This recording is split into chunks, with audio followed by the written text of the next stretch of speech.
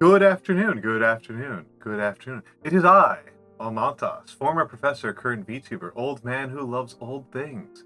Welcome in, welcome in. How are folks doing today? How are folks doing today? It is the day after American Thanksgiving, also known in these United States as Black Friday. Also known as Black Friday to us, which is... I don't know what to say about that as a name. I'm gonna be honest with you. I don't know what to say about that as a name. It's... Oh, timer's broken. Timer's broken. Give me a second. Missed Everything did some drawing, some stitching. Good choices if you ask me. Good choices if you ask me.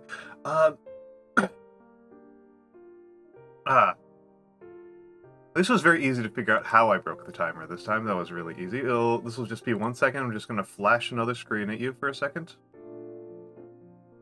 There we go. That's what it needed. There we go. That was easy to resolve. But yes. Oh yes, why is it called Black Friday? It is called Black Friday because there are a couple of different methods that companies use to distinguish between losses and gains, right? There's a couple of different accounting techniques, or I should say, norms. And annoyingly, we did not universally and readily settle on using negative numbers to indicate negative numbers in accounting. In other parts of math we did, but in accounting that still technically hasn't really won. So it's actually black versus red. It's actually black versus red. So a way of indicating negative numbers in accounting is to use red. It's to write things in red is how you would write losses.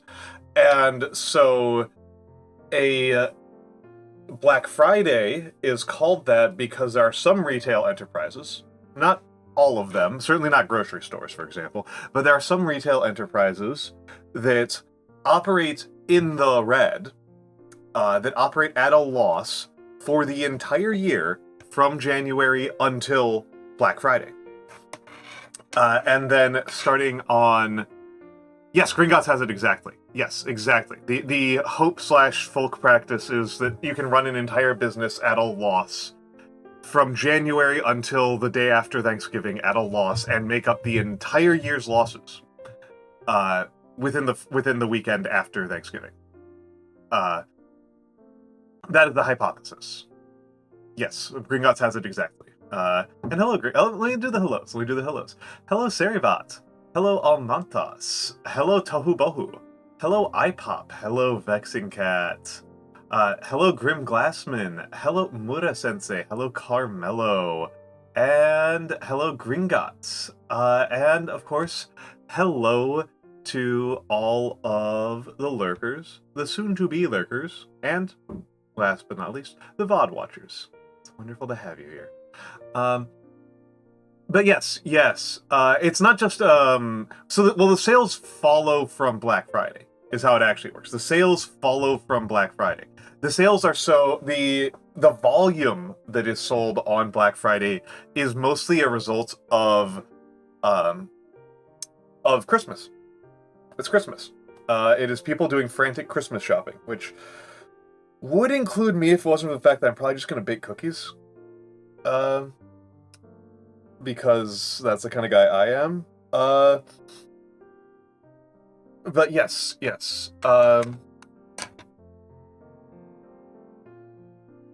And I just want to kind of take a note that I think is valuable for, this is more for the Americans, but for other people as well, if they are worried about this sort of thing.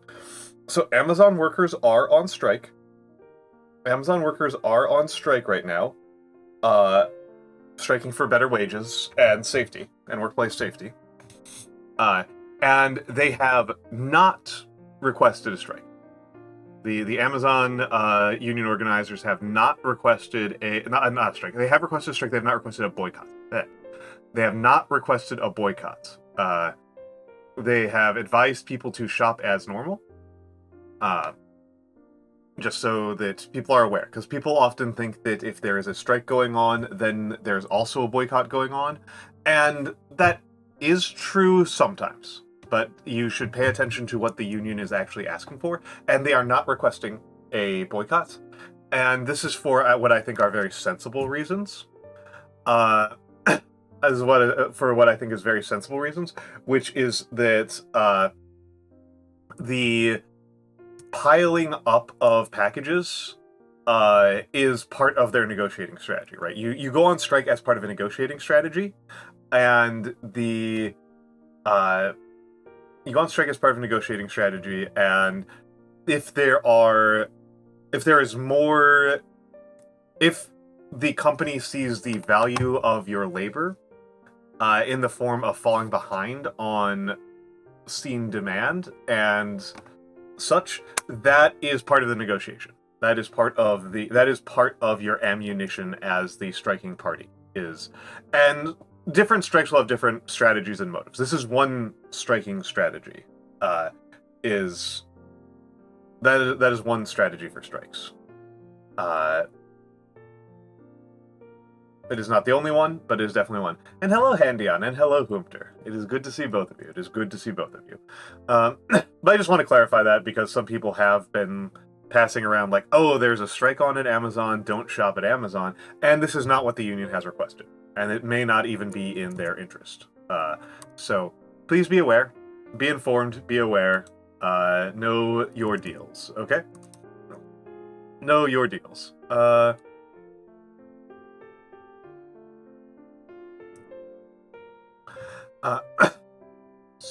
Excuse me. But yes, today is Outer Wilds again. I frigging love this game. I think I've been pretty clear about that point. I don't know where we are anymore in terms of finishing the game, because I thought we were going to finish it 2 streams ago. We are doing Echoes of the Eye, and I feel like we're super late into the game, but Echoes of the Eye is proving to be quite challenging, and I am proving to be quite dim-witted. So I am definitely hitting a bit of a wall there. I'm definitely hitting a bit of a wall on that.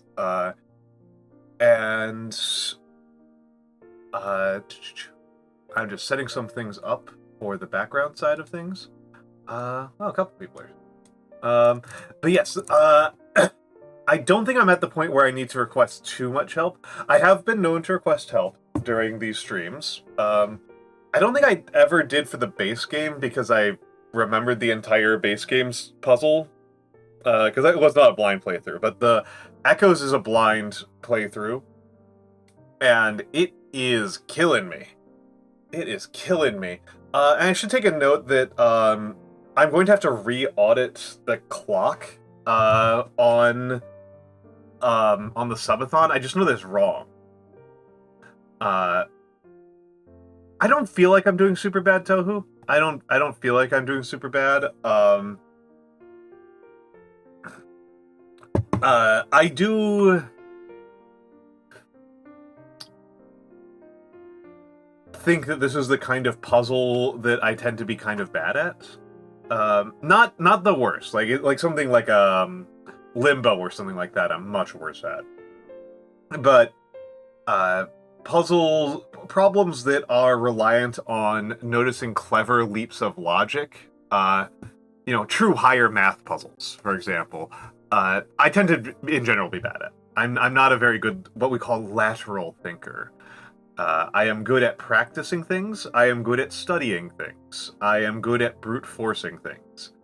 Not so good at the like cleverly recontextualizing things. You just overcomplicate. I mean, that's intrinsically part of that, right? That's just you're just providing an explanation for the result. You're not contesting the result. You're just explaining the result. Which is funny, because I am kind of famously an uncomplicated thinker. Among people I talk to, they tend to think that I am the person who favors the most blunt and brute force methods available to him. Do I even have any reason to not get started on this?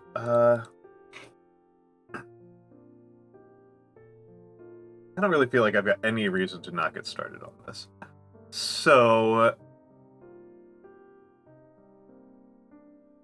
let's go over. We don't need to see this, though we will. Tomorrow's a wild card. I genuinely don't know what I'm going to do with it. Tomorrow, so let's mute that and grab the game audio. And grab the game. And let's see.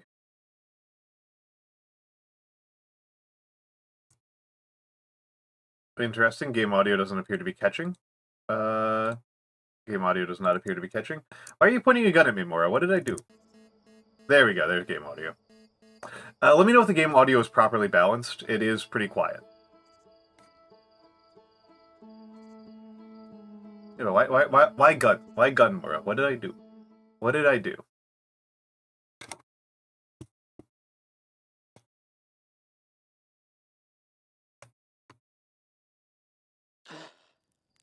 Okay, good. Good. You're waiting? What are you waiting for? What are you waiting for?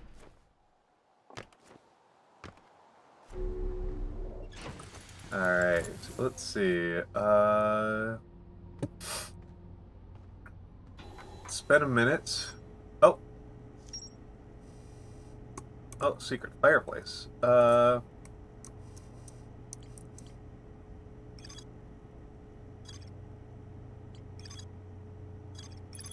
There we go.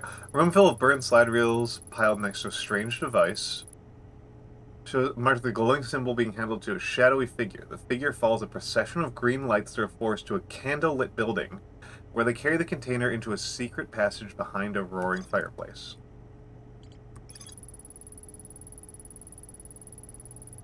Of lights through a forest, a candle-lit building where they carry the container into a secret passage behind a roaring fireplace. Okay.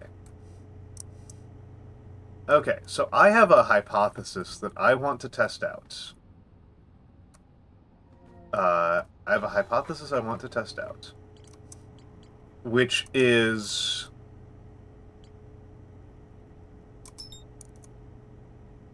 that my hypothesis is that the, what do we call them? I have been having trouble in this area. In the woodlands. I've been having trouble in the woodlands because there's a bunch of dudes who capture me. There's a bunch of dudes who capture me. And I have a hypothesis that some of those dudes will disappear when the dam hits. So I have a hypothesis that a bunch of dudes are going to disappear when the dam breaks. And so to that, whoop, that's bad. Well, let's reorient. So 1, 2. There we go. There's 2. Son of a...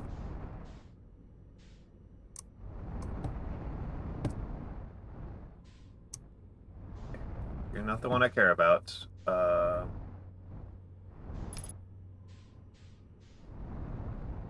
to be at the next one. Yes. So somewhere around here is the hull breach. I'm looking for the hull breach is what I'm looking for right now. Which should be this one right here. This should be the hull breach.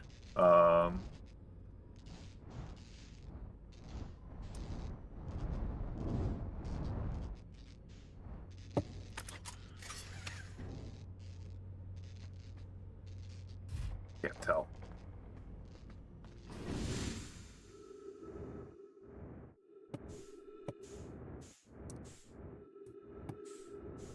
Oh, yep, there's the hull breach. There's the hull breach. Goodbye, ship. You served me well. I'm gonna go through here. And I'm going to deliberately... Hello, Big Heart Little Brain. Hello, hello, hello. A name after my own heart. I'm going to... Oh, wait, there's an artifact down here.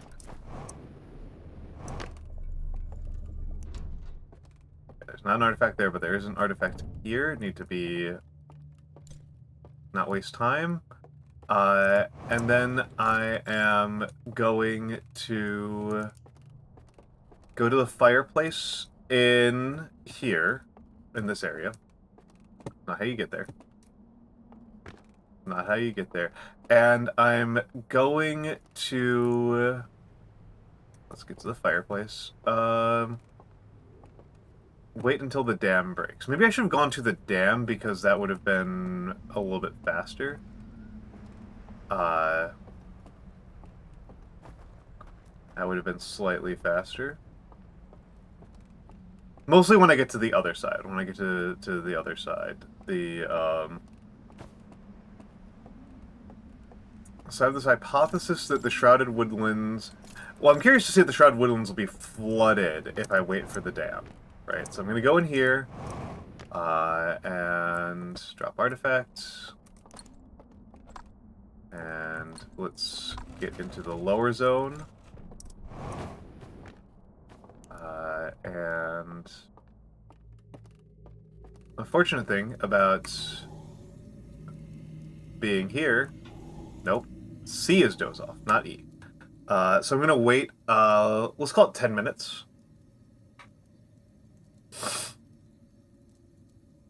Let's call it 10 minutes. So how are all of you doing? How are all of you doing? I know that Mura got some good deals. Mura got some good deals for Black Friday. Yes, of course. Thank you, Carmelo. Thank you, Carmelo. I believe that I think, Carmelo, you are the biggest blunt pun enjoyer in this entire in this community, possibly in my life. My dad's not actually such a big guy on the dad jokes. He's much more of a observational humor kind of guy. So I didn't really grow up with them being dad jokes in particular. And my mom is a bit of a slapstick person. I think my dad's humor could probably best be described as very XKCD. He doesn't actually particularly like XKCD itself, but I think it's because he thinks he can do a better job.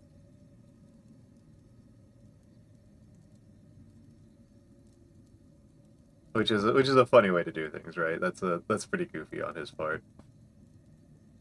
I wish this was a little bit faster. Was holding W speeded up? Or shift? XKCD is a webcomic drawn in stick figures by I think he used to be a computer scientist at the Jet Propulsion Lab. And it tends to consist of a lot of, like, pretty light observational humor around, yeah, Randall Munro is the guy who writes it. A lot of, like, light... Oh, you know him? Okay. Did he work JPL? For some reason, I always had the idea that he worked JPL, but I don't actually know if that's true. I just realized that this is definitely the hardest way to do this. Though this does actually allow me to answer a question I've been curious about. I have been curious... So I've been curious about if these people... I'm curious about who dies when I go through these. Langley and NASA. Okay. Langley. Okay, that one wouldn't have occurred to me. I was considering that. I did think NASA was on the table. Because I know he's done like spaceflight stuff. But yeah, he writes a webcomic where it's a lot of like observational humor. A lot of like nerd observational humor. I tend to think of his best work as What If. I like What If quite a bit. Where people will ask him really ridiculous science questions. Oh, this guy's still alive, which was the important one. I heard the dam break and that guy's still alive, which was the one. He's the guy who I don't want to deal with. So... Well, okay. So let's... get back over here. I gotta get over to the damn fireplace. Should have been my first option. I guess this is also called the reservoir. Yep.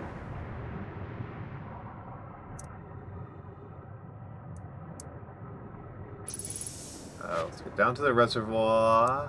I hope there's a reservoir fireplace. Oh yeah, there is. There is.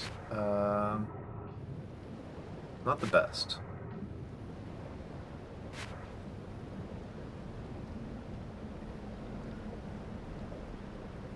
It's not the best.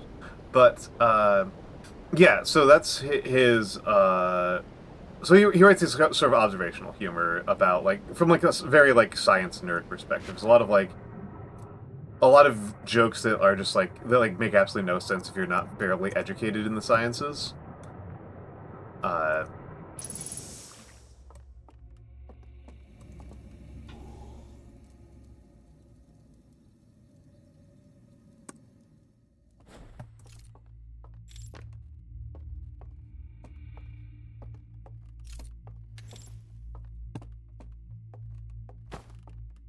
Now I just realized that this plan I have might not even work at all.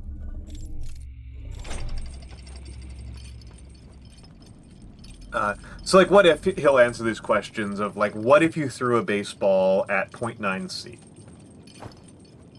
And he just answers that with full seriousness. What if you threw a baseball with 0.9 C? And the answer is that a lot of people die. And I believe the more kind of amusing part of that answer is that it's a walk. It's a hit by, it counts as a hit by pitcher with and a walk. Is the funny part of that.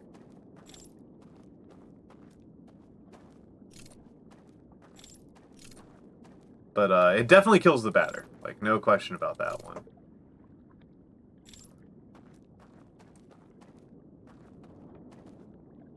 This doesn't work at all.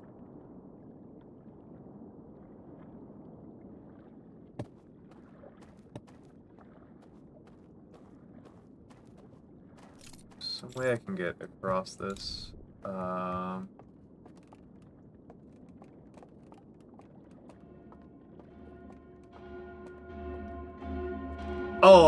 don't think so, Gringotts. It was,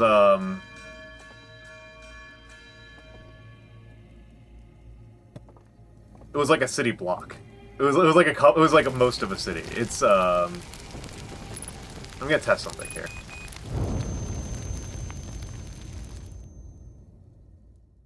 That's how I first went through. Crispy Hearthian. Crispy Frog.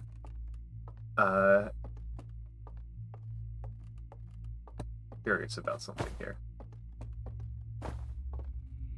The moon presence in mythology. I feel like I need you to explain a little bit more what you mean by the moon presence.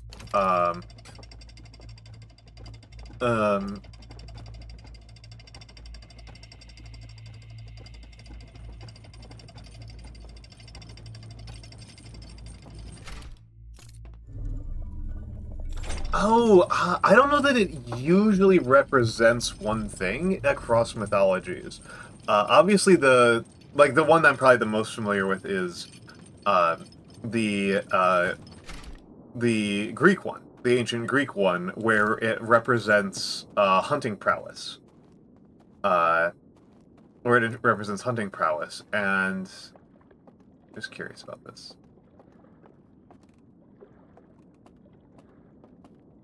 Do you notice what we notice what's not happening right now? This is cool. This is cool. Sorry, this is really cool. You guys notice what's not do you guys notice what's happening right now?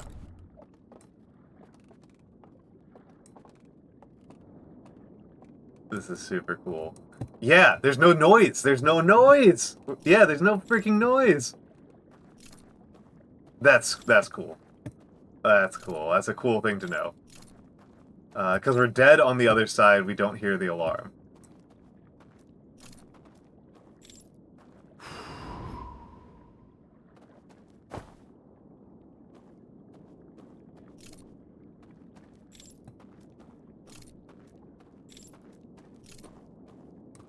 Of course, what that gets us, I'm not sure about.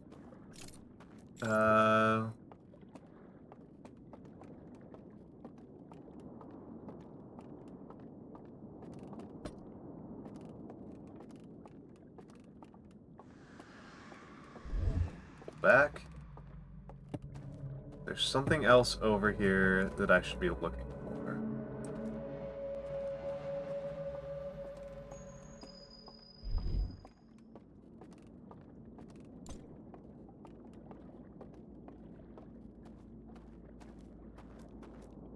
I extinguished a bunch of stuff over here, but what did I actually accomplish?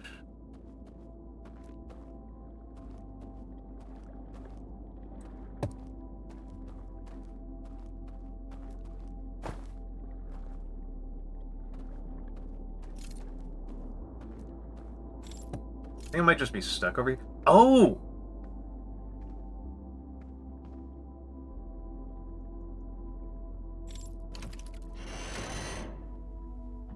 The third one's gone.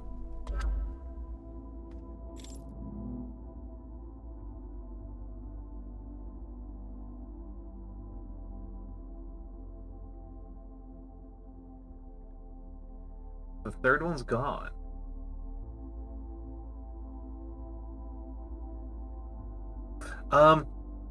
See, I'm not really sure, because, like, the main thing it's used to represent in the, in Japanese mythology, at least to my understanding, is romantic love.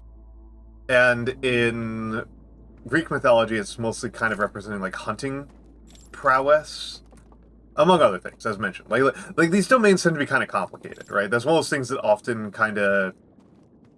Like, fictional portrayals of mythology tend to miss a lot of the texture. That, like, makes these things work. Okay, so I know how to get over to the... Okay, so I can, break these seals by extinguishing the flames. And so I can get over to that extinguisher pretty easily, but not that one. That one I don't know how to get to. Oh, and I die. Okay, so I didn't learn what I wanted to learn. I did not actually figure out the thing I was looking for. Which is... understandable. I did figure out something, but I didn't figure out the thing I was actually looking for. So I think...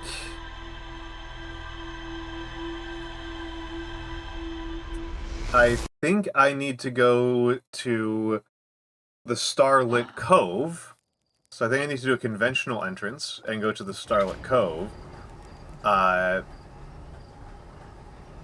vibe around there, and then go to... let's get up there. So I think I need to do the normal entrance. Yeah, I could see it being tied to death. That's pretty coherent. But, like, one of those things I like to point out as, like, an interesting example of how this all gets really complicated is, like, Hermes, right? So Hermes is the messenger god, right? He's the god of, like, speed and celerity and all this stuff. He's also the god of boundaries and sheep. Right? Like, that's... It's a really complicated domain. And death, right? He's also actually the god of death. He is the psychopomp of Greek mythology. In a way that Hades is not. Like, you don't just, like, run into Hades as soon as you die. Hermes is the one who takes you to the underworld. Whoop. Whoop. Yeah, Thanatos, I don't really understand what the role of Thanatos is, to be honest. It is worth saying, of course, that, like, these roles are often quite... Charon carries you there, like, later. It's a kind of complicated process, right? There's all this bureaucratization to it. Your corpse, when you die, your spirit is taken out of your body, and Hermes guides it to the river, and Charon is the ferryman who carries you across the river, right? 2 and let's get you beach you up, get beached. Well, whatever, I was beached enough. And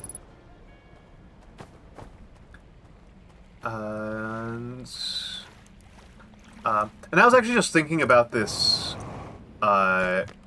yesterday. That, let's see, did I lose track of it? I'm pretty sure I did. I'll have to find another raft. There's another raft around here somewhere.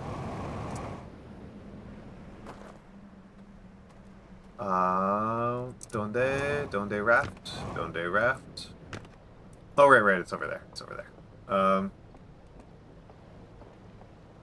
Yeah, Thanos is death itself, and I don't know, like, when you, like, why or when you would care about that as a mortal, which is probably why he's not, like, an important god, right? Like,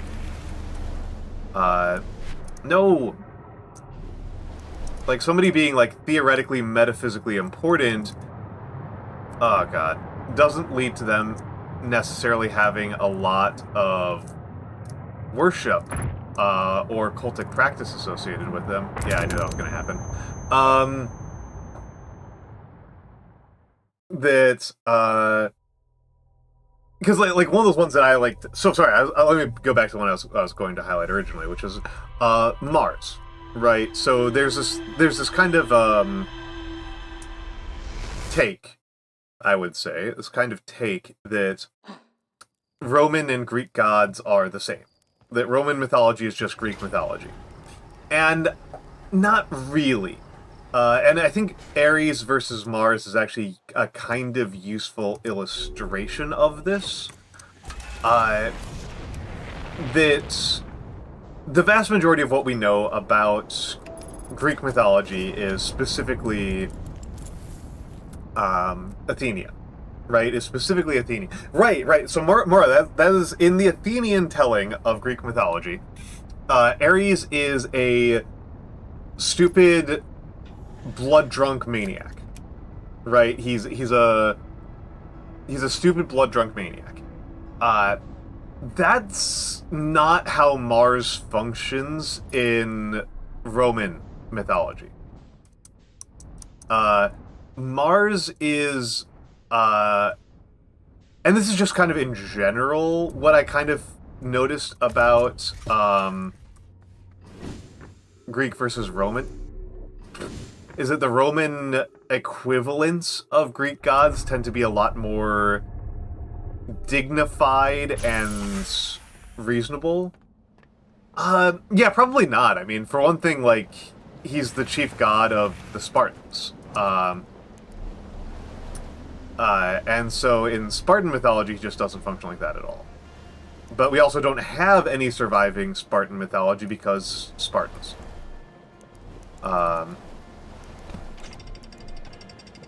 But yeah, a lot of the Athenian mythology is very focused on how Ares, how like Athena is like the better Ares, right? Because it's kind of like Athena is the city god of Athens, and Athens writes up it writes up Ares as a they write him up as a blood-drunk maniac because he's their enemy. And so it's not really, like, that surprising or possibly even interesting that they do that. But Mars, and this is true of most Roman gods, Mars is pretty dignified.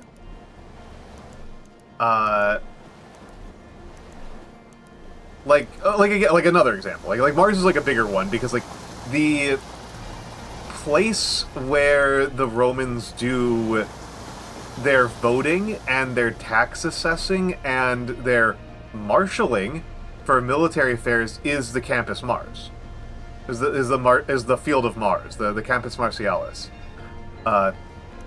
Mars is just kind of the soldier guy. He's got a lot more dignity. And that's kind of just broadly true across the differences between Greek and Roman mythology. That the Roman quote-unquote equivalents of Greek gods tend to be a lot more dignified and gentle. They tend to have a lot of the roughness sanded off of them. Hera and Jupiter is... Ares is probably the most obvious, but Hera and Jupiter are other ones where it's like... I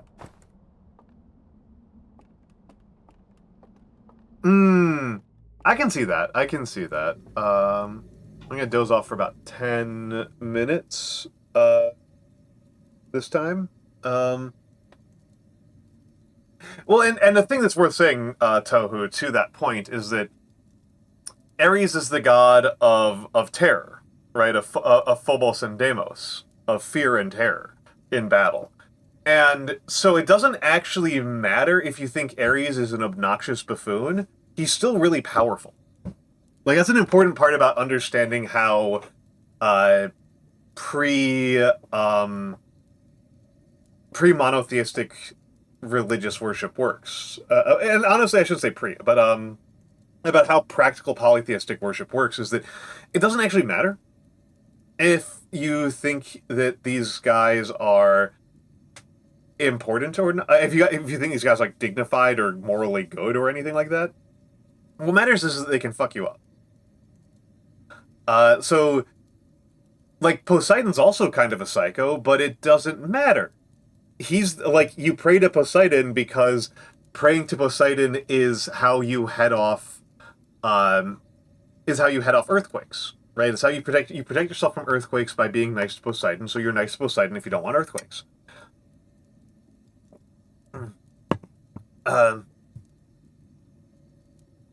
Yeah. Well, and like I said, the Roman ones are like the thing about the gods in polytheistic religions is that they're members of the community.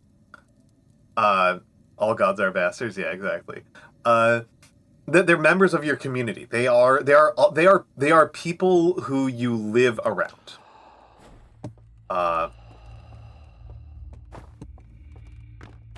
They are people that you live around, and I sacked a pony for him. Yeah. But yeah, these are people that you live around, and so yeah, I got you. And so, well, they have personalities, though, right, Tohu? There we go. That's what I was waiting for. They have personalities. They are people. But they're exceptionally large, powerful, and often violent people. What matters about them is not whether or not they matter in your community in the same way that there we go. That's what I was looking for.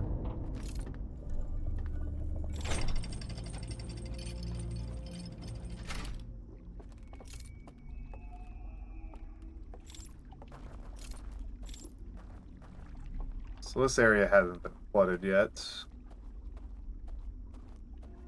Oh. You know what? I'm going to test something. This is not what I meant to test out, but I am going to test it out.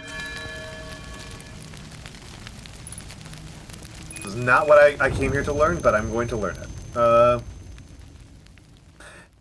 Well, you do have physician to deal with the fact that they've got personalities, because you can know that you can know what they like and dislike, right? You can know what they like and dislike, and you make deals with them. That's actually very important to the whole conceit, is that you are not merely hello Zamiel. You're not interacting with these. One of those things I always think about when I was learning Roman mythology is that a prayer if you're going to pray to the gods, you don't just pray like you do as a Christian. You have to have a deal. You have to specify who the deal is for. You don't want to, like, sacrifice a goat to Mars for victory in battle and not specify that you were the guy who you wanted to leave the battle alive. That you were the guy who wanted to win. Like, you could pray to Ares for victory to Mars for victory in battle, and he might give that victory to your enemy because you didn't specify. Like, that's the sort of thing you have to be aware of. You are making deals with these guys. You know, it's like dealing with your landlord. Son of a dumb way to lose. Yeah. It does not actually matter whether or not you like your landlord. Rent still due. And you know, I didn't test out the thing I wanted to test out, but I now have another thing I want to test out, so I'm going to test it.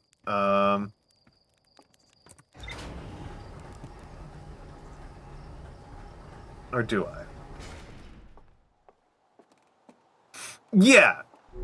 Well, you kind of can. You kind of can. That's actually a there's actually some really important academic work on like making bargaining with gods.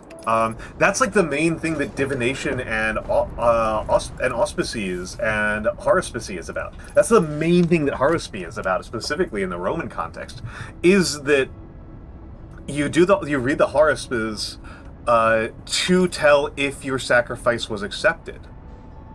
And that's how you do the negotiations, is you do this kind of complicated song and dance that goes over generations of, you know, different types of sacrifices and so on. I mean, that's the case where, like, you know, different gods matter for different contexts, right? Like, we don't talk about them very often because they're not, like, big and sexy and blah, blah, blah, but the Lares are really important. The Lares are a very important type of god that, like, we just don't talk about very much. And if you're a peasant, they're, like, the most important. Can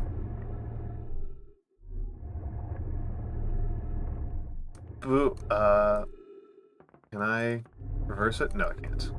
It's annoying. I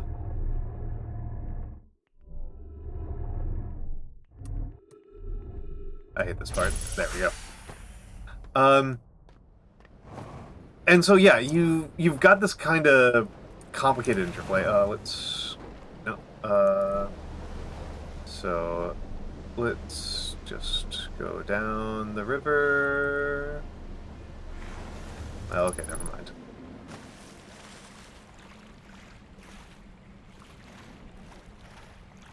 And which way do I want to get? This way, yes.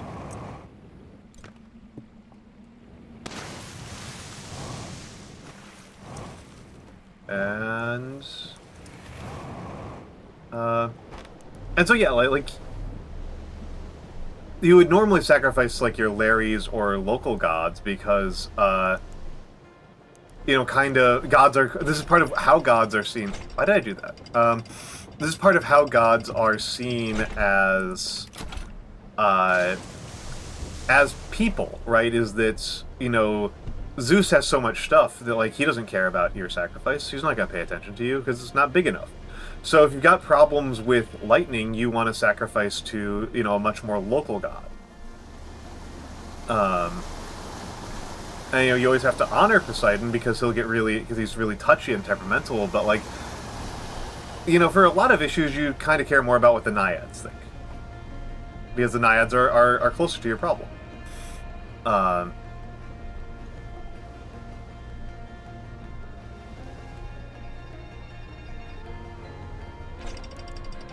Yeah. And it's actually kind of funny that, like, we went on this tangent, because I have been thinking about this game quite a bit, and I've been thinking about it very heavily in the context of, alright, Carmel, nice to see you. Enjoy. Oh yeah, I forgot you told me, yeah. Carmel's doing some sea diving.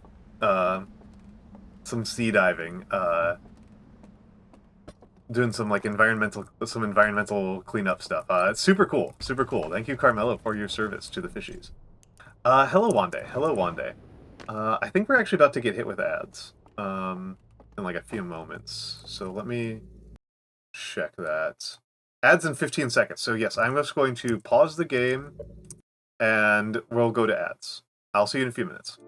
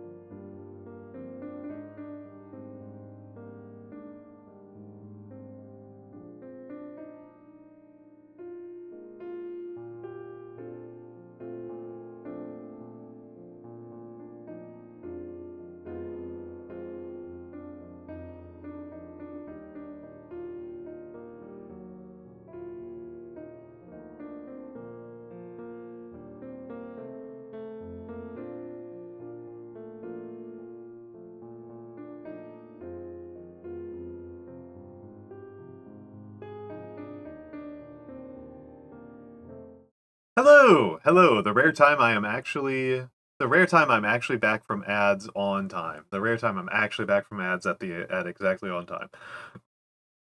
Hello. Okay, so I have two things I want to test out. Oh. I think knowledge is power, so I'm going to test out the thing I'm more curious about. Let's wait about 10 minutes. Let's wait 8 minutes, actually. Let's wait 8 minutes. Because it's going to take me a minute to get over to the Shrouded Wounds. Maybe 7, actually. So hard to park in my garage. I am sorry, Zamiel. Well, I'm glad they're getting the experience driving.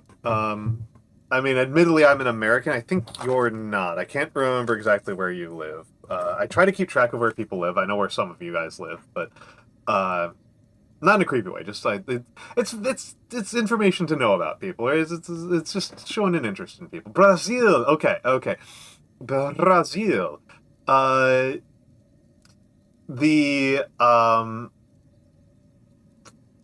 don't know what car culture is like in Brazil, but in America, you're very limited in your living options if you don't know how to drive. It's a very limiting thing to not know how to drive.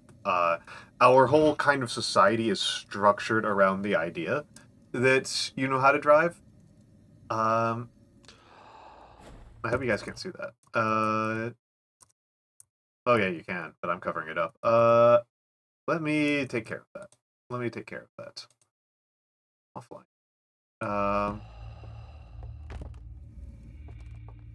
Offline. Okay. Brazil. Yeah, I assume it's not that different. I do know that Brazil has one of the only atmospheric railways on the planet, which is cool.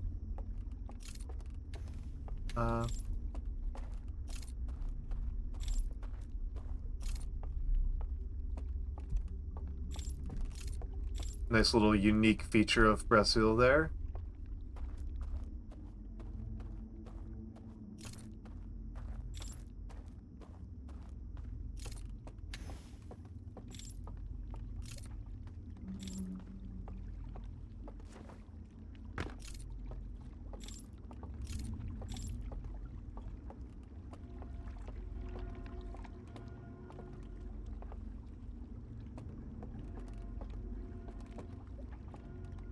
Right, isn't that cool?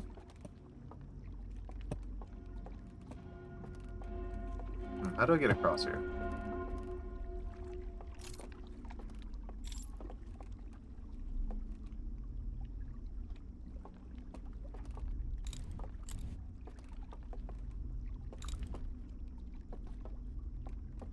Hold on. Okay.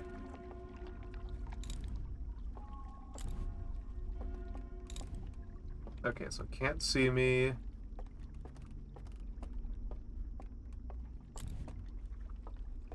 Without my own lights.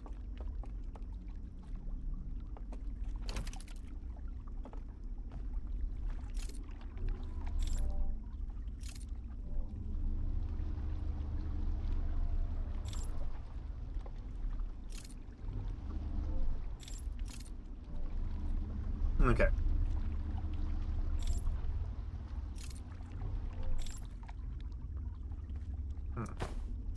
What's here? What's here? What's all this then?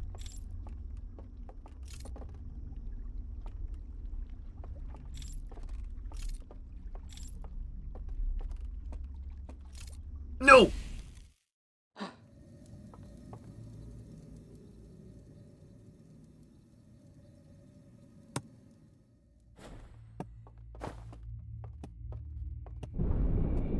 There's the dam.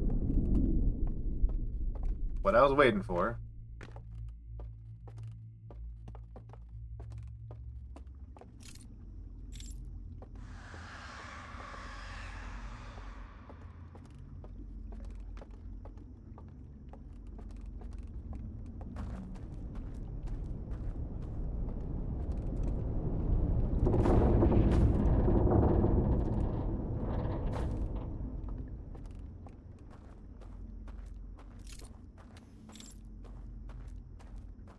So I heard some people die, but I didn't see them die. I'm really curious as to who died. That's...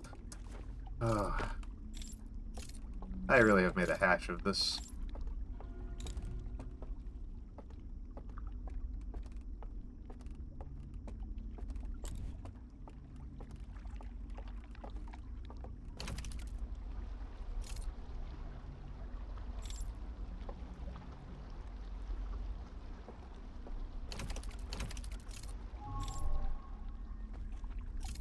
So there's only shuttles between two locations, which is not what I was hoping for.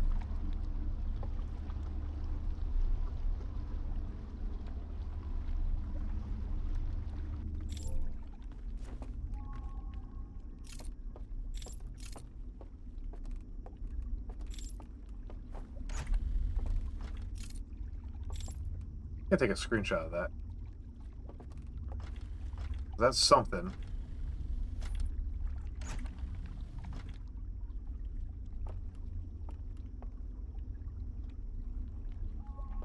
I don't know what it means, but it's something.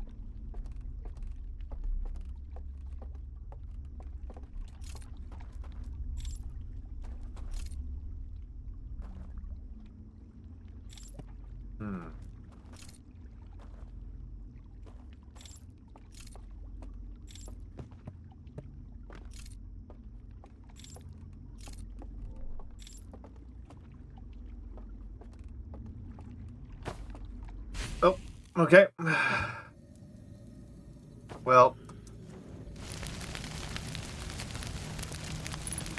Didn't find out what I was looking for, so...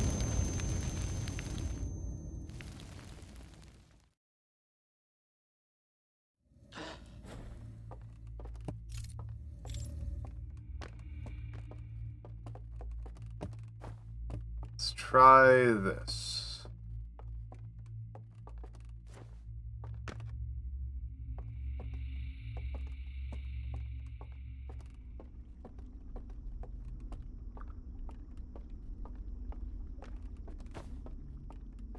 So I want to go this way, and then not this way, but this way.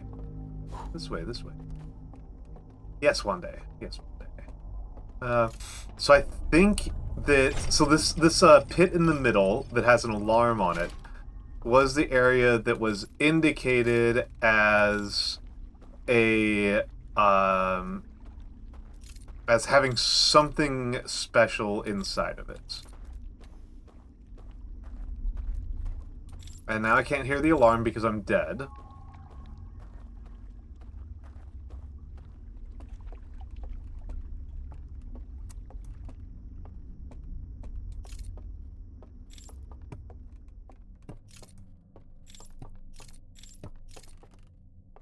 The alarm system is cute, and it's really funny to think about the fact that this entire alarm system could have just been defeated by a load-bearing defense system built around the idea that other people have the same hearing organelles as them. Well, I guess they weren't expecting an alien to come about, but maybe what if somebody was just deaf? Okay.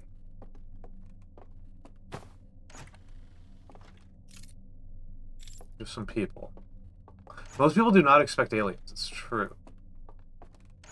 Especially aliens that, as far as I can tell, evolved after they all died.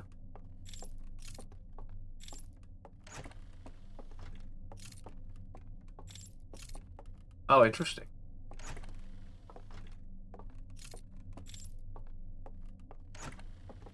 Some more portraits. Speed running and, like, multiple PhD theses here by just zipping past people's portraits.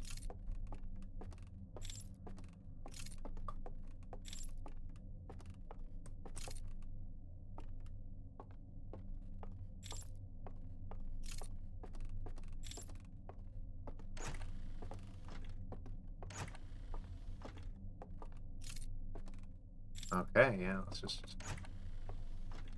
Don't know how often I'm going to come down here. This area is spooky. I will confess, this is a spooky zone.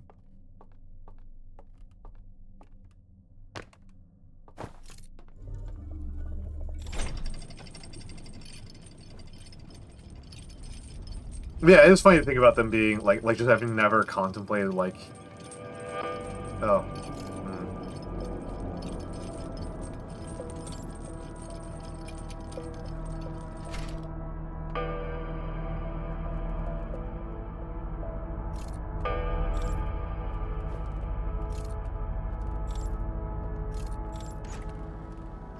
Okay. Thing I was looking for the most is not here.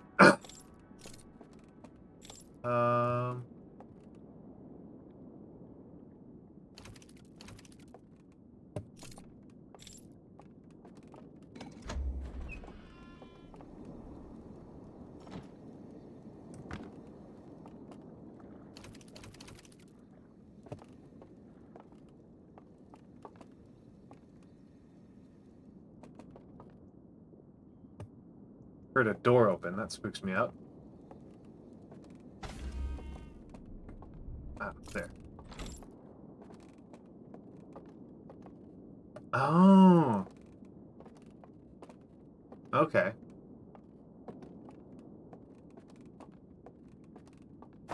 Crap. Okay.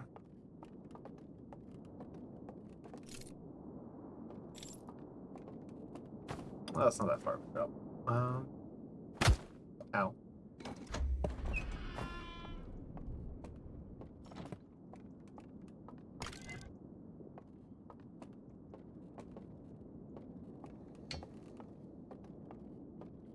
Organized man.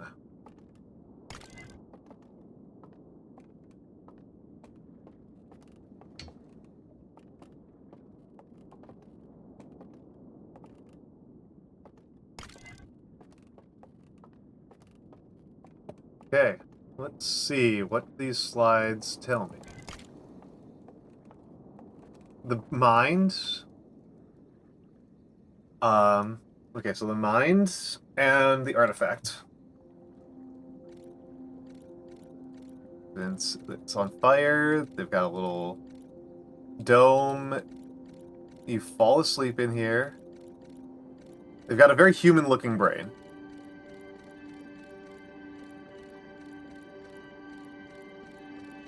And then it puts them in here. They take an old man in here. And they flatline. And then the light goes off. And then they go through. Okay, so that tells me what I'm doing right now. Which is that a dead person can come in here.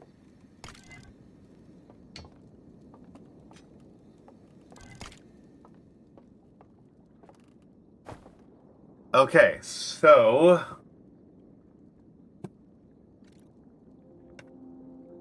they're meditating.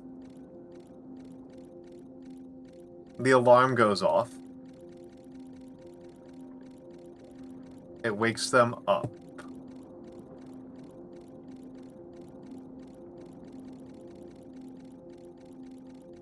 But does not wake the dead. Okay.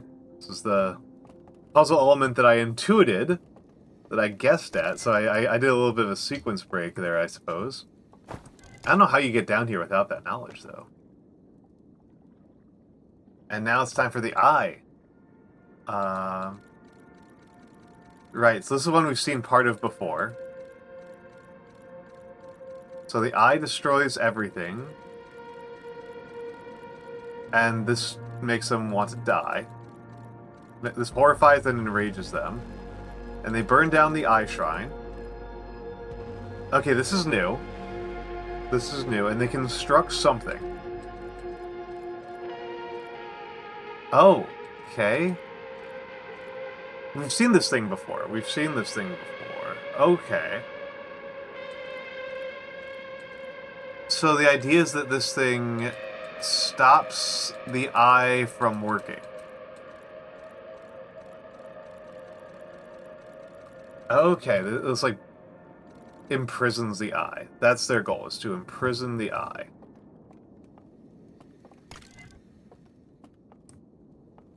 Okay, so that's all three of those checked.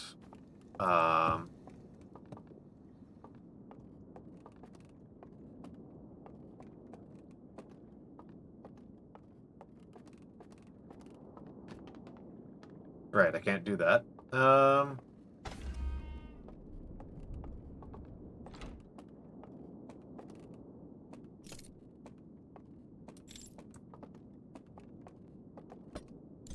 That doesn't do anything.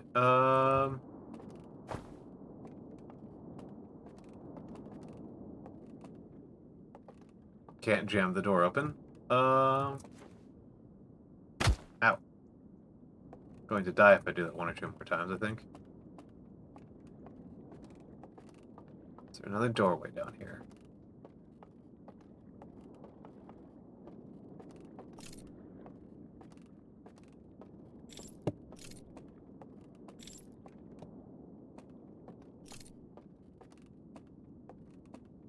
There's a ton of reels here, but I don't think that just looking at random reels is really the path to success here, is it?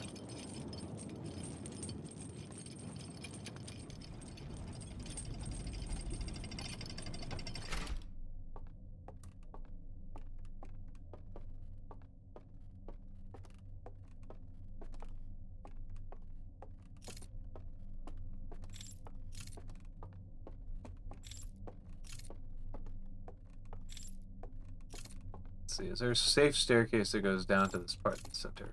I have to risk it, I guess. Ow. Portrait. Portraits. Portraits. Portraits. Portraits. Portraits.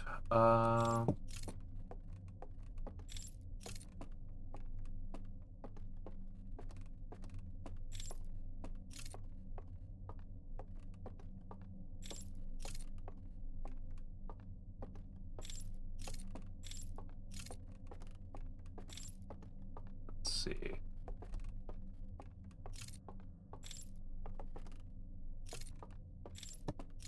Oh, brainstorm. Brainstorm, brainstorm, brainstorm. What if I go back down here? If I go back down here, and... So the thing I was looking for, the whole reason why I came down here was for that book that appears to be burnt, right? That burnt book. That the last time I looked at one of those burnt books, it had the password to something really, really obvious on it. So it's this book right here. Let's see. Nope, that's not far enough. That's not far enough. I need some more distance.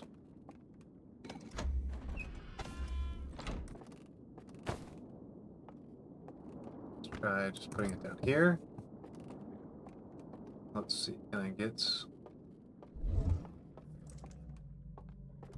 Ah, it's still burnt. It's still burnt. Wait, hold on.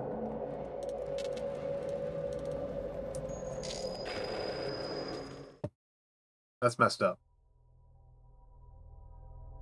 That's messed up. What the heck was that? Like a hole in reality. Okay. So I answered part of my question, but nowhere near enough of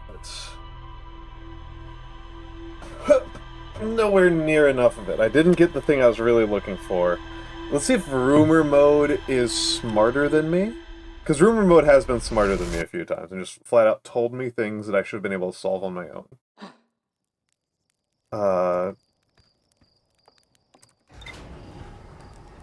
Oh. Ooh. Hello, probe. Good to see you again. The probe practically feels like an old friend at this point.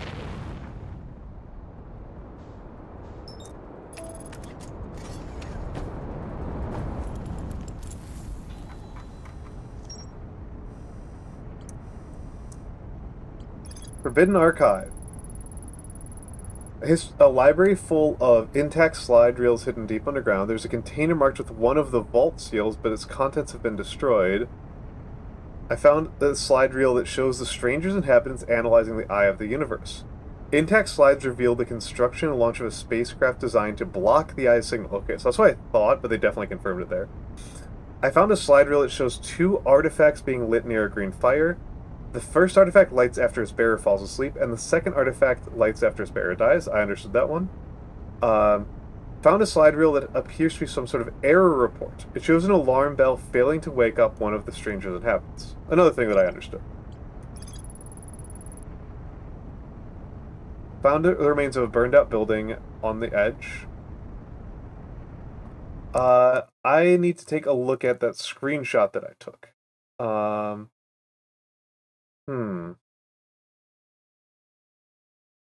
That screenshot that I took is not helpful. It's a flower and a bunch of galaxies. Oh, okay, it's a flower coming out of a skull of a Harukan. It's a flower coming out of a skull of a Harukan. So that's something. That, to me, that reads as a motif of religious descent, is my initial thought. Because that flower terminates in the eye of the universe. So, like, our death through the eye will create new life, is how that reads to me.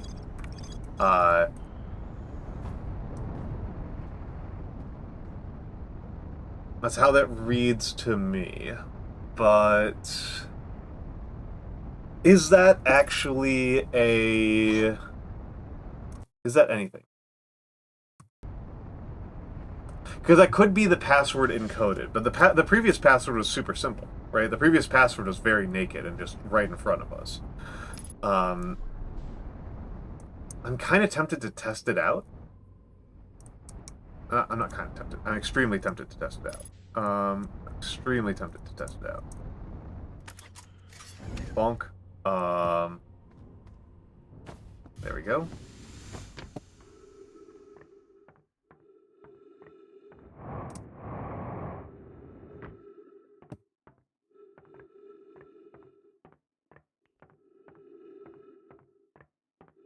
Side entrance is here. There's the side entrance.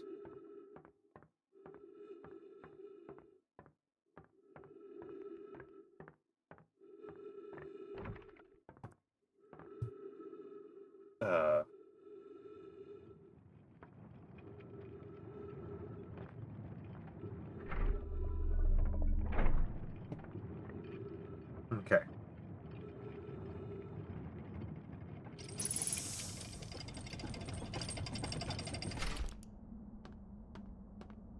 I just remember that I don't know how to find an artifact near the dam.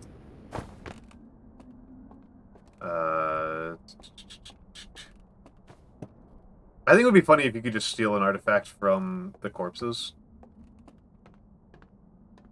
I think that'd be really funny.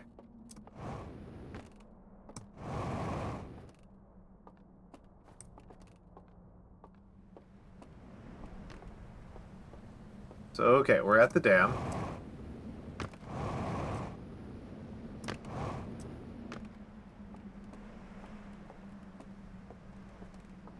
There's an artifact around here, right? Right? They wouldn't just not have an artifact in an entire quarter, right?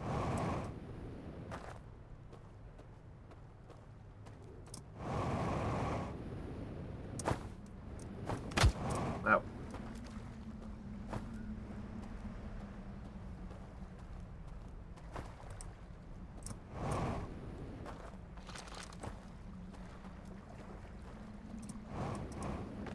And let's get over here. Right, you gotta have an artifact over here somewhere, right? Right? There's a lamp.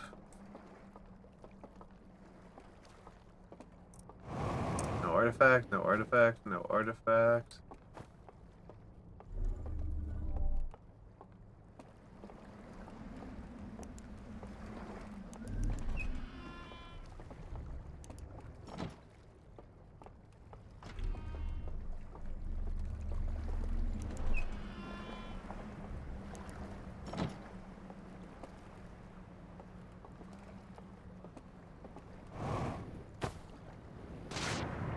Whatever, I guess I'm just going over to the other side of this and just hoping that there's one over here somewhere.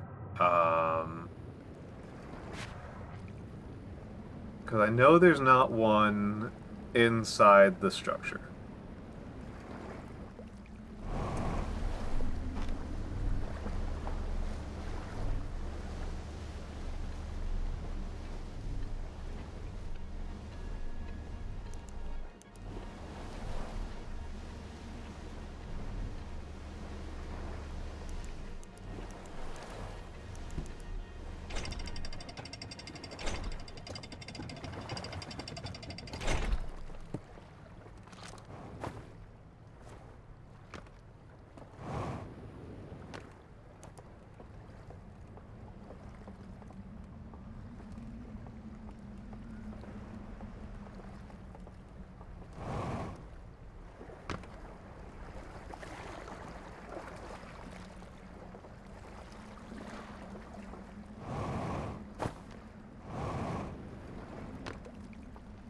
Come on, Maron! Help me out here, help me out here.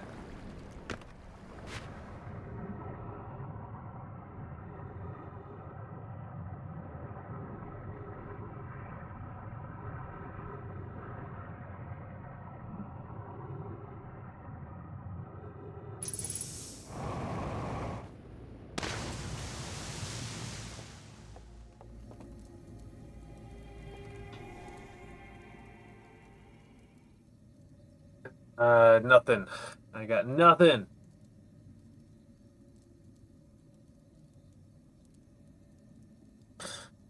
I really should just enter through the traditional entrance. This was foolish of me. I was gonna see if because I don't remember what the reservoir looks like when it's deflooded, when the water relevels. I'm just gonna wait until it defloods. I'm just gonna take a look around and see what the deal is.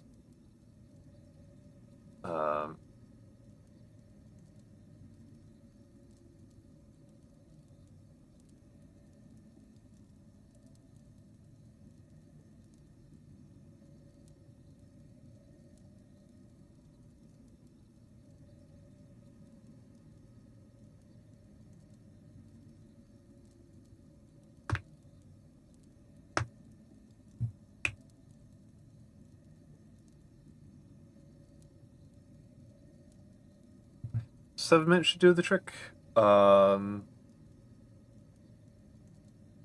This is even faster. That's what's driving me nuts.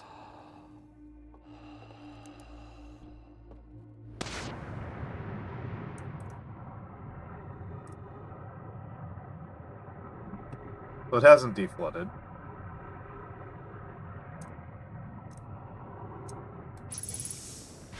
Emerged, maybe, is a better word for it.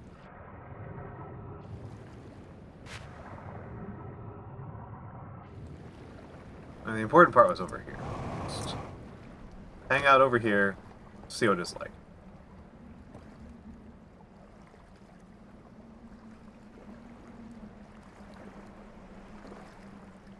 You should be breaking any minute now, my dude.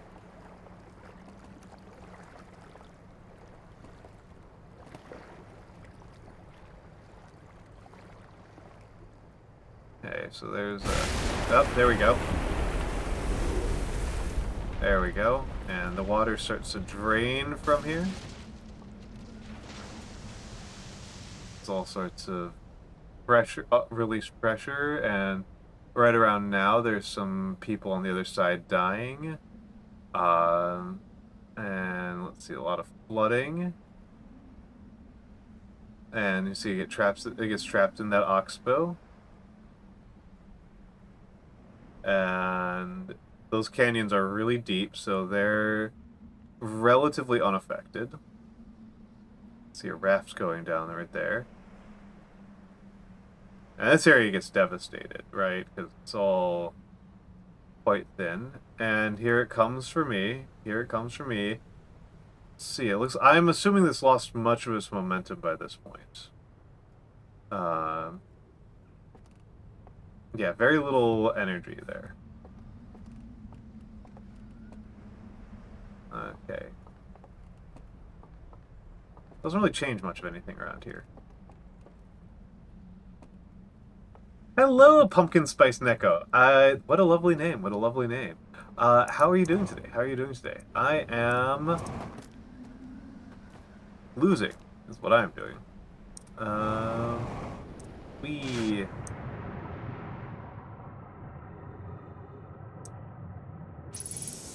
I am losing. Let's see if there's something over here that I might be able to find. Just relaxing for the end of the week, yes. And this was a big week for, at least I don't know if you are American or not. For us Yankees, this was a big week, right? In some ways not over yet. In some ways not over yet. Oh, what the crap was that?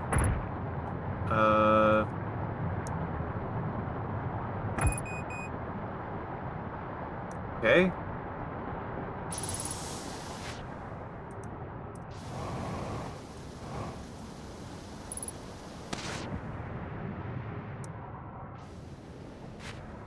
Yeah, mine was pretty relaxed. I just streamed calligraphy because my my family Thanksgiving got canceled for silly reasons. Not bad reasons, just silly ones. And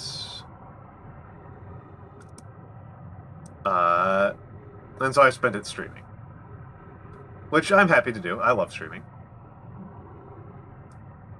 Yeah. No, negative progress.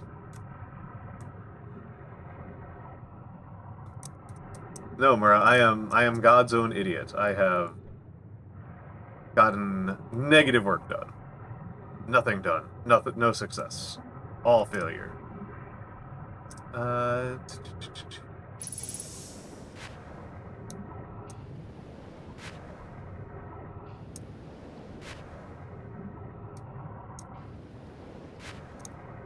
The chance of me making it through this next part alive is, like, so low. Might actually stand a better chance if I go into the Oxbow.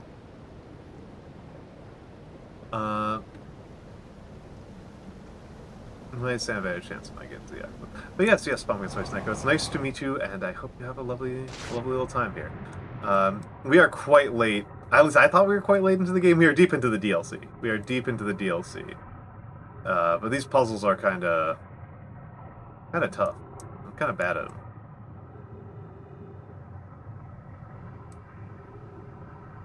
Let's see.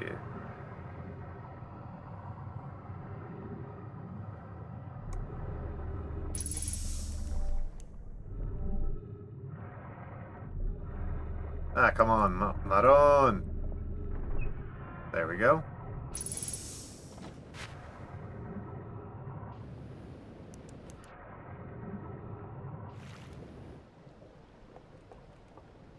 There we go.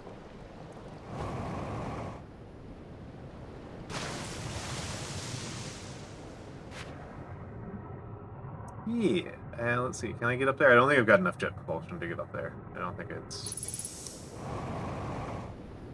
Oh, I do. I do. Okay.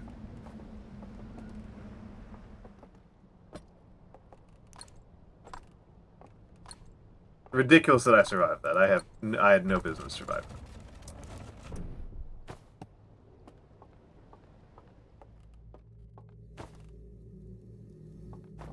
I feel like knowing what I know now, I should be allowed to extinguish these. I should be allowed to just extinguish those unilaterally. I should be able to blow on them and just... I should be able to go into them and go... and disappear them.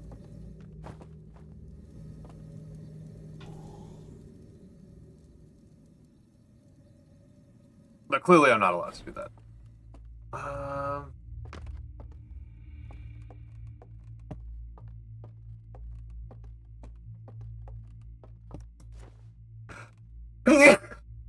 Apologies for the sneeze.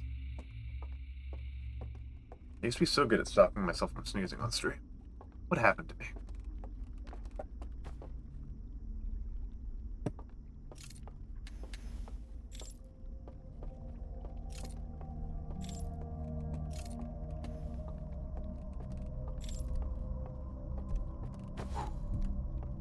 Oh, understandable. This game is definitely a challenge.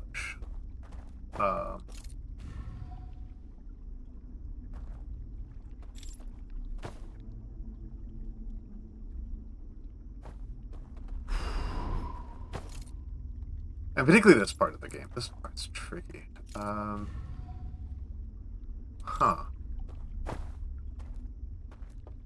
What house is that?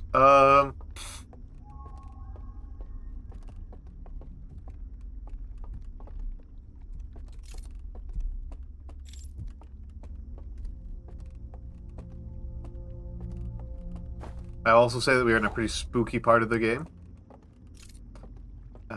I adore this game, but yeah, the puzzle... I found the controls that... I'm actually fairly good with, like, three-dimensional type controls.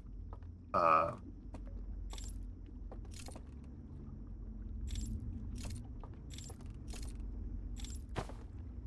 okay, so I need this door open for some other nefarious purpose.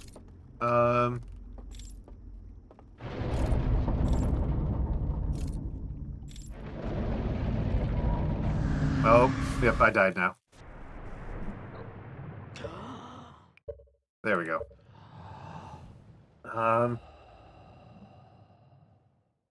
I'm fairly good with, like, space-type controls. Like, I really enjoy... I actually really enjoy the controls to Hard Space Shipbreaker. But I can definitely see how... I can particularly see how it'd be very nauseating. I'm relatively motion sick resistant, and even I get kind of thrown occasionally in this game. There's definitely some stuff that's just mind-breaking. It's just flat-out mind-breaking. Like, the ways in which the two worlds in this overlap are really headache-inducing.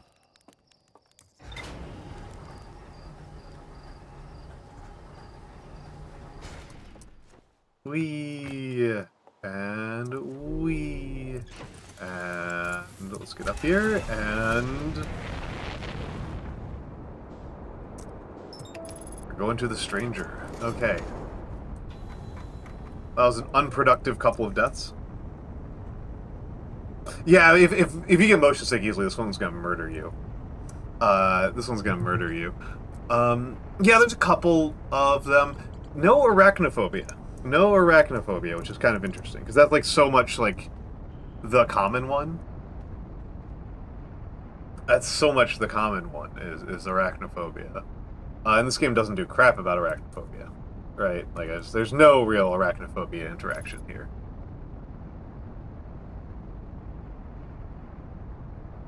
Oh, yeah. I've known some people with thalassophobia. I've got a brother who's got thalassophobia, and he couldn't play the game at all.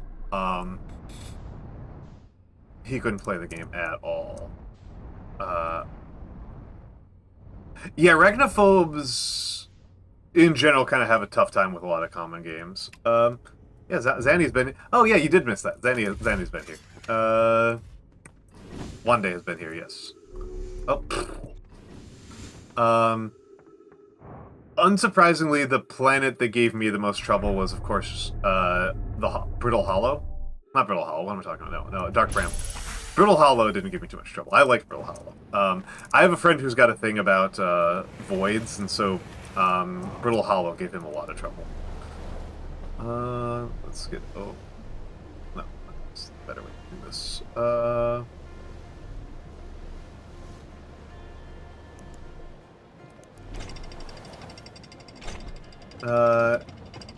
It's the twins. Interesting. Yeah, the twins I had no problems with.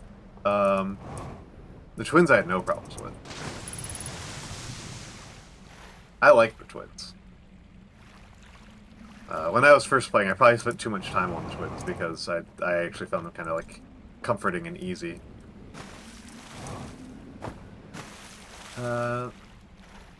Yeah. Man, I like those. I like that kind of thing. Honestly, if it wasn't for the fact that it's really hard and really competitive, I would probably try my hand at speedrunning. But I'm not good at hard things. I'm not very good at competitive things. But I think there's a lot of things about speedrunning that would tickle my brain.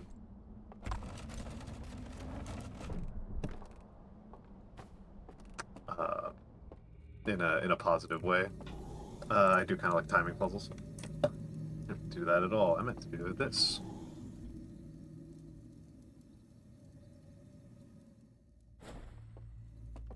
Okay, so we're on the right side.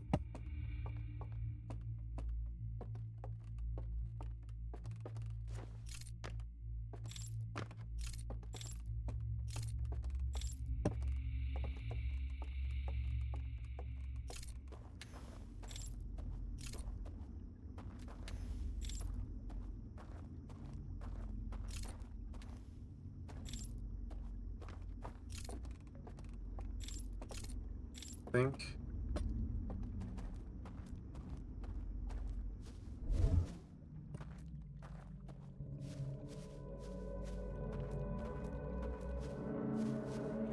Okay. Need to take a look around in Matrix mode to figure out what I'm trying to accomplish here.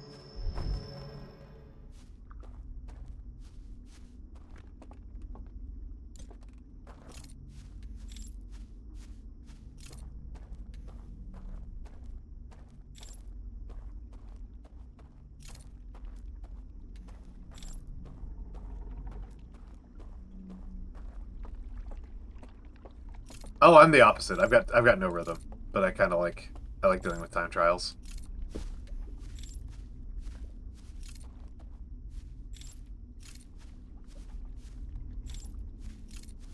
I have no sense of rhythm. I'm so bad at rhythm games. I'm just in general bad with anything that's like remotely musical. And let me... Actually turned out alright.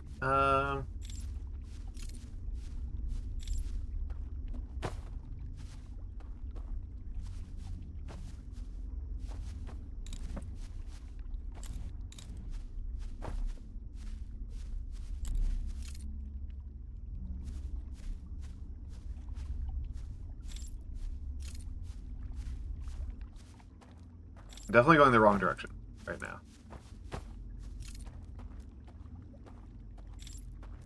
I know, Mara. I know.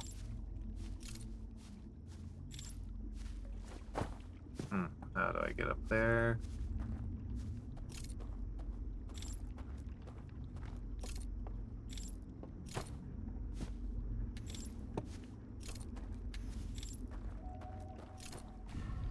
That's what I was looking for, yes.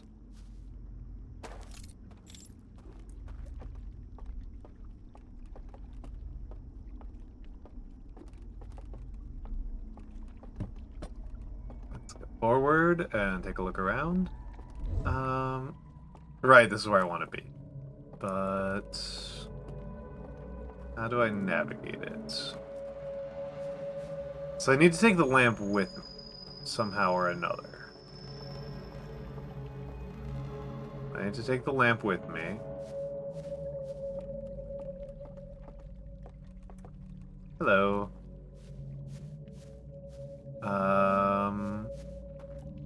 How do I get over here is the question.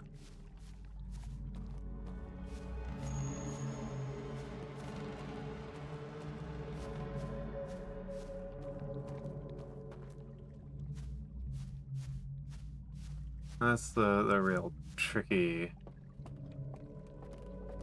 The real trick to this one. How the heck do I get over there? What even leads into it?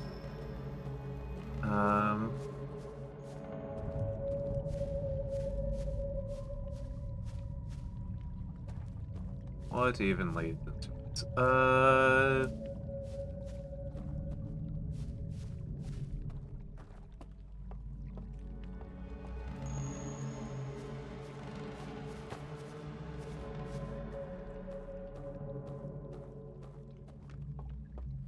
Genuinely don't know. I genuinely don't know how you get over there. Confused here.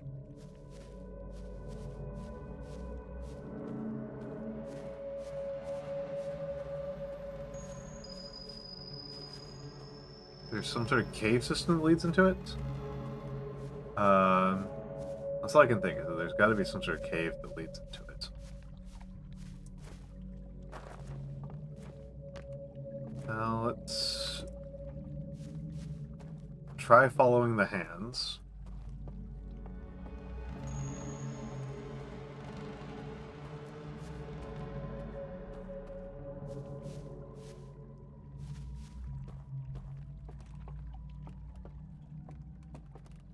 Interesting, interesting.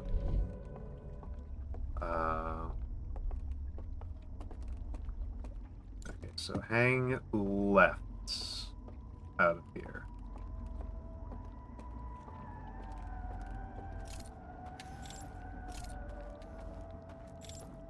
Yeah, hang left.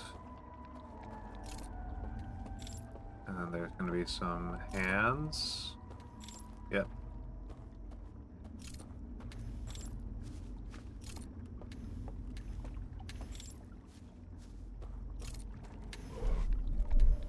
You're what I was looking for.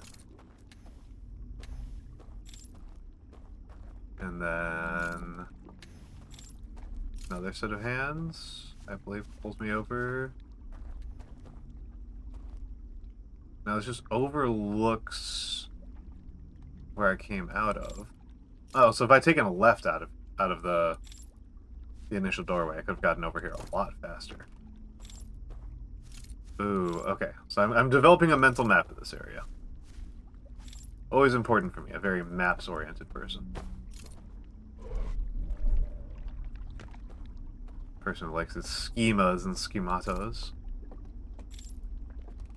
Okay, there's a fella over there.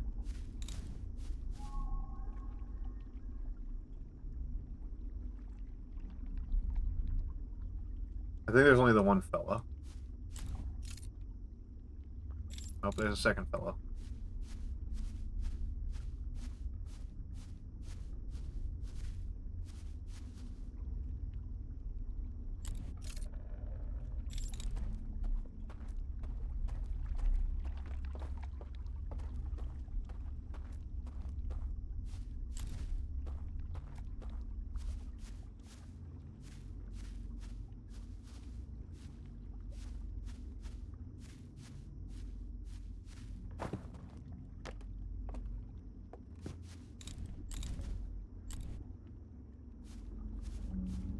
These kind of doorways normally open up when you extinguish lights near them.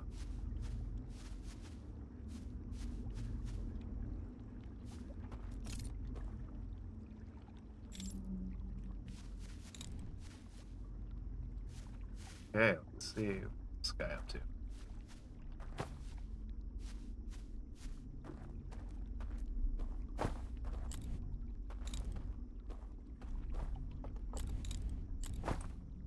Dang it.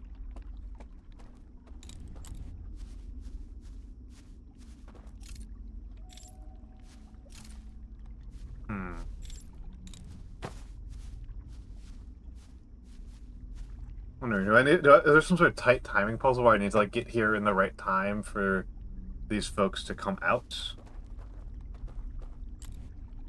Or actually, hold on. Hold on.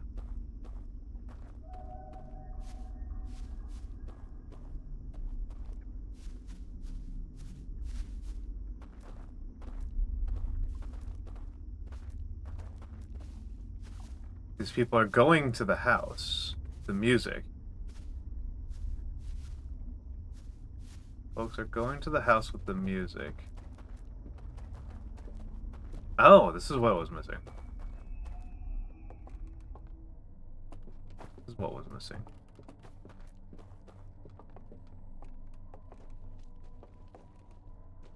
This is what I was missing. I do wish that the default bind for conceal was a different bind, because R is actually kind of hard to hold.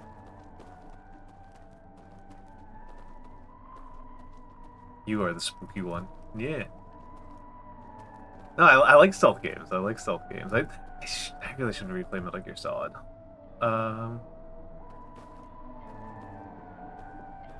Okay. So that's what I was missing, was that there is a passageway downwards.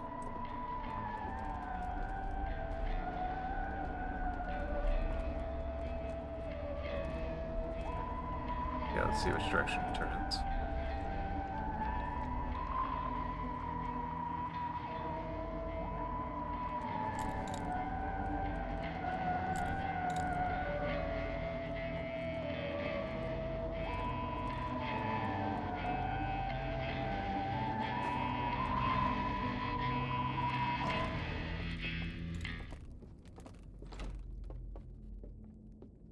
Okay. I think I'm gonna die soon.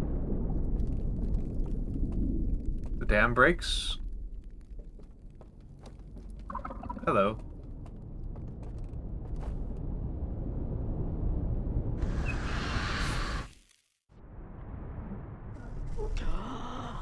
That's what I thought. That's what I thought. That's what I thought. Ha ha ha, I knew it. Okay. Okay, that confirms to me the most interesting piece of knowledge there, which is all those folks die when the dam breaks.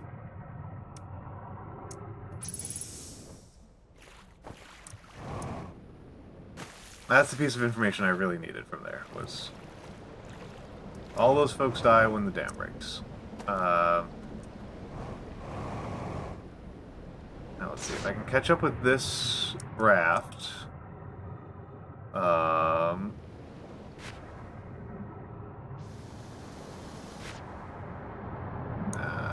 Bad sign, bad sign, bad sign.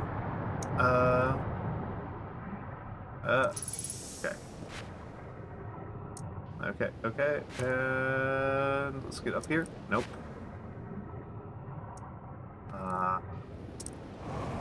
There we go. There we go. Okay. So I'm gonna go all the way to the reservoir.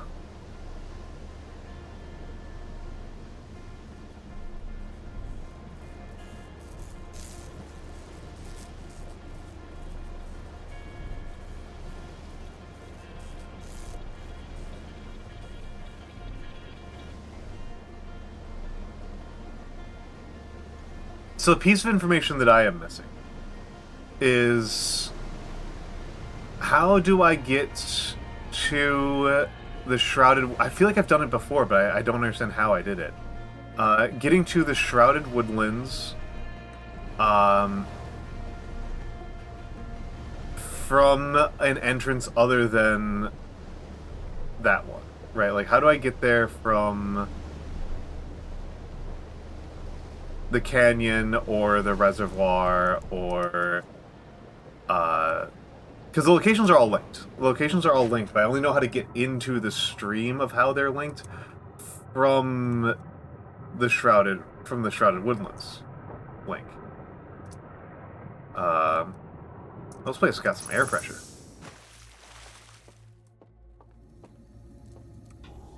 This place got some fucking pressure. Okay, ads are incoming. Ads are incoming, so heads up, fellas. You're about to get ads, dat. I will probably make some hot cocoa at this ad break. I didn't bother last ad break, but I think next ad break I will be doing so. So the question is, do I have the password to number 2? Do I have the number 2 password?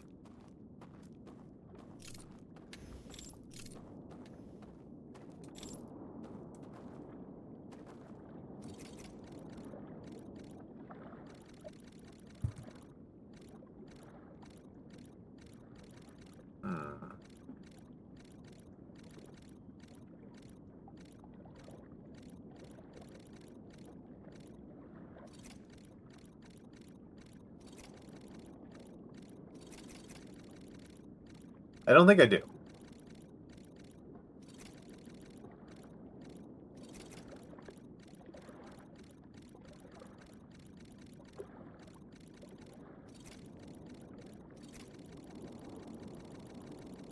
I don't think I do.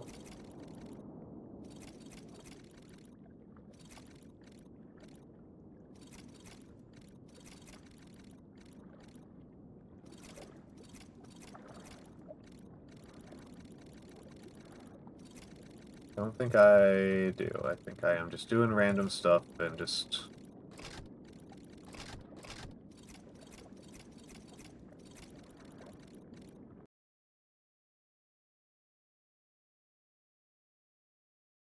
Let's try star...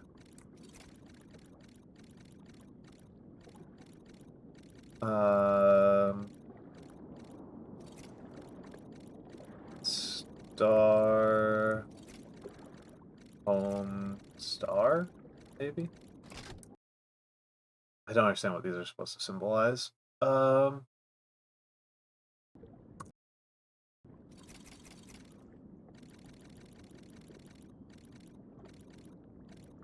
sun, maybe?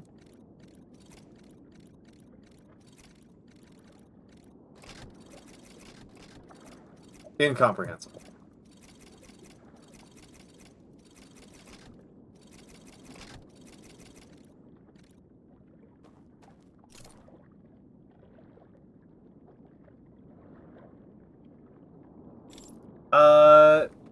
Yes, you may. You may. We're about to go into breaks, but yes, you may.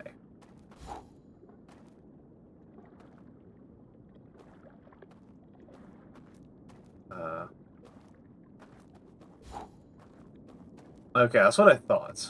They will not be encoded. I do not have to do puzzle encoding. It's a little bit disappointing.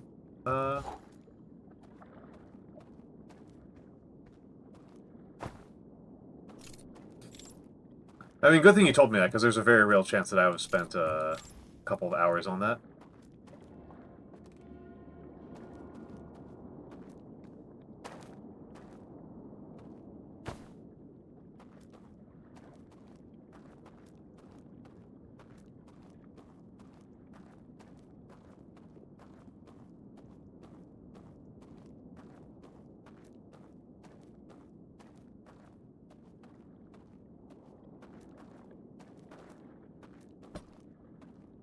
All right, we're in ads. We're in ads.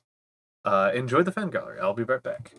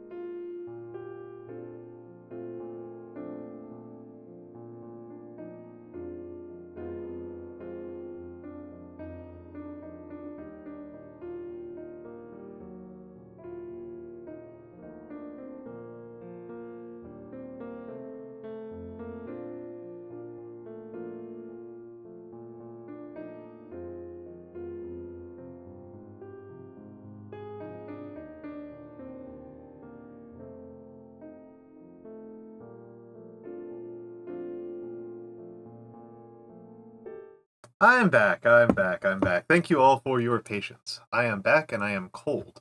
And I have hot cocoa. And I do not know what the heck I'm doing at this point. Okay, so...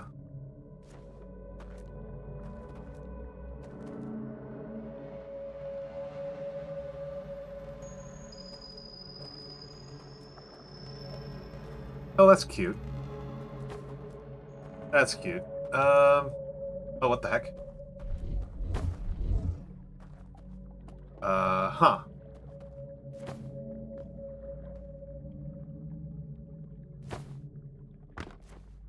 The heck am I looking at over here?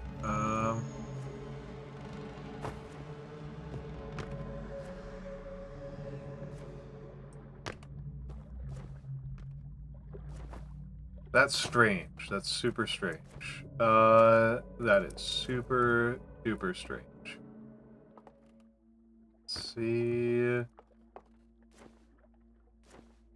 how this one works. Over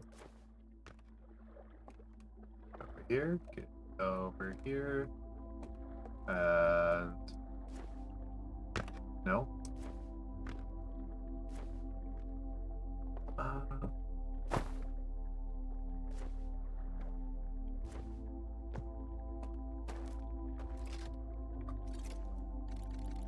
Oh, my goodness. Okay.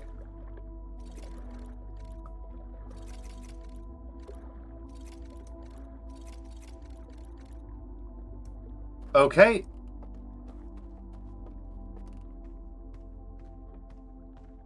Okay.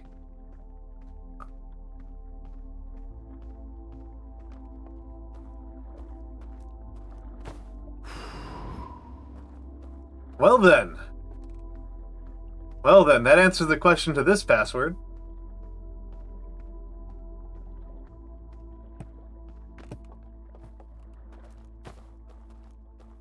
Star, new moon, gibbous moon, actor star. Okay.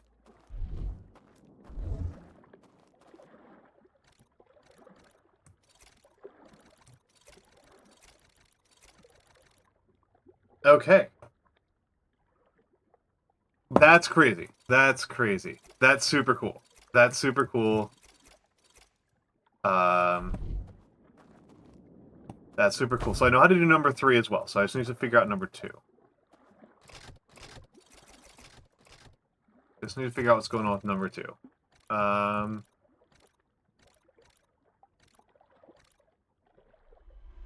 I didn't figure out what's going on with number 2 at all. Okay. Oh my goodness! Oh my goodness, I wasn't paying attention! Okay, okay, somebody bought me...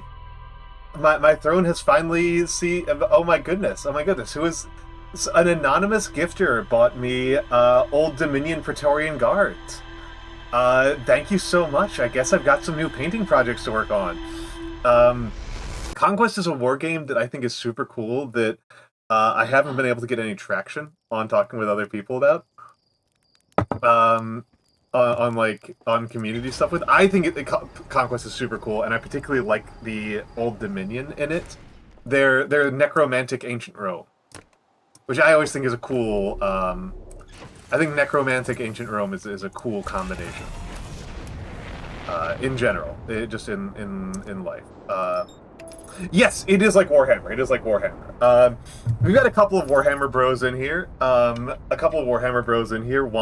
is one. Tohu hasn't talked specifically about Warhammer, but I suspect is a Warhammer bro. Cairo Kylowski is one. Yes! Last Argument of Kings. Oh, yeah. Oh, yes. Emperor's Armpits, you know I love you so much. Yes. Yes, they are. They are like Airmore from the Dominion series. You get me. You get me. If nobody else got me, Emperor's Armpits got me. What a terrifying... Your name makes this always so terrifying, Emperor's Armpits. Yeah. It's similar. Last Argument of Kings is similar. I like that they're... Oh my goodness, Dominion. I have many Dominions is my peak game that I do not play but love to talk about. I have to ask Tohu, which community did you play with? Were you playing single player? Were you playing multi? And if you're playing multi, who did you play with? I just have to ask. I just have to ask.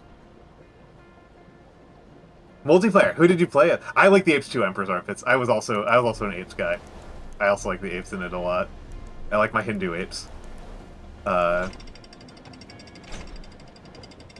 Dazura, okay. Because I don't play Dominions, but I do read Let's Plays on Something Awful. I do read the Let's Plays on Something Awful. With Lucid, okay. So I'm more familiar with, like, the Something Awful, culture around it, which is much more... Oh, that's a huge problem, yeah. That's how you lose a community entirely. Okay. Oh, PilotNet? PilotNet has Dominions players? That shouldn't surprise me. I should hang out more on PilotNet. I haven't been active on PilotNet in a long time. My last things in PilotNet were, I used to be... I did some theory crafting on PilotNet, like, way back. Like, on release.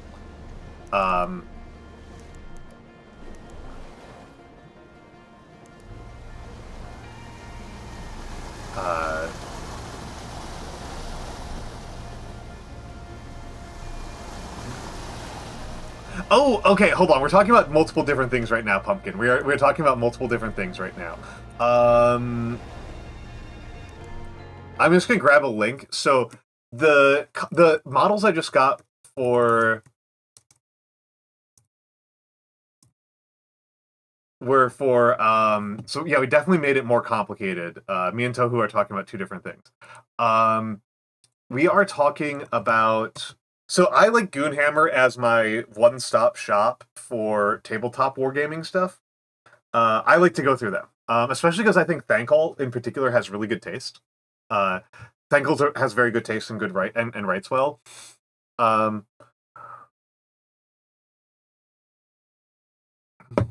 I think that's a good introduction.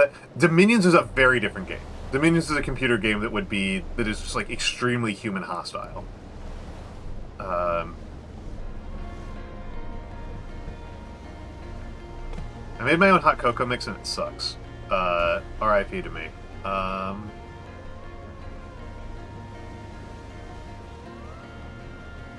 Yeah. When I mean human hostile, I don't mean human hostile in general. I mean human hostile in that, like, there are a lot of calculations that I wouldn't want to do by hand, is what I mean. Like, I can do pretty much all the calculations that happen in a game of 40k by hand pretty easily. But, like Dominions would not be, like, a player-comprehensible tabletop game. You are correct in calling it arbitrarily deep. I think that we are still in the early days of understanding what is possible inside Dominions. Yeah. Well, I think that's actually the lesser problem. The greater problem is mage scripting. But then again, you've played like a million times more than me, so I shouldn't talk. I shouldn't act like I know what I'm talking about. But yeah, Conquest is a tabletop war game. What I think is the really cool feature about it is that you can't just take arbitrary data onto it. I gotta play around with this. Okay. I'm so intrigued by this. Yeah, they should. It's a fantasy setting. It's a much more radical fantasy setting than... Age of Sigmar is a much more radical fantasy setting than Old World ever was. I'm sorry, I actually forgot to finish my thought there. What I really like about Last Argument of Kings is that you do not start with your army on the field, and instead you have to deploy your army over the course of the game. I think that is super cool.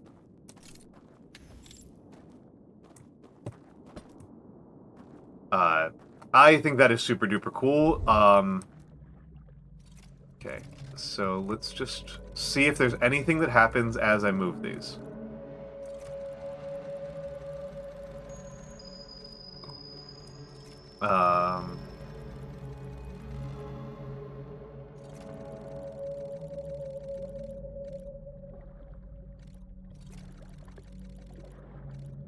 This is what I was hoping to see. I was hoping to see some data.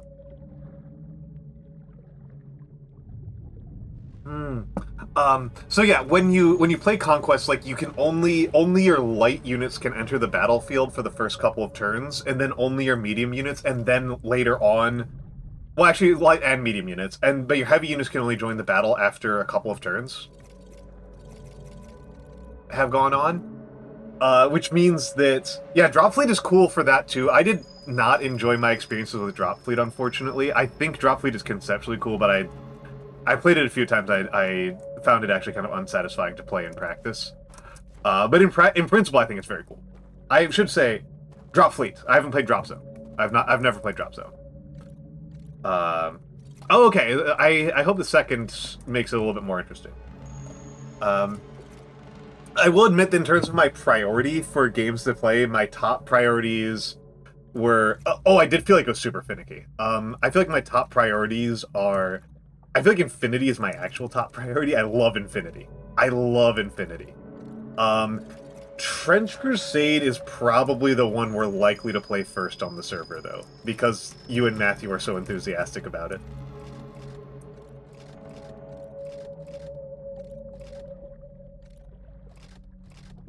All of the A and T? The Ask and Tell? Oh, the ass and titties. Yes, I do not like that. I am actually with you on that one. I was like, I like the ask and tell parts. I like the part where, like, it's very, like, consent based and, like, everybody kind of has to agree on what counts as cover. Like, I like that part. But there's a lot less of, like, despite the fact that it's a game with, like, stealth units and hidden information, it's not a very, like, haha, gotcha type game. I don't know what I'm doing right now.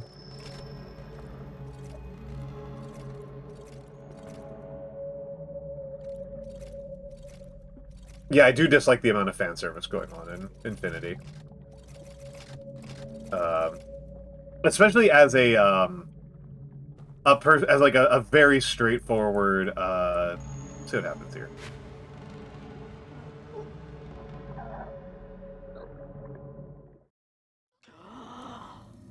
Okay, so I died in the simulation. I did not die in real life.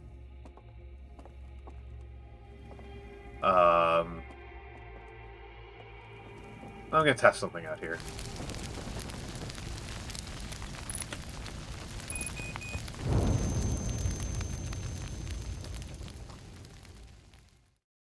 Are you gonna say the racism? Because I'm a Hawk Islam player, and the TNA stuff comes across as pretty fucking racist sometimes. Oh, I get that. Admittedly, I was a Hawk. I'm a Hawk guy. I like Hawk Islam, and you don't do that. I don't tend to like centerpiece and named unit type games very much, and Hawk Islam is pretty hostile to playing like that.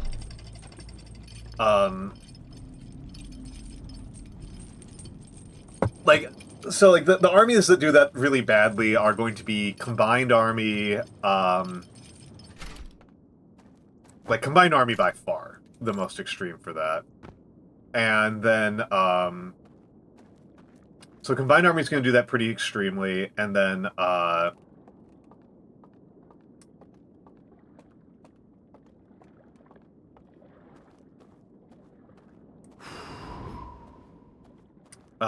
so yeah, CA is going to do that to a pretty strong extent, and so is with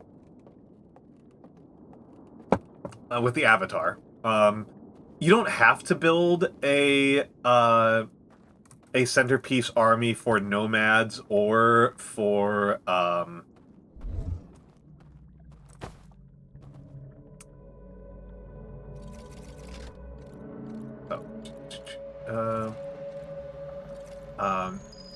for nomads or for what the hell are their names? Pan-Oceania. Pan-Oceania. You don't have to do it for Pan-Oceania, but you absolutely can. I don't know Blackout at all. I don't know this one at all. Yeah, I mean, the main thing I like about Infinity is that I think I like the rapidity of it, and I really, really, really, really like the ARO system. Those are the two things I really like. Ah, okay, okay.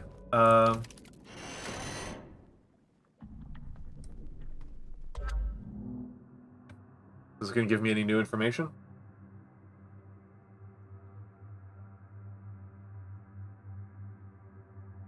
Okay, so we're looking at the tower.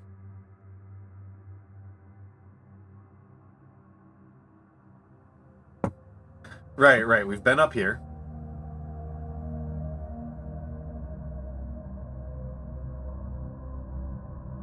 We've been up here. I'm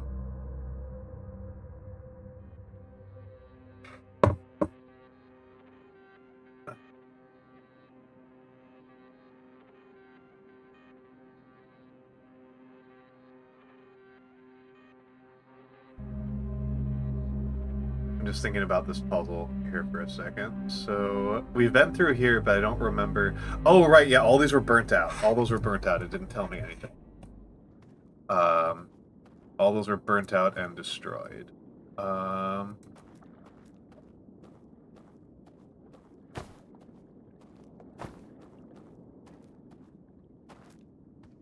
Where did I put down the lantern?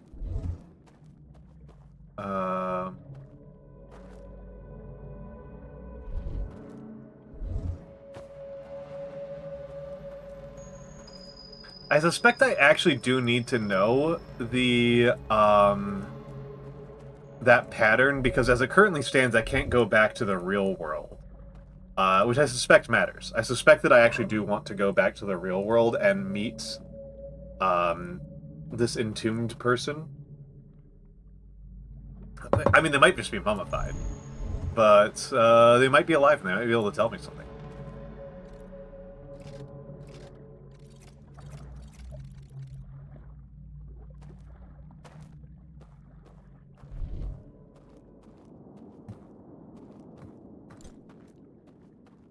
So here's my artifact.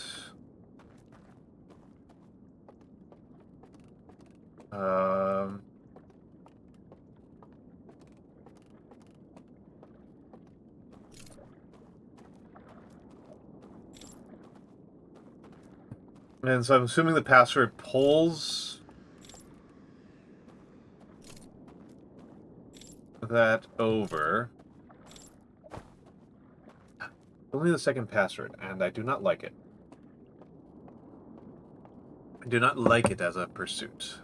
I'm not into it.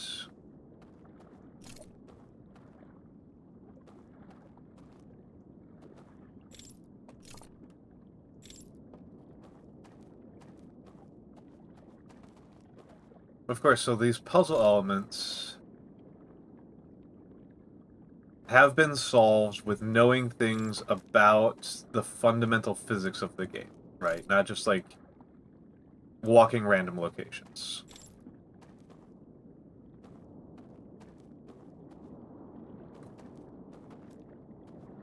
So, like, the fundamental physics thing I know about this one is that if you leave the lantern around, you can see through things. You can see hidden pathways. Here, I'm curious about this. Okay.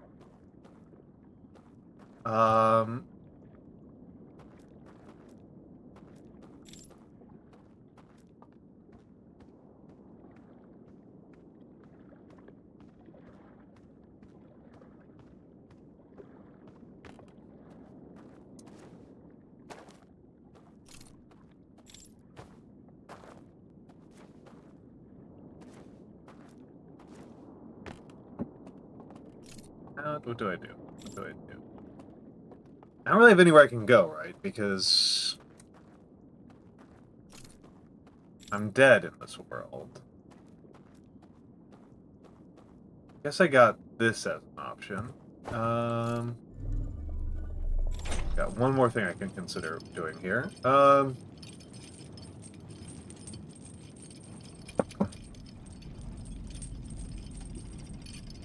yeah, I'm already dead. I'm already dead, so let's put it on the artifacts and go up and just see if something occurs up here. It doesn't.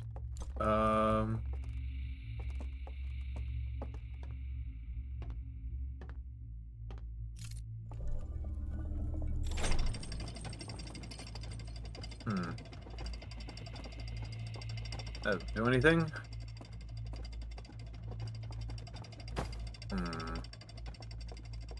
Put it further away a little bit. I'll be able to get something. Ow.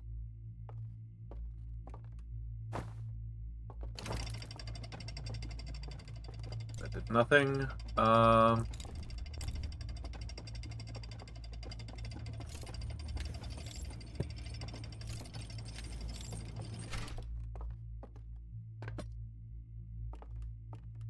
Friggin' candle-based society. Candle eschatology. Candle universe over here. Friggin' candle having motherfuckers. Candles and horns on these bastards.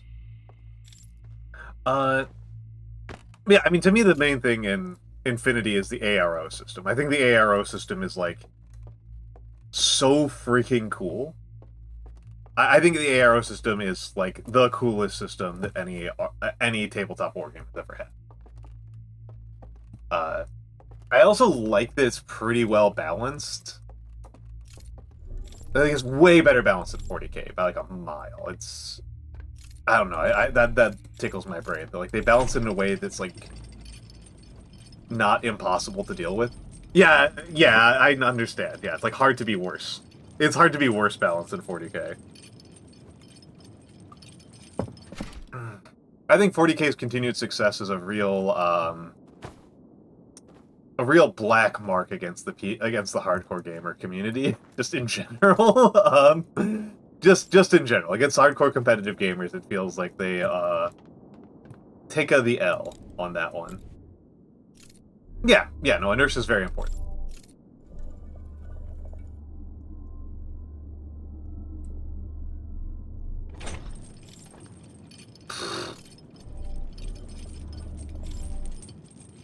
Ooh. Oh, wait. Nope. It worked. It worked. It worked. But did it work enough?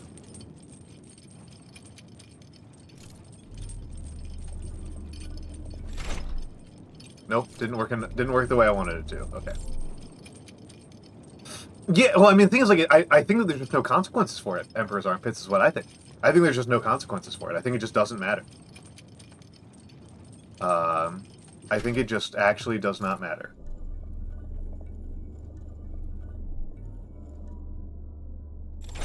No! Alright, whatever. Meditate till next loop.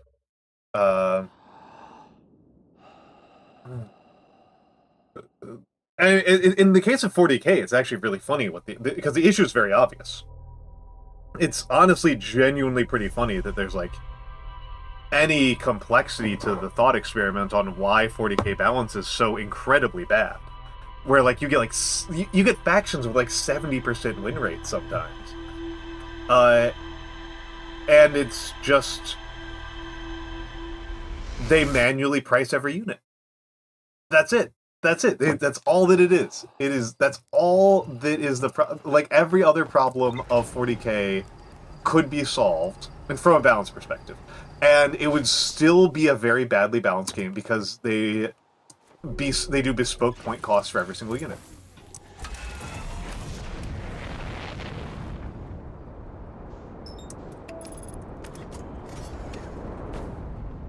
And yeah, it's never been well balanced. I've talked to people who were like, oh, it was like really well balanced at some point in the distant past. I'm like, no, it wasn't. I've played the game way too much to believe that.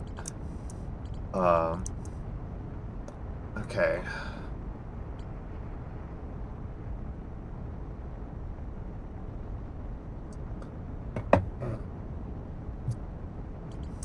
So I might not even need to do the thing in the Shrouded Woodlands.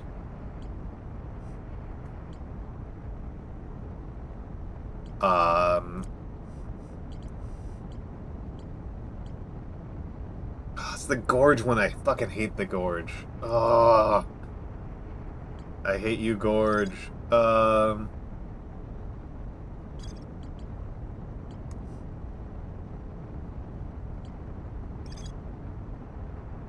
hate Gorge. Yeah, no. I've talked to people who want to believe that the problems of 40K are like stratagems are too complicated, which is baffling, an absurd take. That's not even serious. That's true. That's true. GW has not said that they are trying to make a well-balanced game, and having interacted with a lot of competitive communities over the years, I think that it's probably good for your game to not be nice to the competitive community.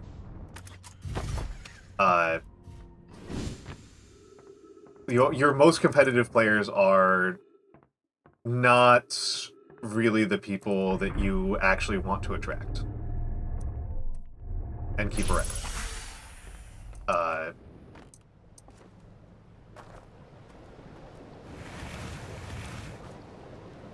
Well, yes, I do read the Age of Empires subreddit.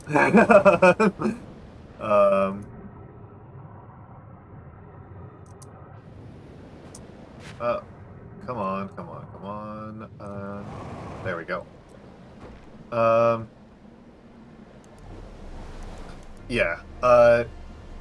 I mean, the most obvious case example of this is obviously, well, I shouldn't say obviously, like it's obvious. If you do not know, it's infamous.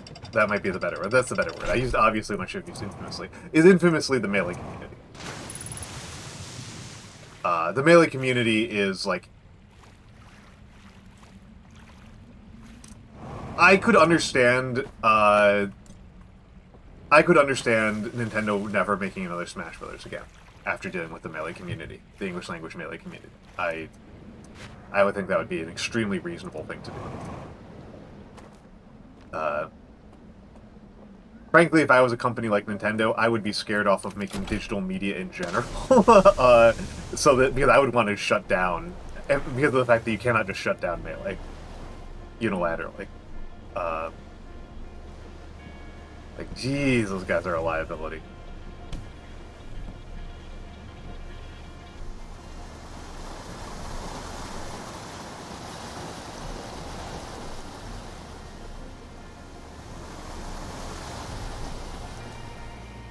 Okay, what am I even doing here? I'm an Eldar player. I'm an Eldar guy. Eldar is my favorite faction. I actually like the Tau models the most, but I definitely like Eldar the most from like a rules standpoint. And a gameplay standpoint. And I've tried other factions, and it's just every single time I feel like I'm playing watered down Eldar. Even like Dark Eldar, I feel like I'm playing watered down Eldar. Harleys I do like. I do like Harleys. I do like the Harleys. In principle, I might play around with Tau again at some point. I don't hate Imperial Guard, but Imperial Guard are like so inconsistent as a faction in terms of how they play. Like I don't know how they play right now at all because I haven't played 40K. I have not played any 10th edition. No, get in there, get in there, get in there, get in there.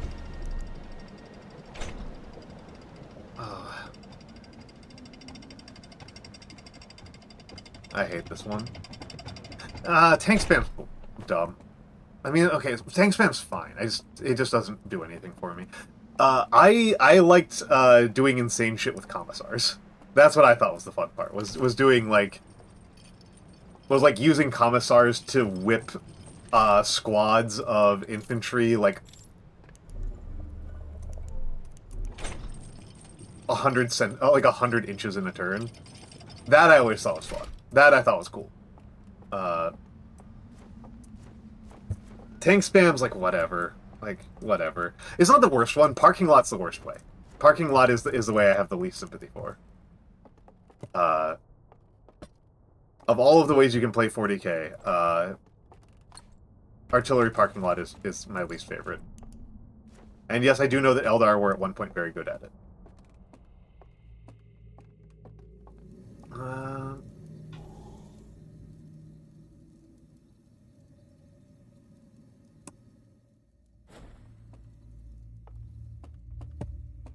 Okay.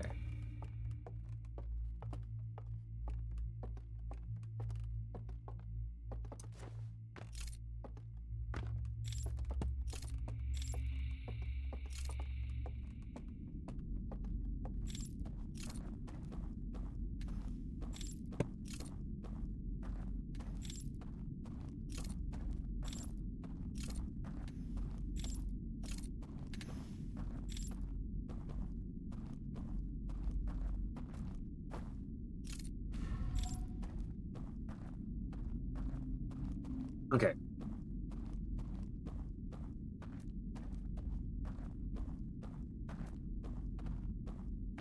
The problem is that if I'm going to play 40K, it's going to be because it gets me. It's because it connects with lots of other people. Like honestly, like Drop Fleet, I don't like as much as, even that like at a basic conceptual level, I don't think it's as cool as Infinity or Saga. Saga, I think is so cool. I am enamored of Saga.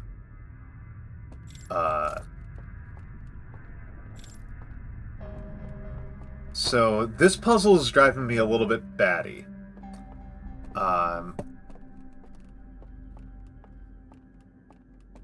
This puzzle is driving me a little batty. Go artifact.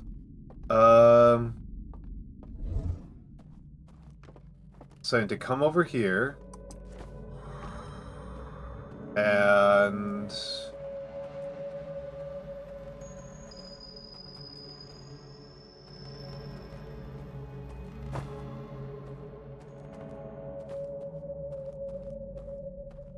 I want to come over here and I want to extinguish this building.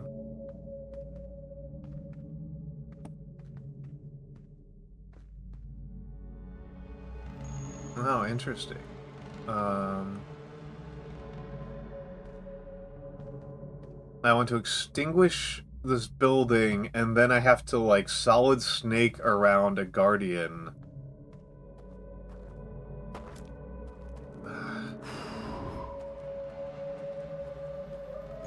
Yeah, I can hear him waking up. I mean, I don't like it. I'm being completely honest. I'm not into it. So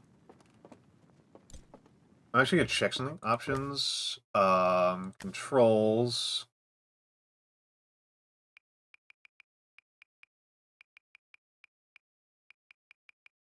Equipment, there we go. Secondary tool action. There we go.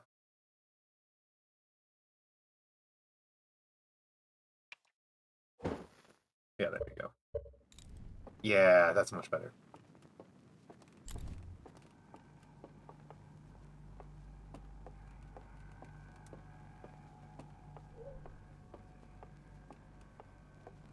Down here.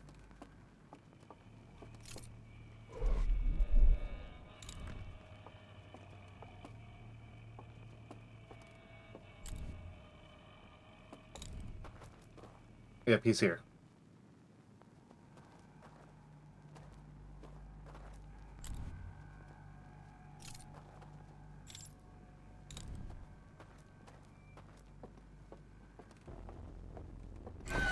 Yep, he got me.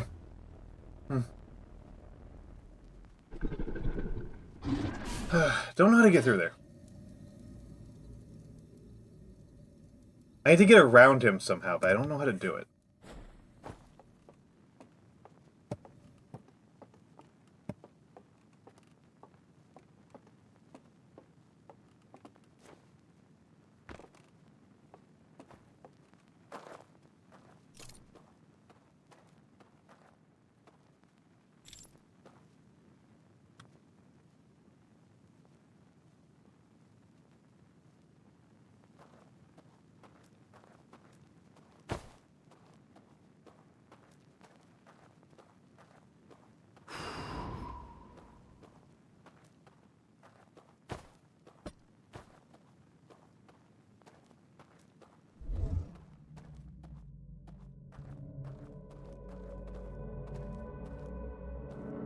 That's got to be way too far for me to survive, right?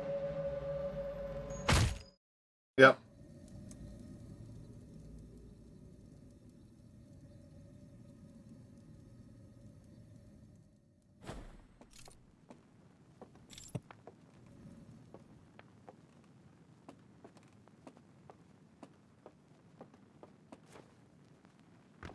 I die by gravity a lot.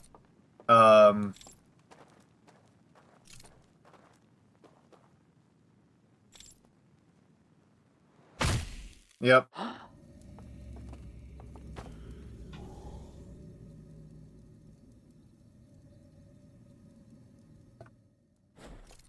Mora has not seen me play Lethal Company, where I die by fall damage once about every 30 seconds.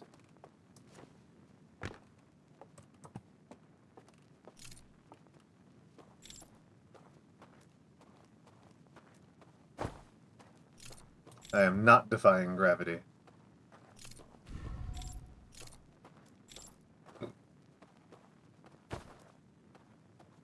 You kind of did. You kind of did. You kind of did. I've already played a little bit. And I am, again, like, maybe the worst Dark Souls player of all time. Let's test something out here.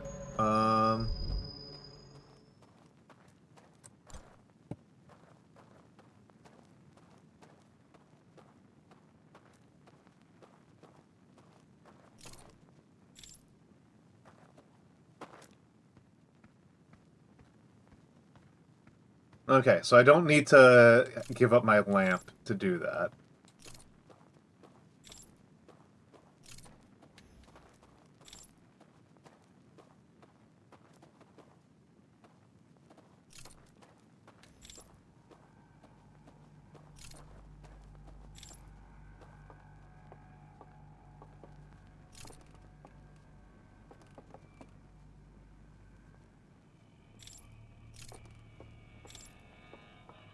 Give up the lamp here for a second.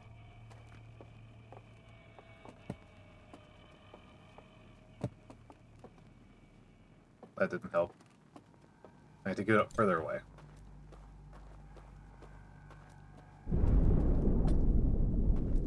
Oh yeah, that's what I want to hear.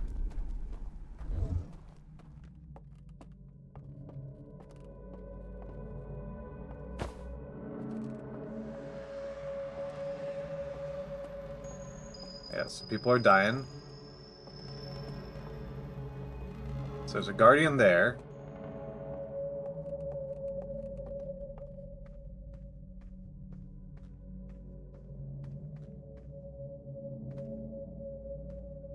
That's correct. I don't want any hints or tips from chat. I think it's very funny.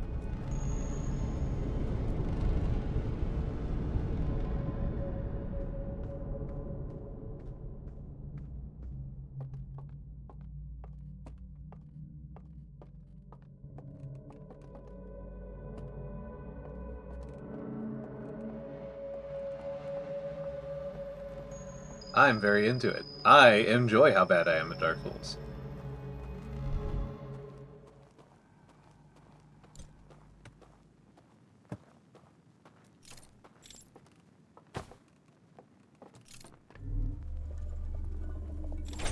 Alright, let's see. I'm glad you... I hope you napped well. I hope you napped well. I hope it wasn't...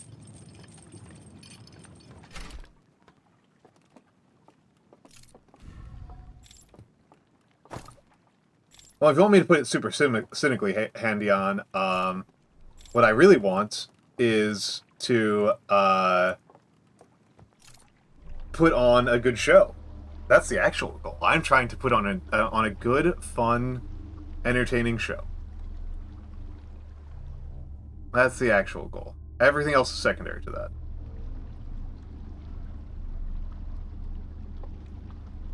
We're just going to zoom on past this, because I think I figured out a solution to a problem that had been driving me mad for a while there. So we don't care about this section at all.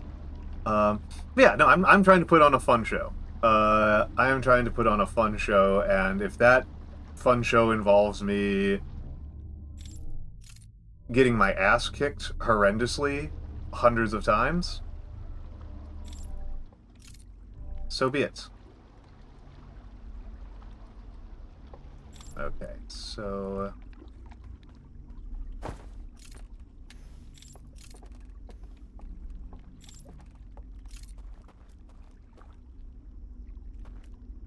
No, I figured out how to get to this area without I figured out how to get to this area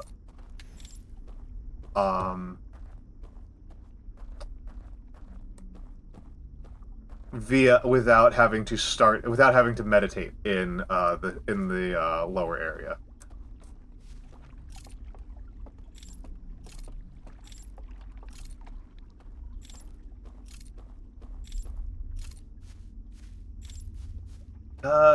You like perfect people then? I will say that my next game that I'm really planning on playing is Slay the Princess. I'm really looking forward to playing Slay the Princess on stream.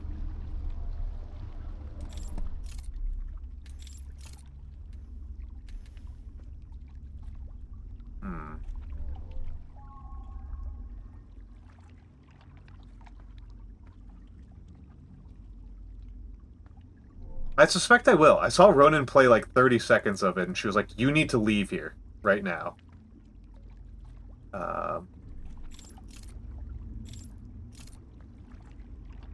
Oh.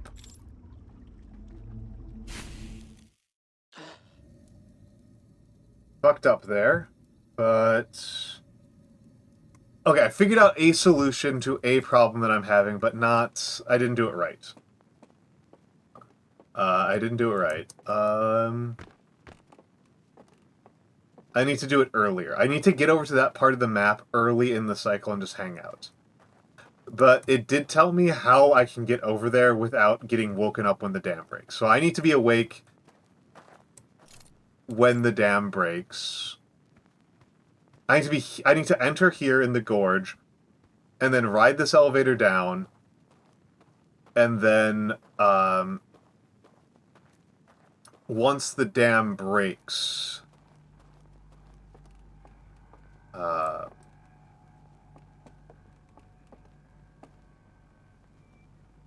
okay, hold on. So I think I can just do it like this. Okay.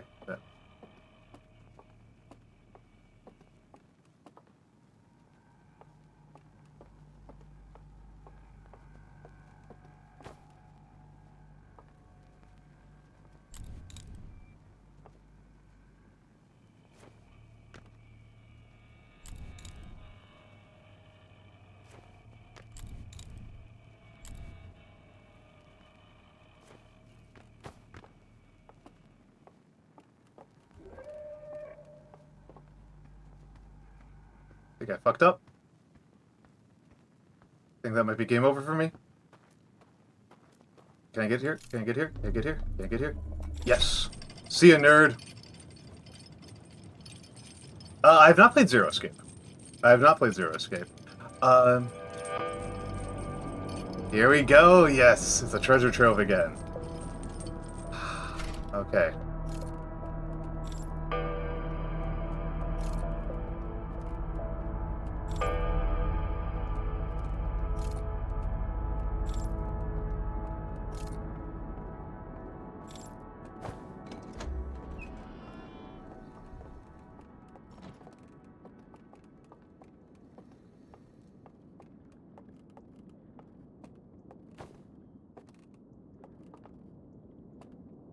You are the type of nerd that would enjoy it. It might also be the type of game that I might enjoy more as a streamer than I would as a as just a player. Because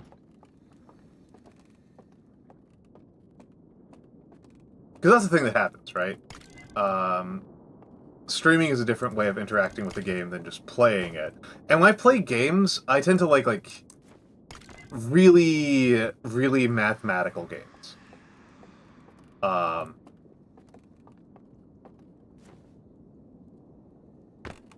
like to play like really like math-heavy games. And I don't like to stream those very much. Oh my goodness! Reverie! Thank you for the raid. Thank you for the raid. Major Kira, hello. Des Daydream, hello. Lilam Lancy, hello. Oh, Ali Blues, hello, hello, hello. And hello, Reverie Vaz. Hello, Reverie Vaz. Let me give you the shout out. Come on. Come on. At Reverie Vaz. So the annoying thing about Chatterino is that it will tell me, it tells me that Rinny is lurking. There we go. The Outlast Trials. How was the Outlast Trials? I understand that one's pretty spooky and tough. But welcome in, Raiders. I am Almantas, former professor, current VTuber. I used to teach sociology as a professor. I feel like I always need to specify that now. I didn't used to specify, but now I do. And I am an old man who loves old things. I mostly do calligraphy streams. I also paint some models and occasionally do history lectures and game with some frequency. I am in the middle of subathon and I am playing Outer Wilds, Echoes of the Eye. Yes. Thank you for the follow. Thank you for the follow. I can show you my most recent one, which was from yesterday, which I thought was okay. I thought my one from yesterday turned out okay.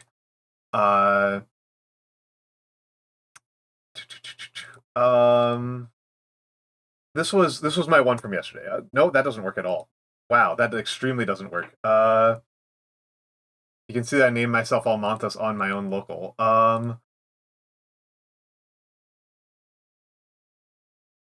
There we go. There we go. If that should go through, if not, I can just post the Blue Sky post. Why did I not just post the Blue Sky post? What's wrong with me? What is wrong with me? Let me go in here and just... can I delete that message? Not easily. Whatever, who cares? Whatever, who cares? Who cares? But yes. How was Outlast Trials? How was Outlast Trials, referee?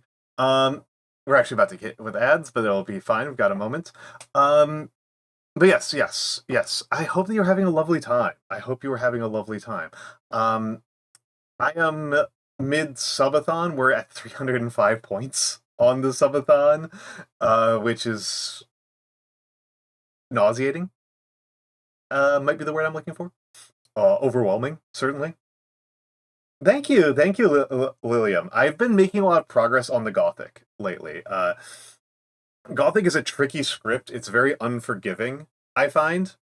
I find that Gothic is a very, very unforgiving script, particularly around both verticals and minimum height. I find it to be very unforgiving on it. It requires a lot of precision, particularly compared to like Italic or something like that. And Yes, I find it to be very unforgiving. So I've made a lot of progress lately. Even though I've been doing calligraphy a lot for a long time, I've been a lot more concentrated about it in the last 6 months, particularly on Gothic. I've been a lot more focused. Um, but yes. If you need to raid and run, that is extremely allowed. That's extremely allowed. Uh, I do not expect anybody to pay any particular amount of attention to me or owe me any particular favors. I am here to have a nice, cozy time, right? And if you want to just listen to my voice and take a nap, I'm comfortable with that. I'm very comfortable with that. And like I said, I've been playing Outer Wilds, which if you do not know Outer Wilds, it is a game about pouring through the ruins of alien civilizations and figuring out what led to their destruction. And we are deep into the DLC. We are deep into the DLC. Yeah, Hoopter literally fell asleep during the stream already and came back. Oh my goodness, Hoopter, that's an extraordinary compliment. That's an extraordinary compliment. I wish I was. Cleo was my number one inspiration for starting streaming. Number one person for why I started streaming was Cleo IT. Out of all of the streamers,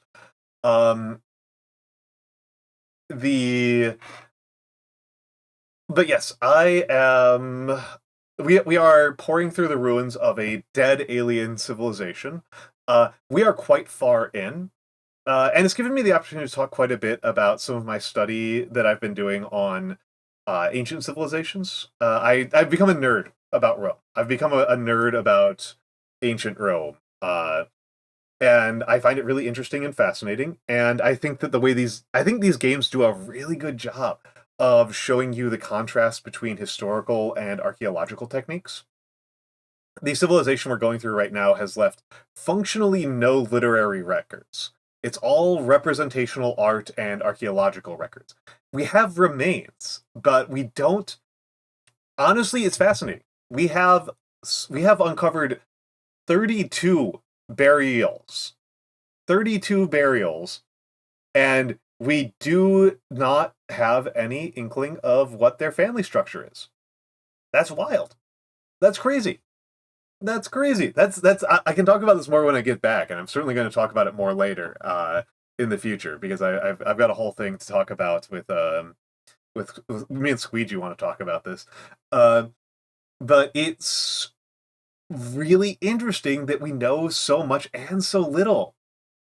Yeah, this one has no writings. These guys have no writings. The other civilization that you focus on you have so much writing. You have so much writing, but very little representational evidence.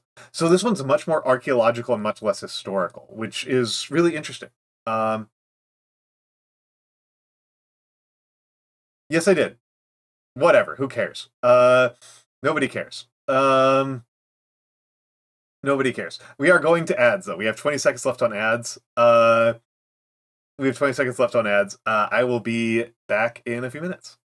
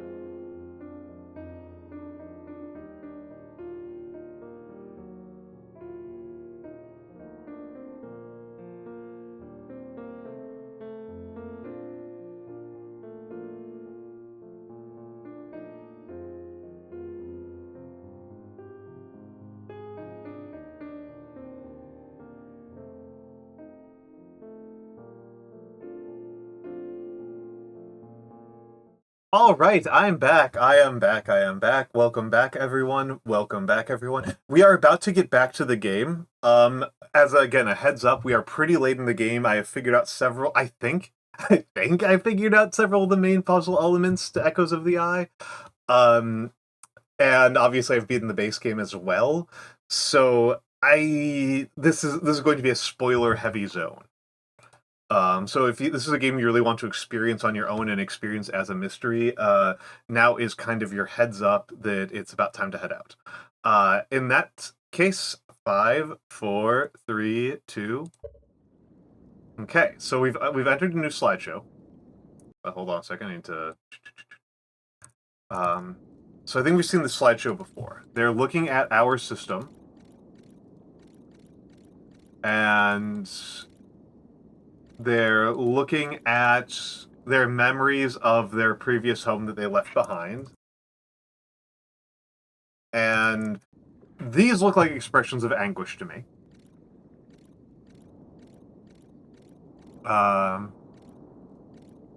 So this is a slide we haven't seen before.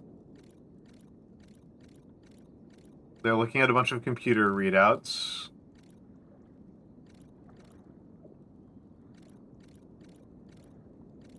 They're making a projection. And they're going to sleep. Okay. New word from your stream? Which word? Which word? Oh. Hold up. That's what it looks like to me, Humter. So I guess we're in that virtual world right now, which explains why when I drown here, I just wake up. Cynical. Yeah, panic.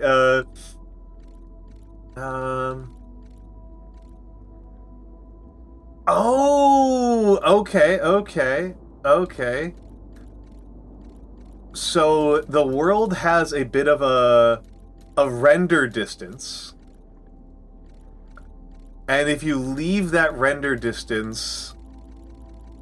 Okay, so that's how that works. So they're telling me something I already knew, that I found out very accidentally. I found out a couple of the tricks of the trade to this world pretty accidentally. Okay, I've been up here. Well, no, drowning's fine. Drowning's fine.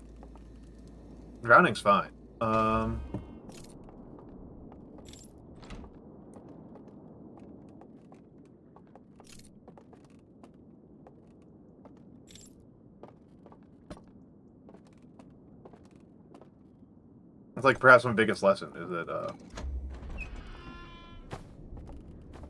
hold up, move in here.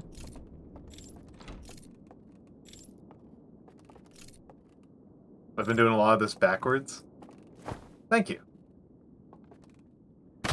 Ow. And I die.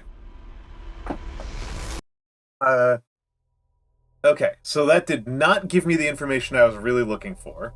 That's frustrating. That's frustrating. Because I was looking for the password there. That's what I was really looking for, was a password there. I mean, Tohu, I also did a lot of the base game backwards. When I played on stream, I did it in what I think is the correct order, but when I played it the first time,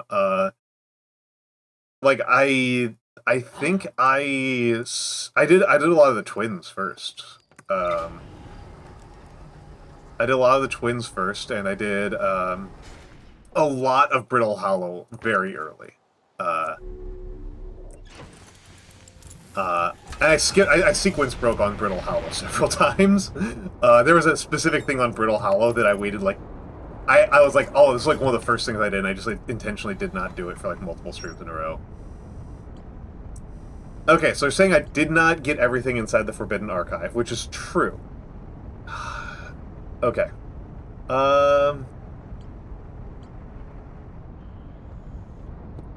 Which is true. Okay, I'm pretty sure there probably is a password in there.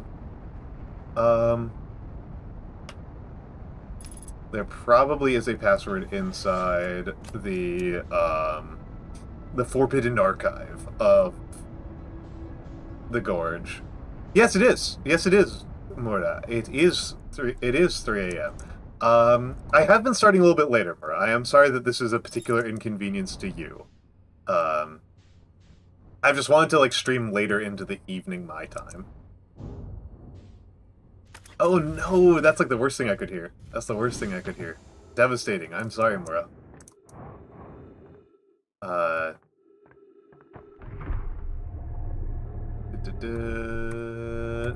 It's that top row that you have to look at. I do not like that. I do not like that thing, that doorway.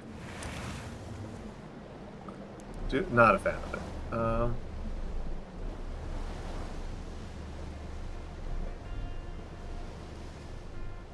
Not liking that doorway is mail inconvenience? Ah.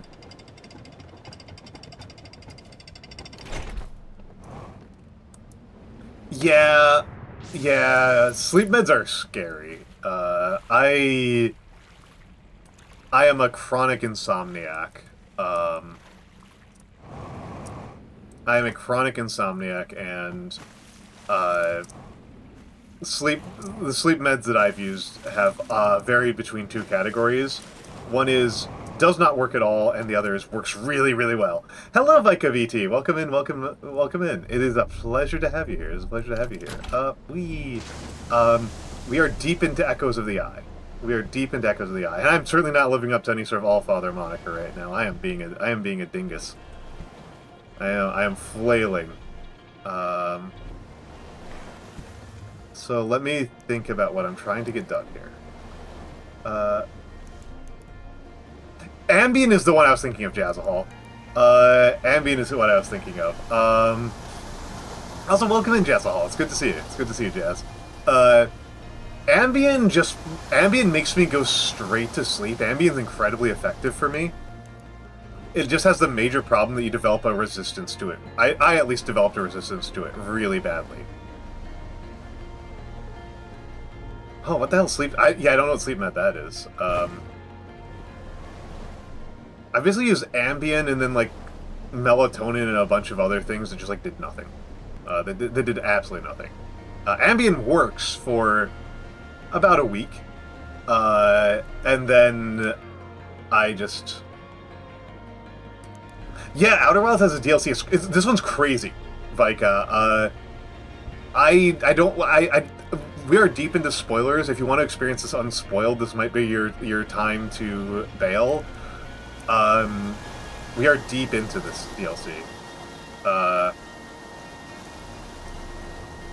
And it is... I am going to leave you with the one heads up that I think this is much harder than the base game. I think this is much, much harder. But you're going to be seeing big spoilers soon. Sleepwalking is not a great symptom. Sleepwalking is a very bad symptom.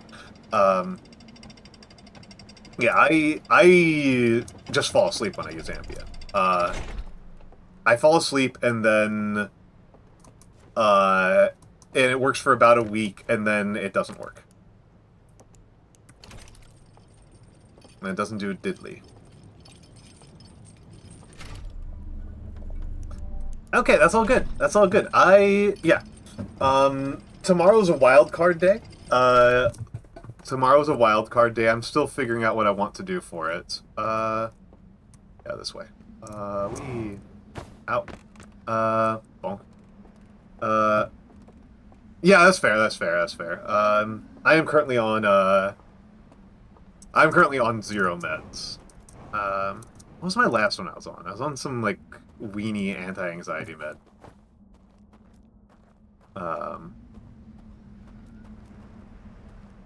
Doit, I went the wrong way.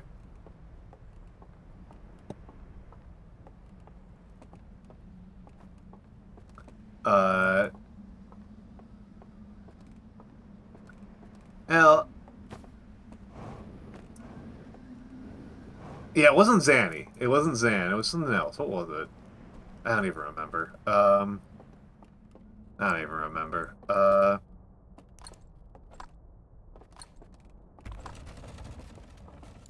Grab the artifact. Zans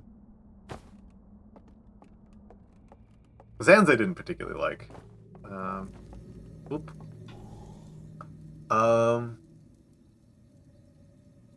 Yeah, weirdly the medication that really worked well for me is tricyclics. Like tricyclics I actually do fantastically on, which I recognize is insane.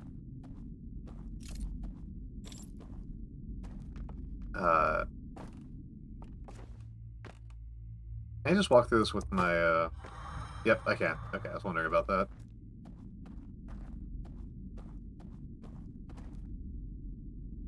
Don't even care. I don't care.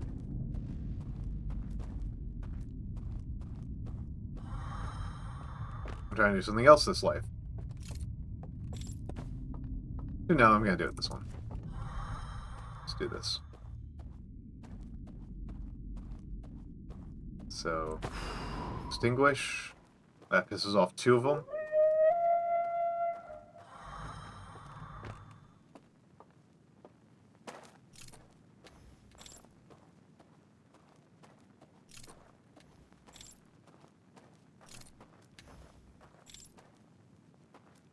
No, it's just game head was an in-game clock.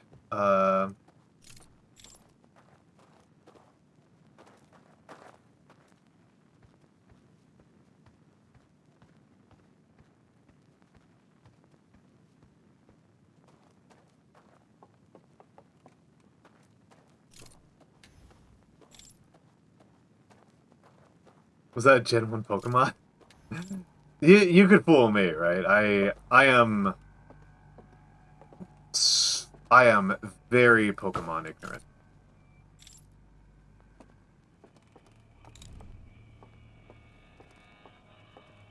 Apologies.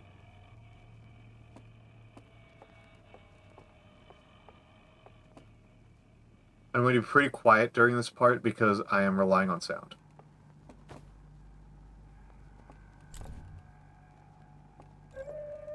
Oh, I'm fucked. That's it.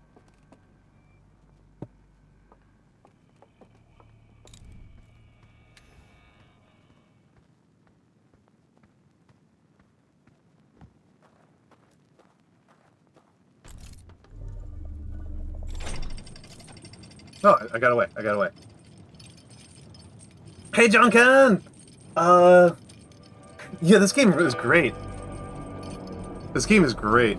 Hold on, I got, John Ken, let me give you, youtube.com/et, John Ken Palm.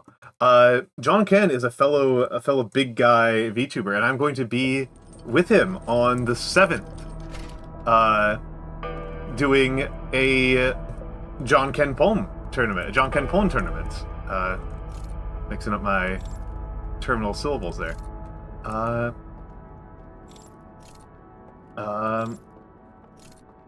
I will be, probably losing very quickly. Okay, so there's something in here. But yes, Mr. Always throw rock? Nothing, good old rock, nothing beats rock, as they say.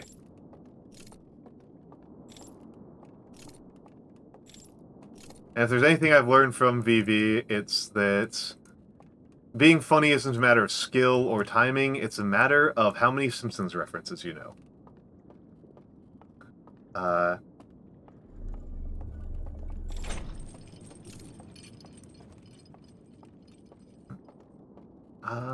So what the heck am I doing here?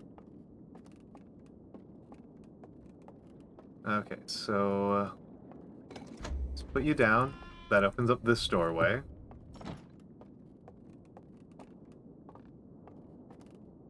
How do I extinguish that one? Yes, it's the Apple Man.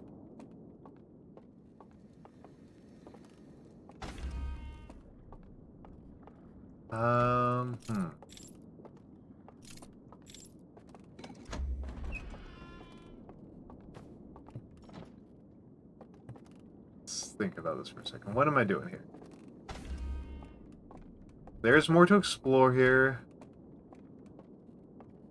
What am I doing here? Oh.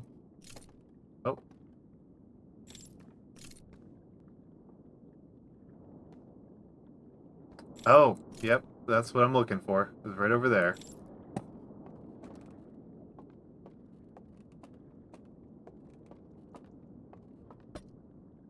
Let's...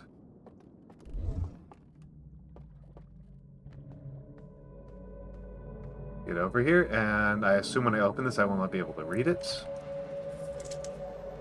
Yep. Been burnt to a crisp.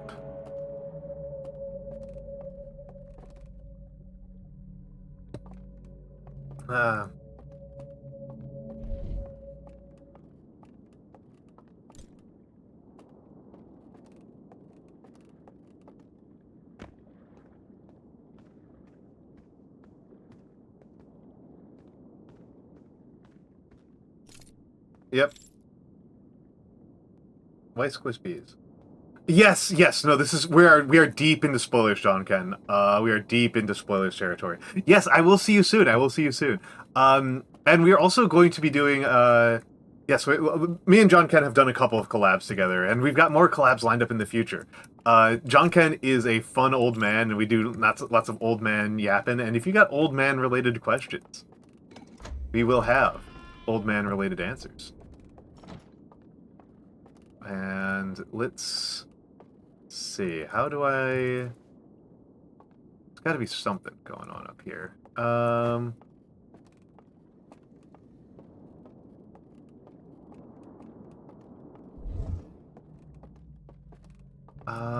There's gotta be something. Wait, I already have this password. What am I doing? I already know this password. What am I doing? This password's already completed. I don't need to give a shit. I don't need to care. I already know the answer to this one. I'm just being a goofy goober. Okay, so let's just go into low-res mode. Oh, yep, that's what I was waiting to hear. Oh. Interesting.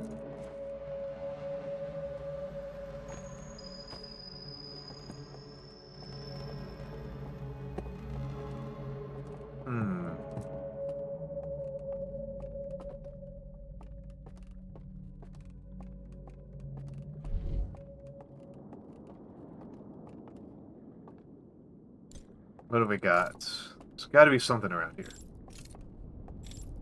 That can't be what they wanted me to see. The thing was burnt. The password was burnt out, because I know that password. I know that password. That password's crackable. I don't even need to know it, to be frank. I just cracked it. Like.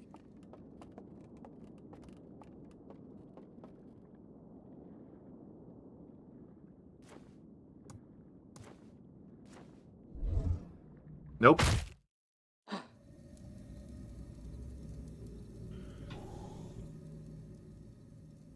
Man, that password's cracked. I don't have to give it shit. Oop. I have lockpicking lawyered that one. Alright. Let's see if this plan works. Leg crunch.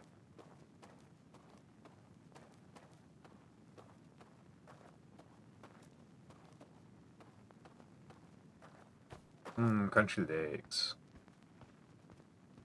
Okay, so I might have screwed up the timing on this one. I might be a little bit late on this one.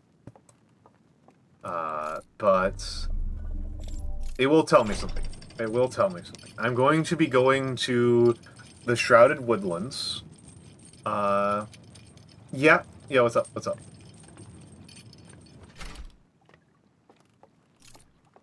Oh no, are you going to be crunching some legs? This is going to be like the Vine pipes, but, like... yeah. Yeah, I have, a few times. I tend to consider them kind of expensive, so I don't really worry about them too much. So, and we'll zoom past this one. You burnt it, you fool!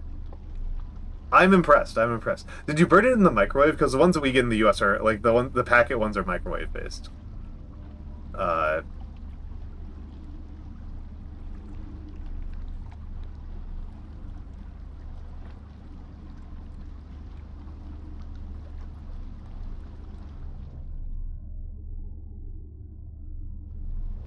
Did anybody else notice that there's no...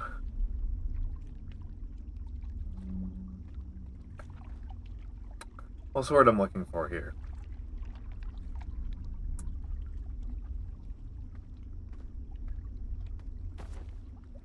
No! Crap. That there's no sound when... Like, you can hear running water, right? Most of the time.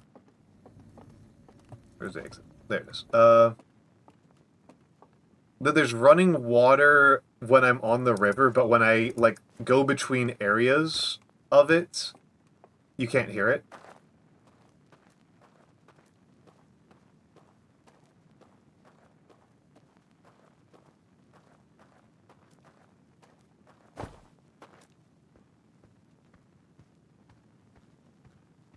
The simplest thing.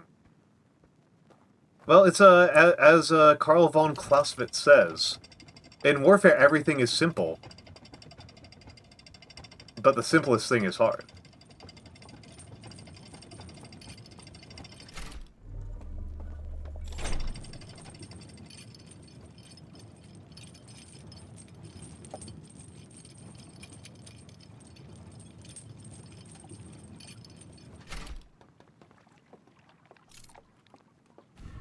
Zip.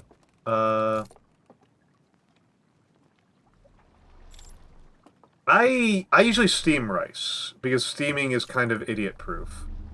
I mean, not enough water and too much heat would both do it.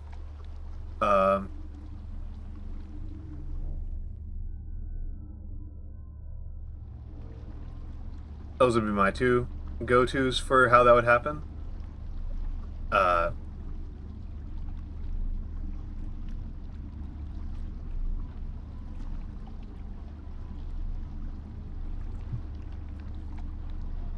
Moon phase.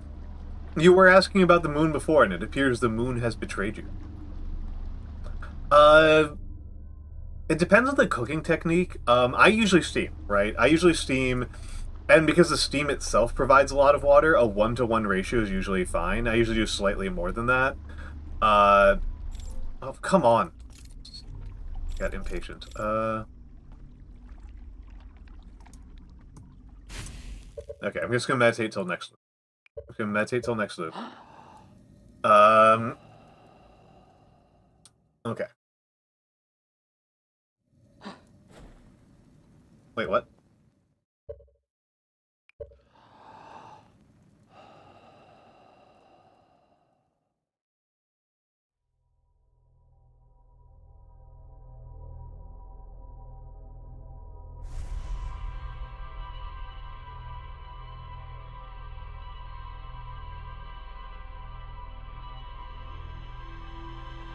And...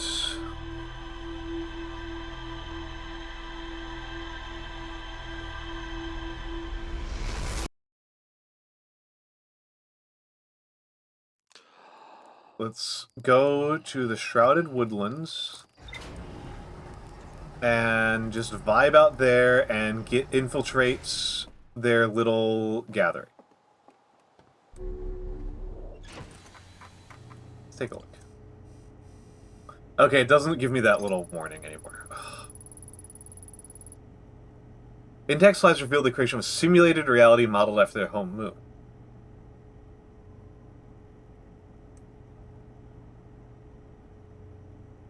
Okay.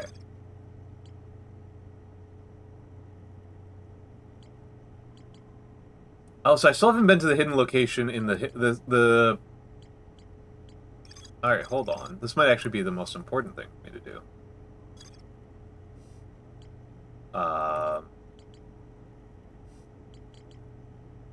Sealed Vault I know is like a puzzle thing. Secret Fireplace I'm trying to figure out how to get access to. And crazily enough, I actually haven't played Majora's Mask. I played a fair amount of Ocarina of Time, but that was functionally the last Zelda I played. I guess I kind of played through Twilight Princess, but I don't know. Majora's Mask I just didn't pay for. I was just gaming a lot less at that point in my life.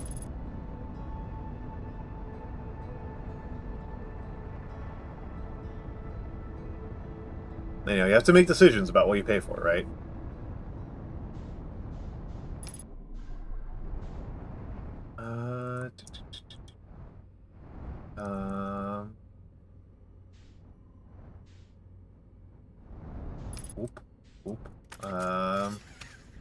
Okay, so let's do this.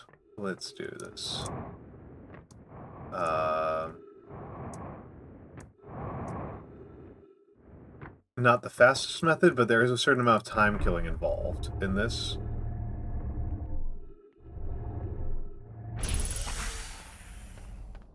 Never touch a Zelda game in your life. Ah, one of the first games I ever played was original Legend of Zelda. If I really want to frustrate people, I could try to play The Adventures of Link on stream. Really kill my audience.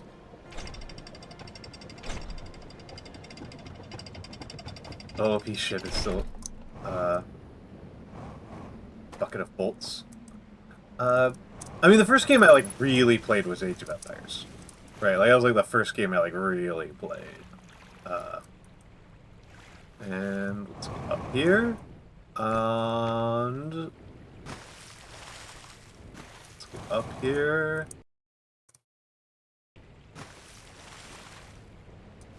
And there we go, and we pop.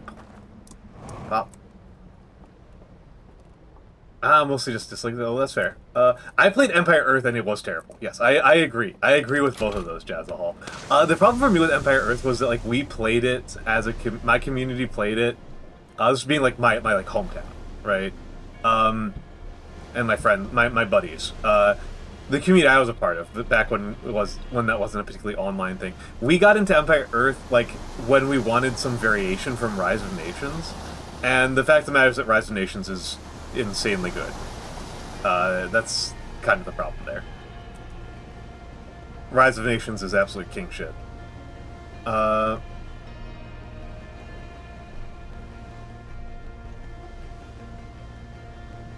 very niche childhood game called Creatures. That one I've never heard of.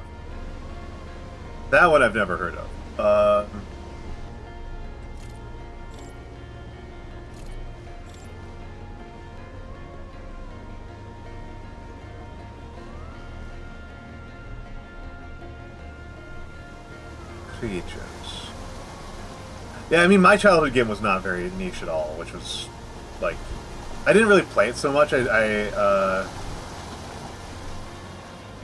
is an extremely reasonable way to describe it, Jazzahol.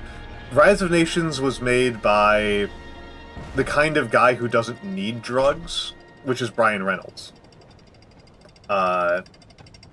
Brian Reynolds does not need drugs. He is just a genius. So this is the room in question.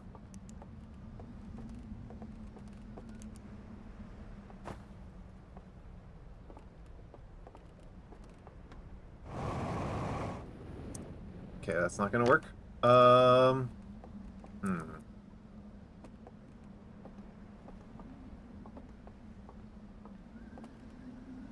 What's the method here?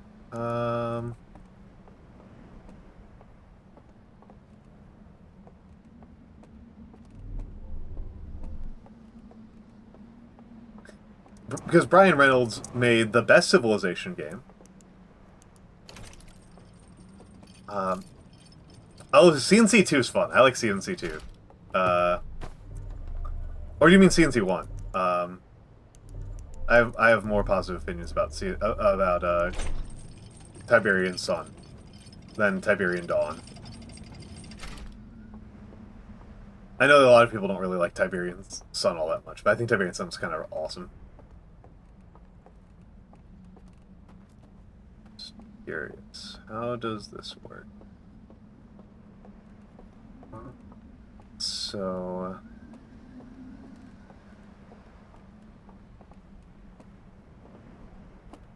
Okay, so there's no rooftop access to that building.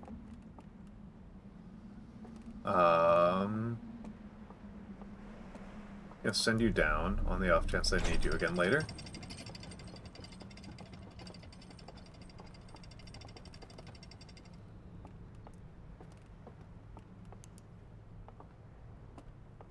Cute goblin-like furry things you have to breed and take care of, like Sims or Tamagotchi. No wonder you got into VTubers.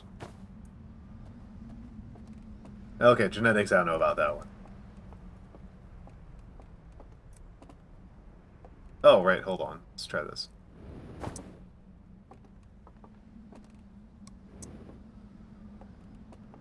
There we go!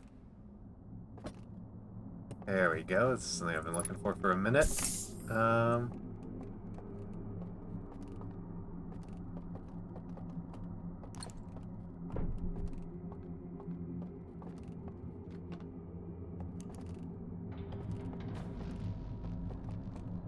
Yep, as ever.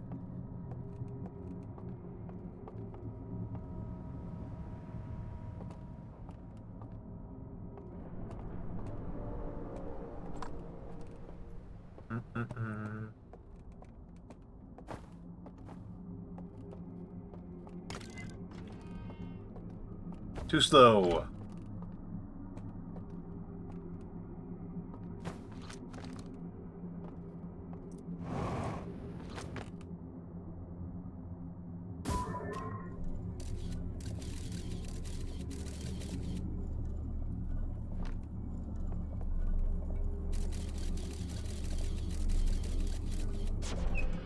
Been a while since I had to use that trick, but it's a good trick.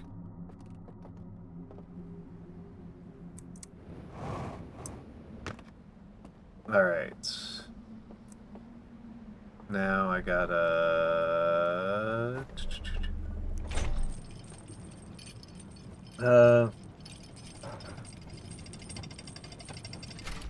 Amazing, amazing. Amazing. Okay. Let's see. Put away. Holding the slide. I suspect this slide reel will not tell me very much. I think this is the room I want to go to.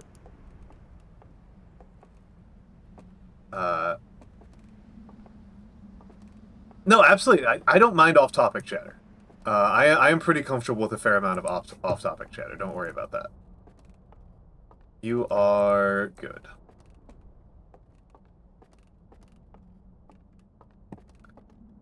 Yeah, I know you have peculiar taste. You're here.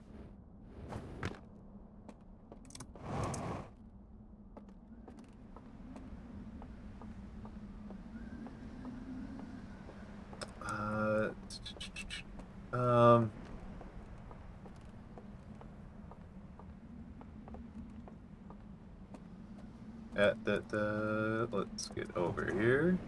Let's see what you got for me. This is, I think this is the viewing lodge that I want to go to. Yes. And there's an artifact here. Thank you. Boo, I need to find the lantern.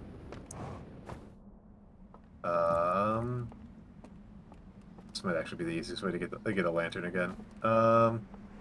Send you down.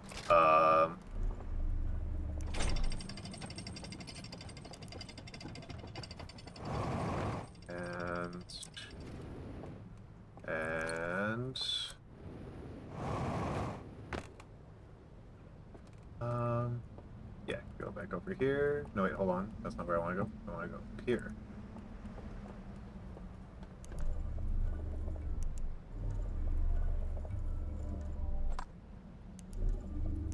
There we go. They're called Norns. I only know the term Norns from the Amon Amarth album. It otherwise means very little to me.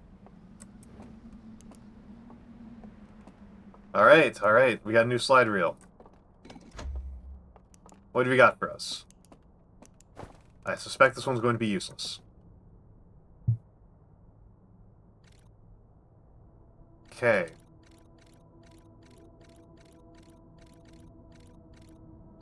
Okay.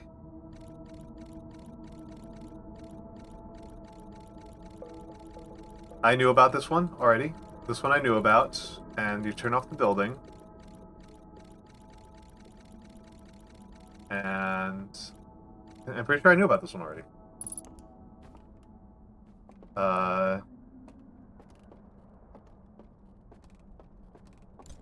Unhelpful.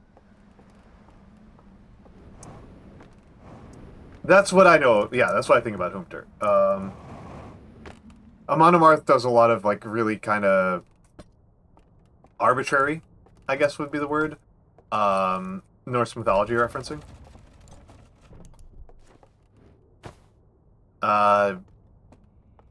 They kind of bristle at being called Viking metal because they're just like, we don't really know anything about that. Like, we're just we're talking about Viking concepts, but like we're not doing anything that's like musically particularly Viking. Which I always thought was kind of interesting and fun.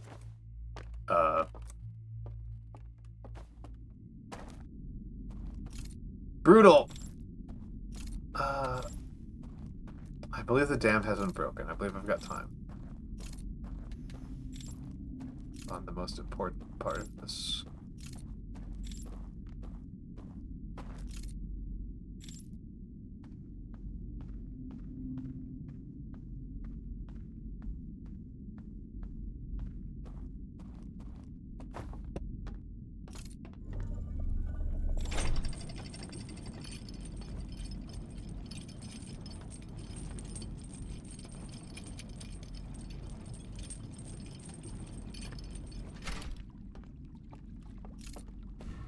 Okay.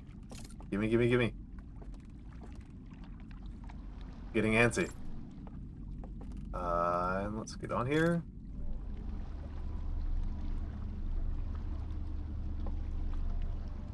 And ride.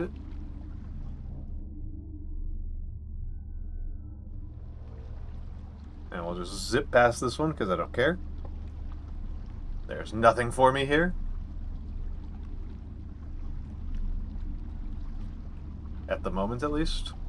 I have no leads that would lead me to anything newer on this location.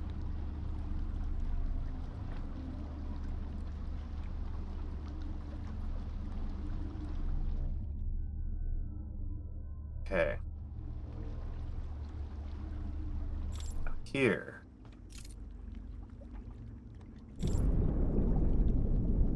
Oh, looks like I was a little bit late.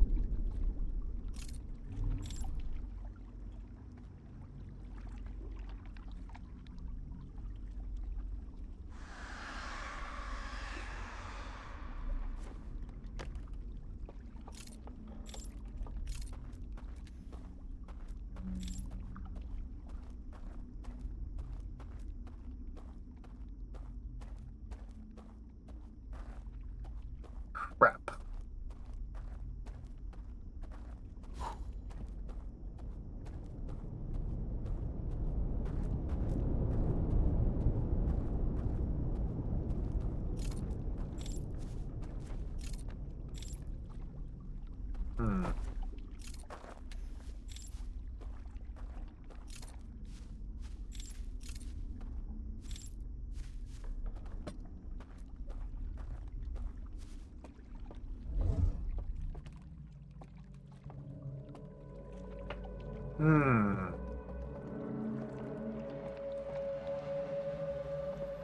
I think I need to redo the cycle. I think I did the order of operations wrong. I'm just annoyed about this one because this is time consuming. Right, like this is just time consuming and annoying.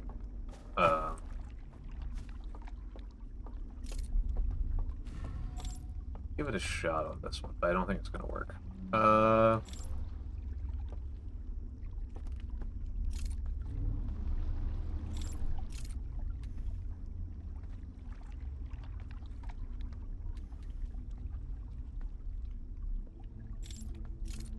So far away. That's what I need.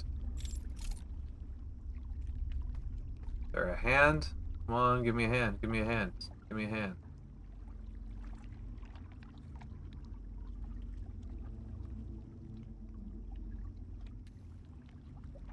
That's where I need to be. Give me a hand.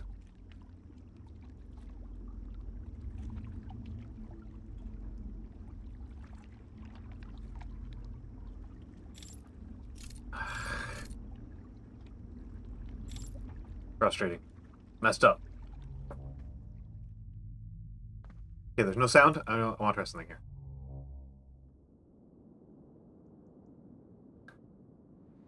Interesting.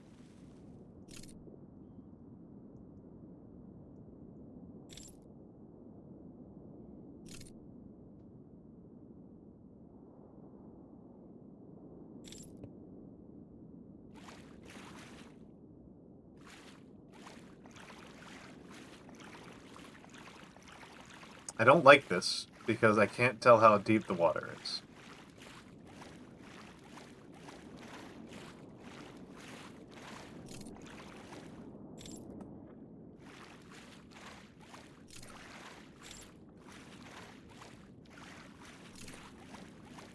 But okay, so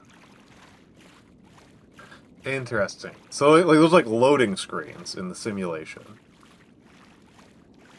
And if you fall off inside one of the loading screens, you wind up down here. Treasures.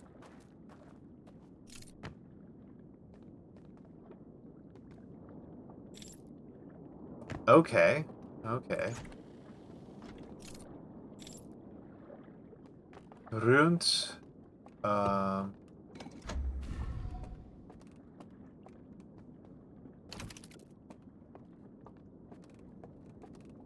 I haven't been to this one yet.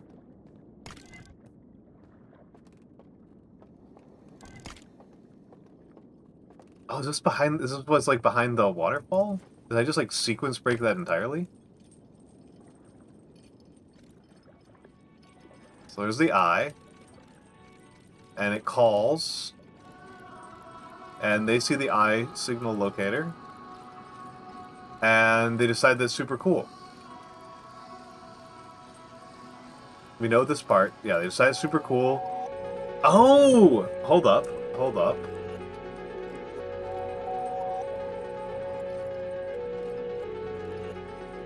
So they destroy their entire planet to make this thing.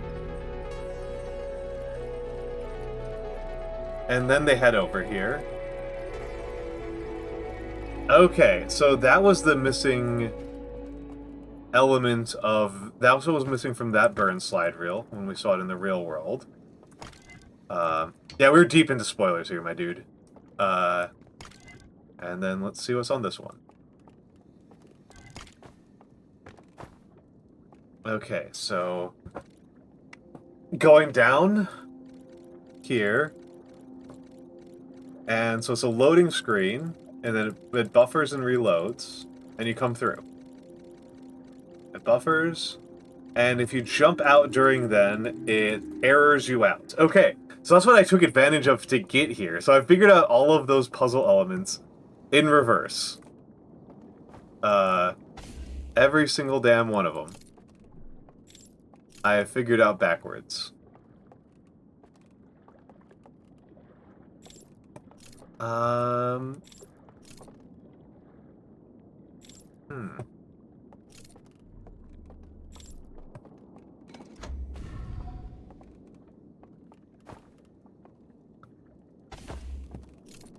Okay, so...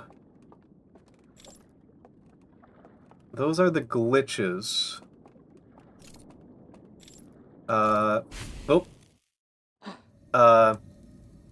Yeah, I don't know, Hoomter, if you remember this, but I figured out the how to get to the other side because it was the end of a cycle and I didn't know what else to do, so I committed suicide while holding an artifact. I just lit myself on fire while holding an artifact, and it turns out that that's the solution. That's how I got here the first time. I'm gonna test something out here. So...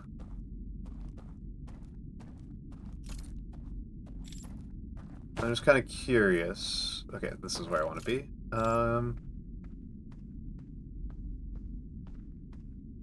So I jumped off of the raft that was inside the, well, I was in the Shrouded Woodland area, and that dropped me into the Shrouded Woodland basement, which I believe is the beyond the fireplace. That's what I believe that is. Let's see if I...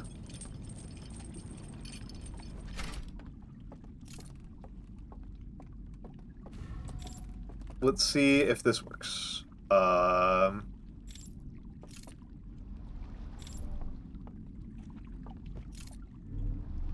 Let's see what happens if I jump off here. So...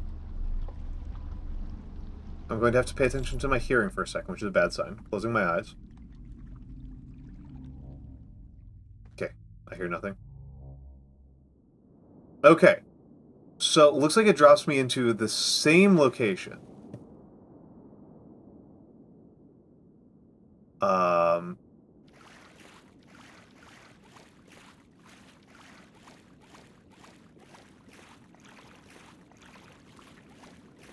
So here's walking straight forward.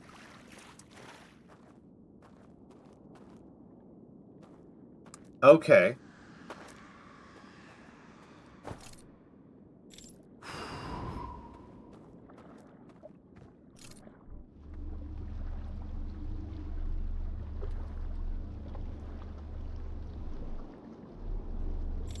So I got past that without a password.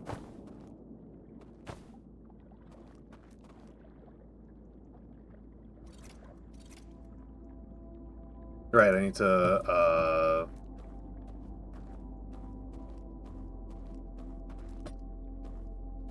leave you behind. I was hoping that would cheat and tell me the password. I was really hoping that that would just tell me the password there. And this password I don't need to know because this is, lockpicking lawyerable.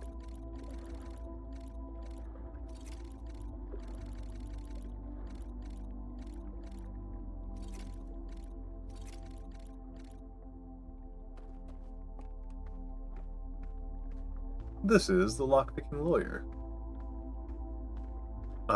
That's one of those things that I really am hoping to do on stream one of these days, is learn how to lockpick. I feel like learning how to lockpick would be a nice little useful skill to have. Give me a little secondary alternative to,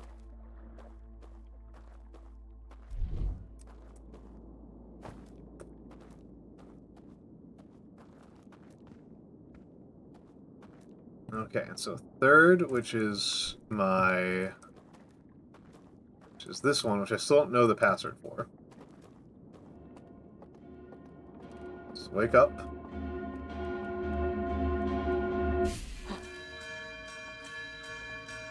Okay. Let's see what happens. Crispy.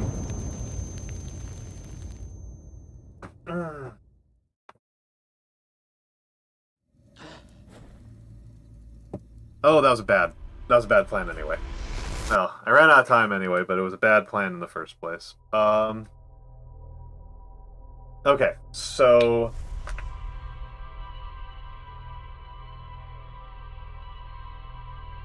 I do think it might be possible for me to get password number 1, even though that was a cute trick for getting around needing to know password number 1. I think it would be good for me to actually know password number. So let's try out an actual strategy here for figuring out password number 1. Though I think that might have actually been the real solution to password number 2. That might be the only real solution to password 2.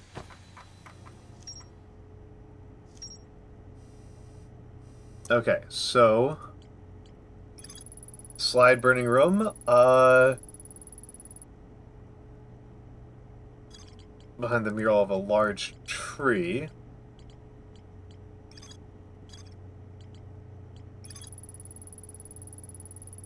Libraries full of intact slide reels hidden deep underground.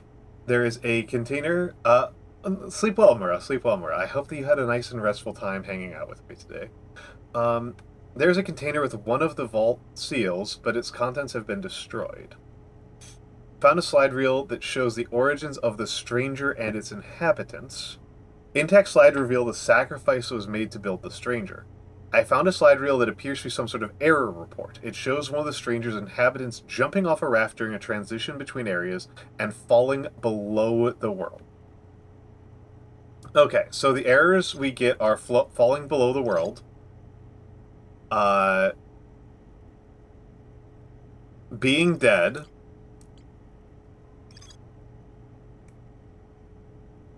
and matrix mode. So it's load screen abuse, load screen abuse. Let's try that. Let's just try that and see what happens. So I'm going to go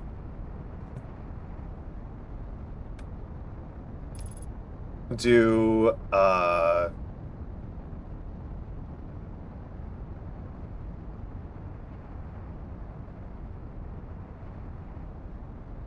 so go to the hold on, which one do I want to go to? Which entrance do I want to go to?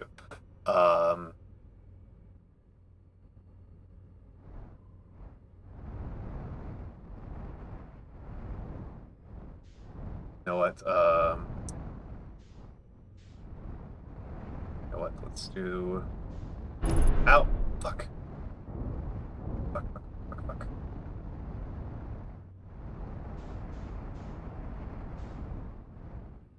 Okay. Gotta remember to get below here before I do that kind of crap. The whole bridge should be over here. Yep, that's the whole breach.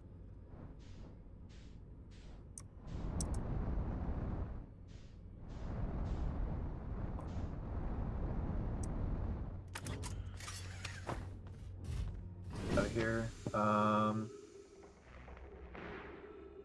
know why I bothered. What am I even at? Oh, okay. Okay, there's whole breach. Bonk. Okay, whole breach.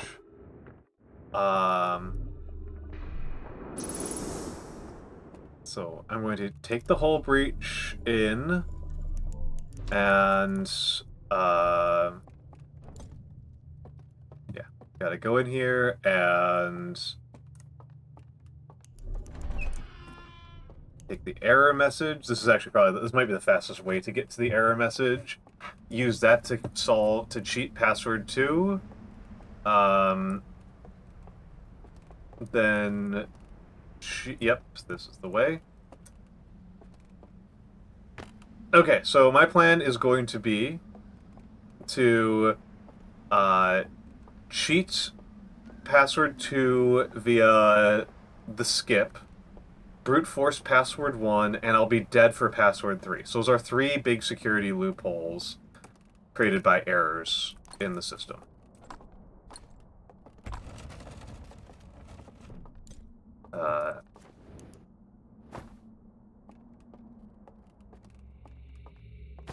That said, okay. I'm just going to run the ads right now because this seems like a really good time to do that. Yeah, I'm going to hack my way through. I'm going to do hacker bullshit. Brain is stored in the shoulders. Thank you. Thank you. It's very kind of you to say, Vika. I hope, though, that you'll enjoy my fan art gallery while I am away. I will be back in a moment.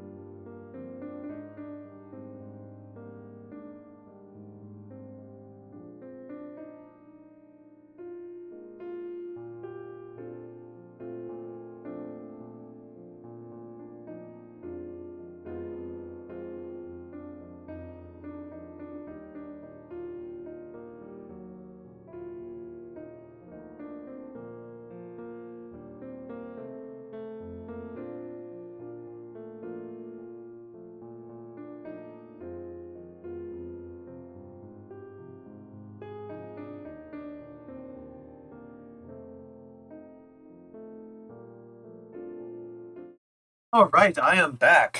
I am back. And let's see what happens. Wait, what? I didn't want to do that at all. I want to cook myself. Okay.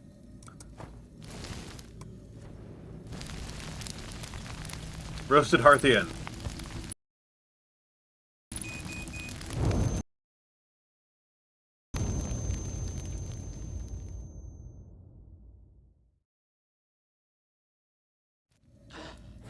Alright, so I can go backwards, I guess? This one. Nope. What? Okay, there it is. Toasty! Exactly. So... see ya. And let's get over here.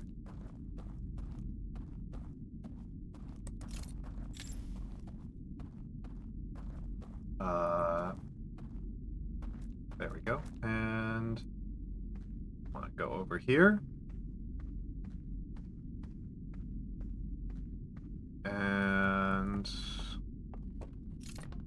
get you down. And let's take a look here.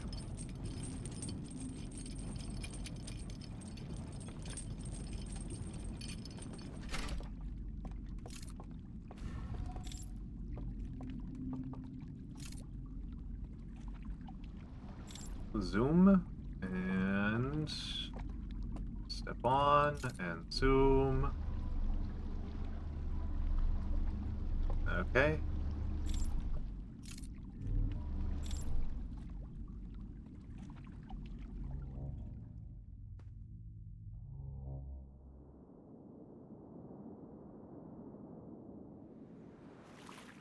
Frankly, kind of nauseating when that happens. Falling is... I'm not super great with the falling. And if I had ever done the true horror stream for me would have been only up. Heights is definitely a weakness for me.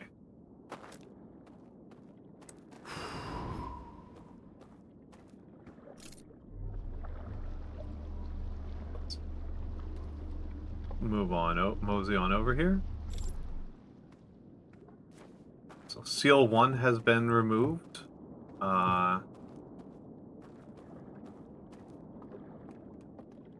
And let's break seal 2. Joke's on you, nerds. I'm dead. Seal 3 removed. And then last but not least, seal number 1.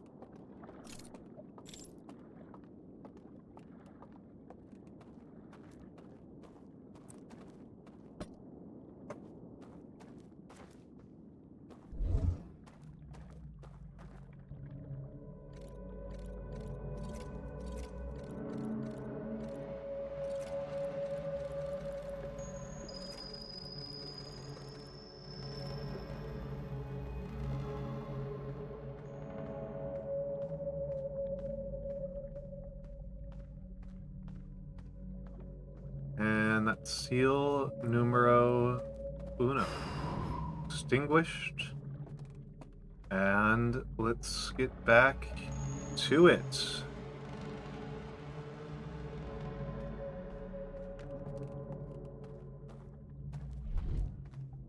Oh, that's interesting. Here you, I guess. See, look. Naked.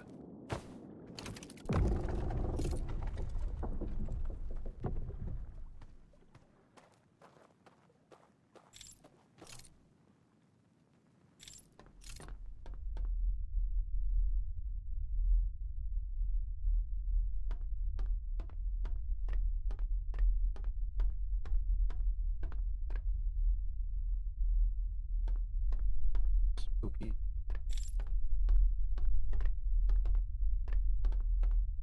Okay, we're going downstairs.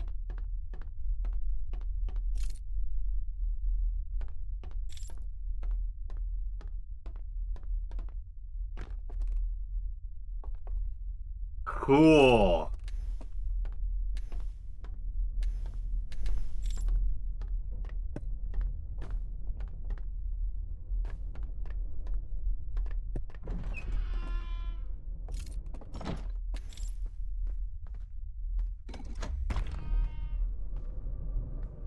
Cool. Okay. Okay. So they imprisoned him to be an astronomer. So the person they've imprisoned must have been the person who first saw how cool the eye of the universe was.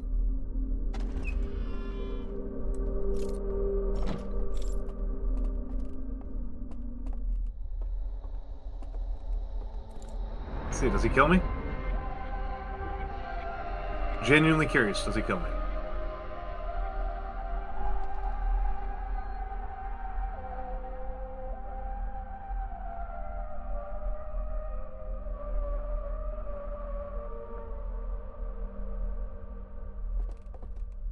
Talk to the prisoner. There we go. Who are you?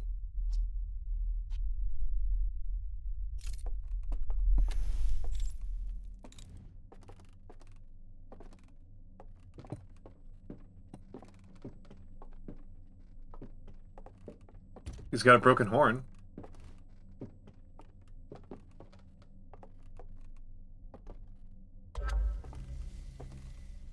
Okay. They use these projectors.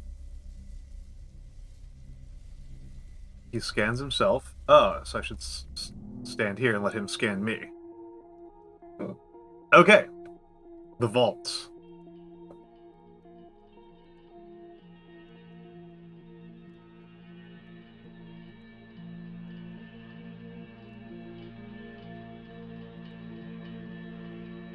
Okay, so he comes here, and he turns off. Okay. Okay, he opens up the Eye of the Universe again.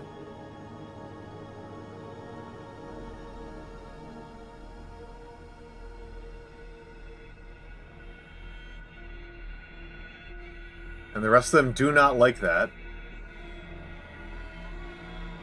And so they do a very elaborate seal on him. And they reseal the eye.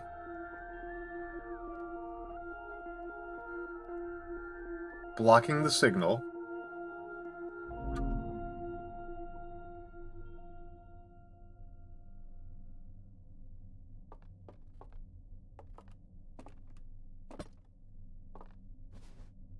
Take the vision torch.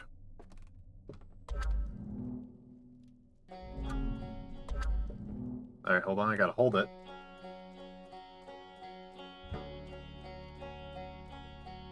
Oh, I get to participate in this. So that's me.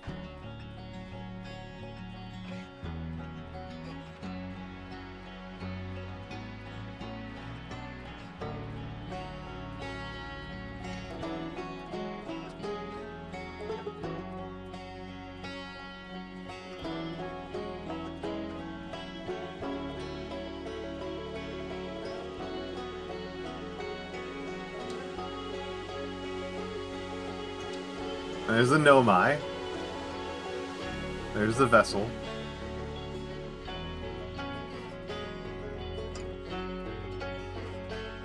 And they teleport. This track is such a banger. This is so good. This is super spoilers, by the way. Oh my goodness.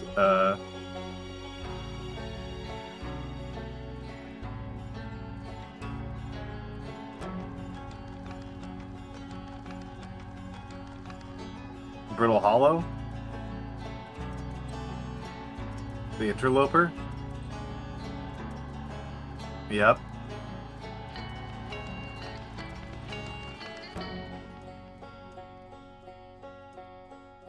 That's true.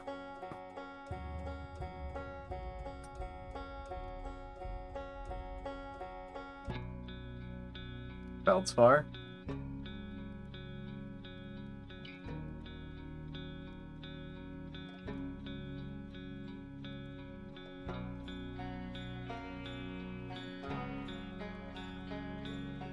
Me.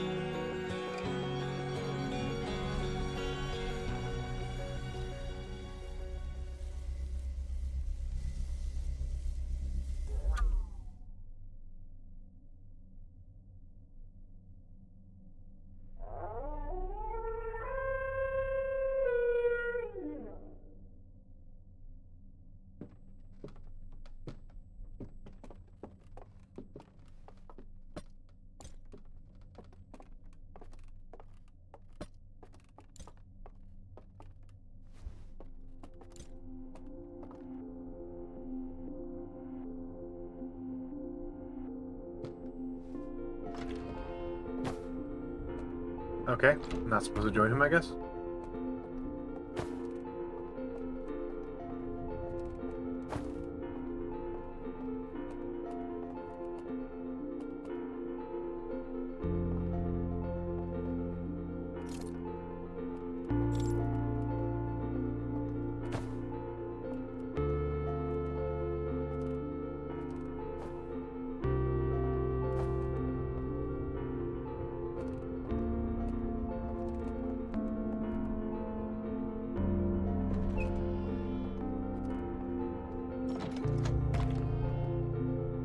Oh man. That's bad elevator safety, by the way. Sorry, I'm distracted by dumb stuff. I don't think it really should surprise people too much that the Harukans just kind of generally have bad, like, workplace and engineering safety. Like, especially at this point.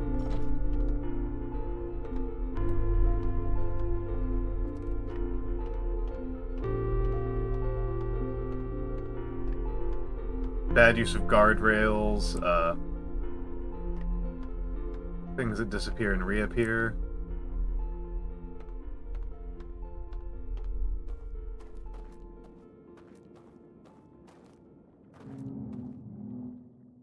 What have you left behind me as a message?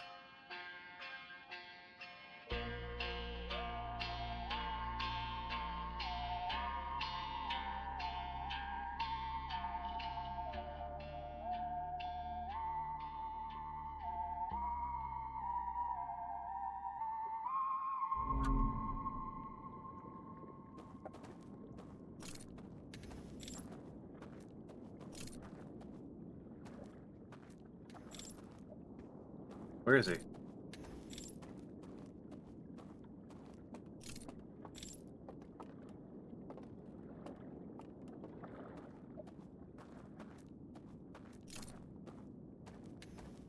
Now I'm stumped. Now I don't understand.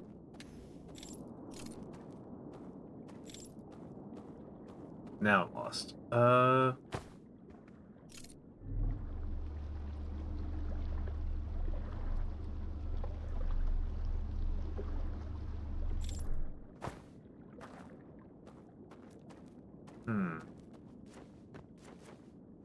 Skyrim.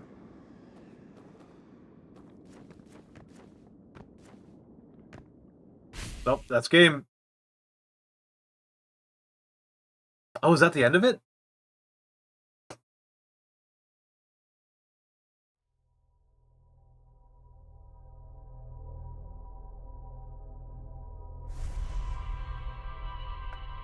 I feel like I beefed it at the ending there. Was that the ending? Was there somebody who... I know some people here know the game better, so, did I beef the ending? Feels like I beefed the ending.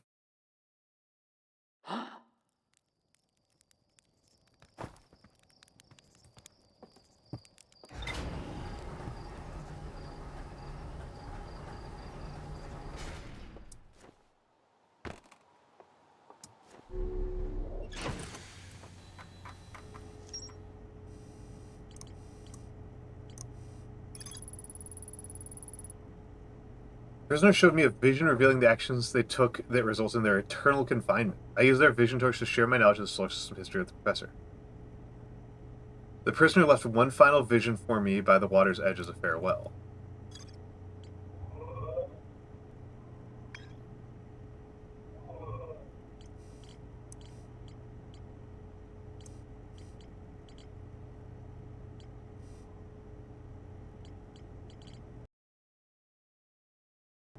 Is that it? I'm sorry. I'm just a little bit confused. That felt like an ending credit sequence, and they said one final message.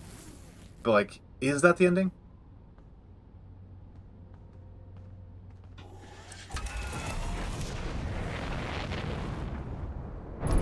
Whoa!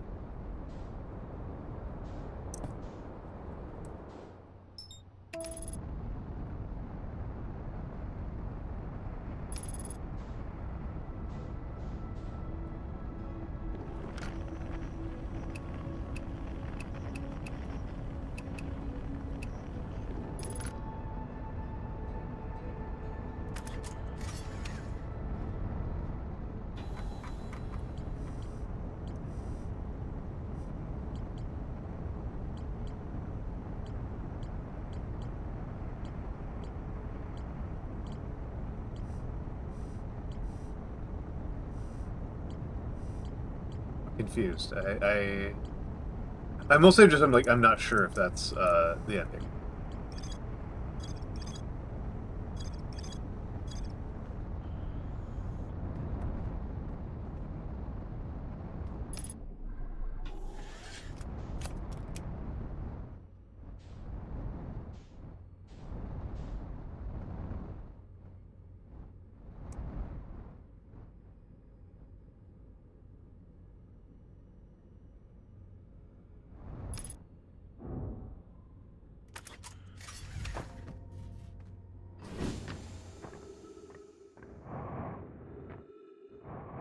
Hello, Kyle372DDR. Hello, hello, hello. How are you doing today? How are you doing today? I am confused. Let's try out something I've been meaning to try out. It's Final Destination myself. Yep, there we go. Flat Arthur, stand your ground beneath the moving chain elevator. That's fair. That's fair. All right, Wande, thank you for the workout routine. Icky weather in your area. It's pretty good, gnarly where I am. It's pretty gnarly where I am. I'm a New Yorker. It's a little gross where I am. Wande did just redeem workout time, so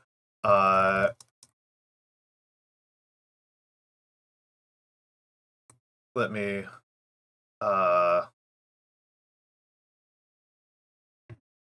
deal with that. Me.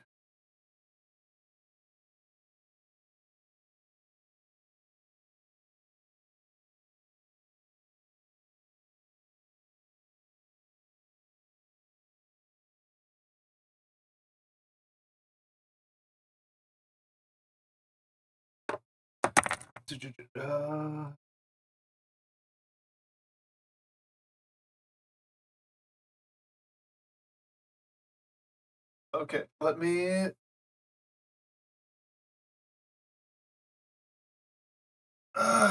stretch out a little bit.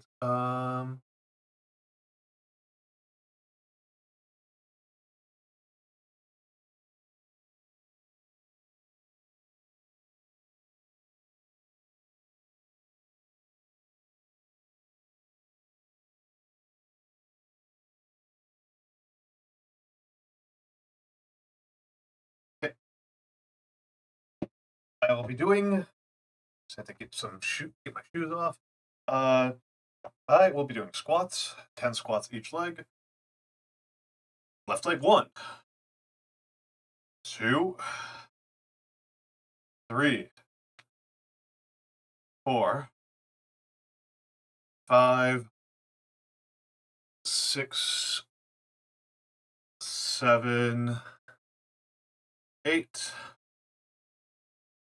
9, 10. And then 1, 2, 3, 4, 5, 6, 7, 8, 9, 10. All right, thank you. I am glad to have that. Uh,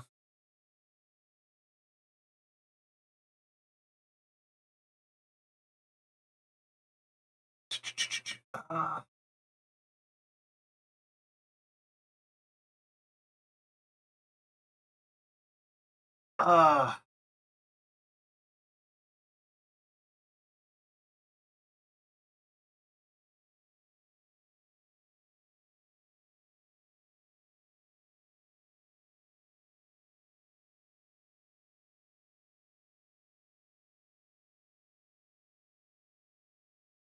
oh.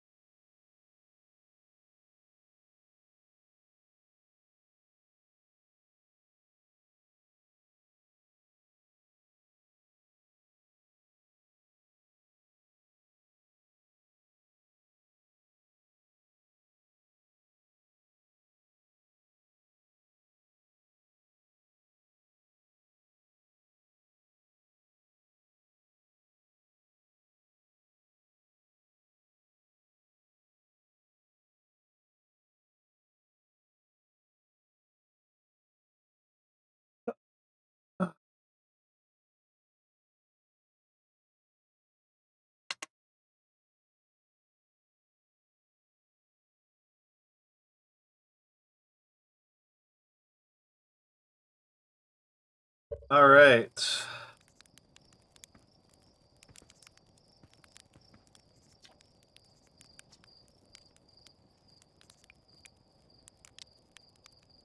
Sun's going to go supernova, by the way. Oh yeah, the observatory has an exhibit about that.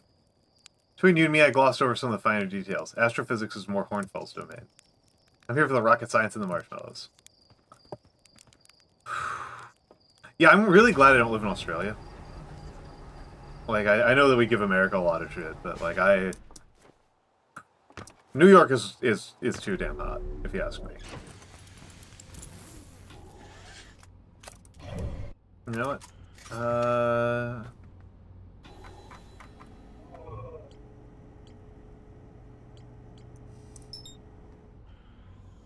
Radio tower.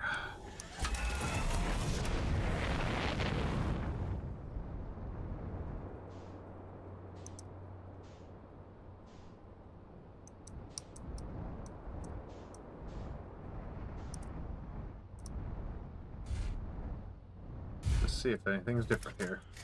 I mean, things like the whole point is that things are not different, right? The only thing that changes is us.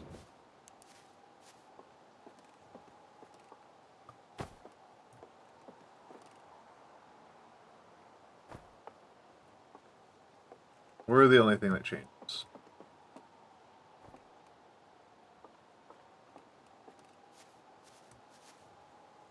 Well, let's see if we can take a look at Gabbro. Gabbro's very far away. Gabbro is very far away.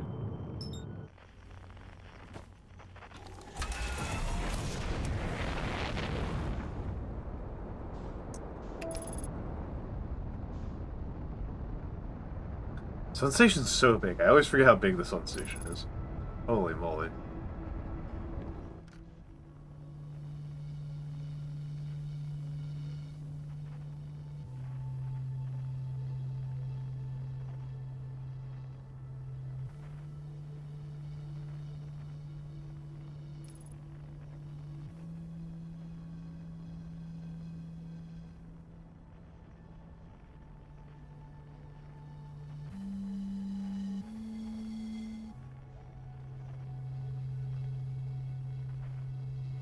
Okay, so it looks like it's like straight in front of us. And let's go.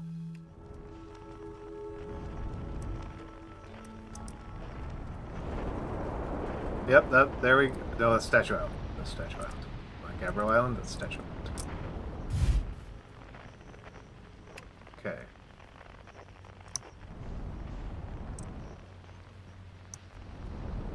Oop. Don't like that, don't like that. Okay, so I guess he's on the other side.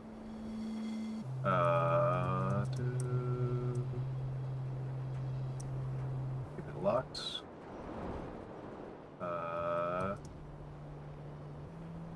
Come on, I want my time loop, buddy. Okay, Yeah, there we go. That's Gabbro. Love a good signal scope lineup. Let's see what Gabbro's got for us.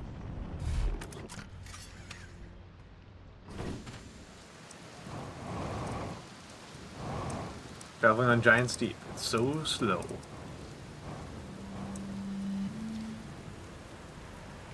If it isn't my time, buddy, how's space treating you this loop?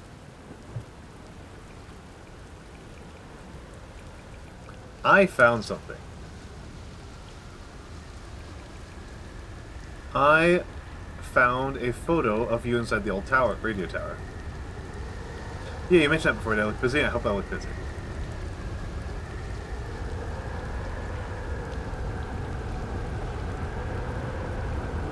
Why did Hornfels think it was broken?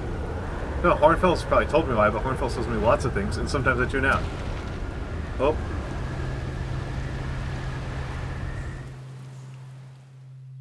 Man. Gabbro's so chill.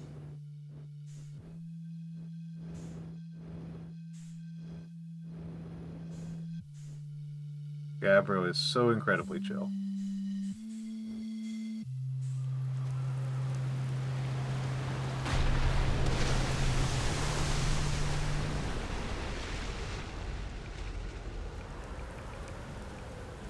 Found something.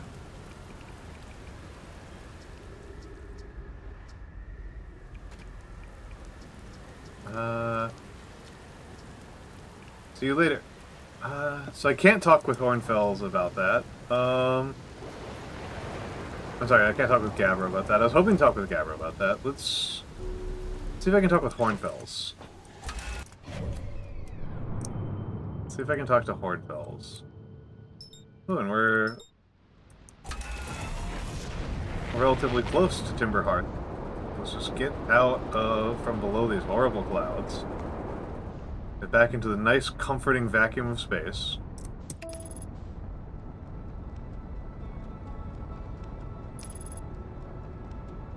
Nice, comforting vacuum of space.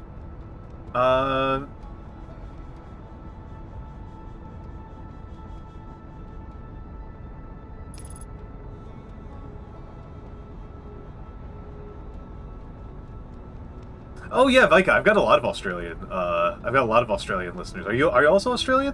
Are you also Australian?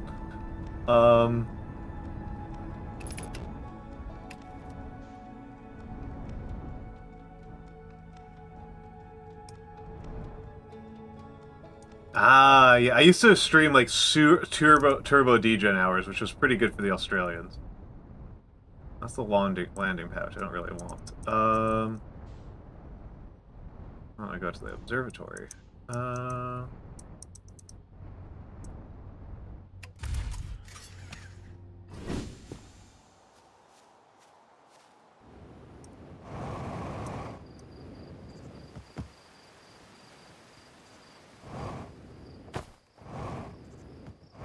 Oi, oi, oi. Alright. Let's see. Can I talk to Hornfels or Hal? Let's talk to Hornfels.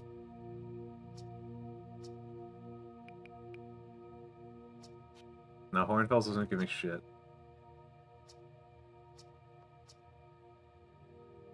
Ha! Can you help me translate this new alien language I found? A new language, yes, absolutely. Stars above, you bet I can.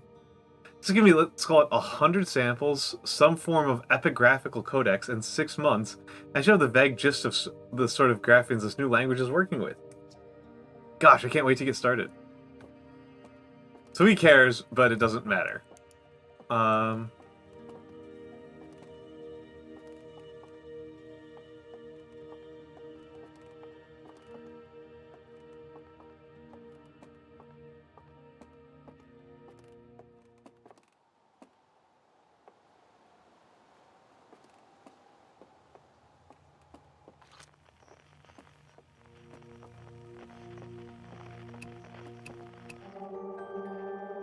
One day! Thank you for the 3 months to Vika.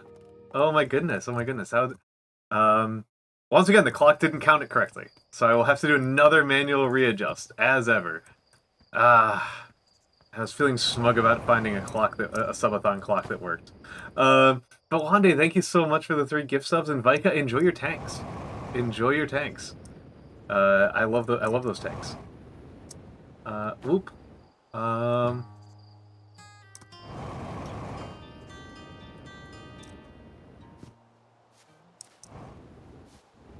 And let's get Outfall here, and...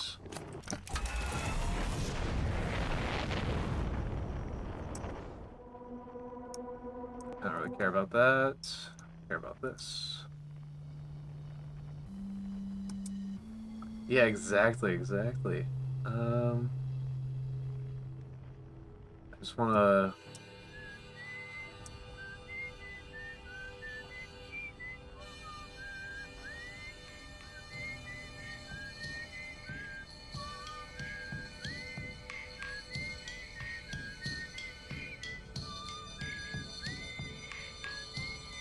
Should make sure I don't accidentally run into an actual... Where am I?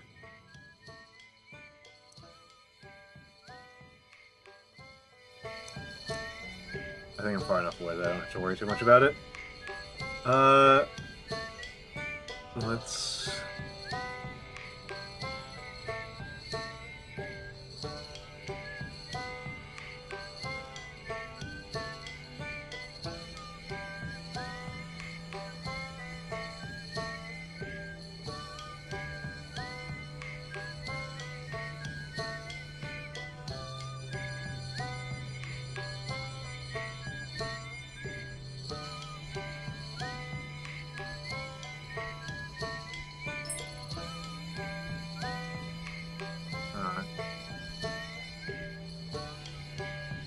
There we go. That's what I was trying to do.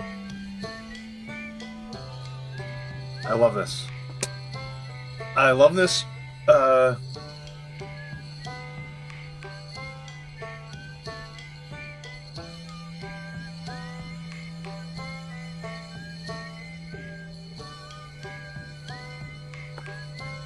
All right. So...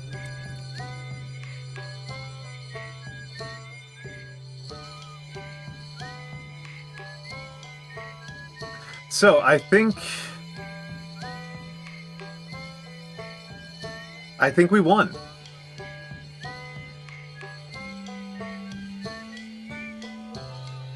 I think we won. I think that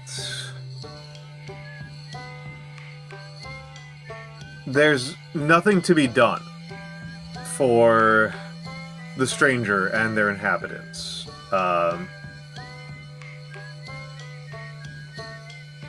I think they all died.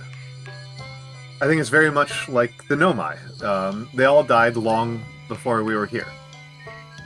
Which is one of those things that those of us studying history have to think about, right? That for the most part there isn't anything to be done. That we are looking at graves and ruins. And the Harukins, as I like to call them, chose the method of their death.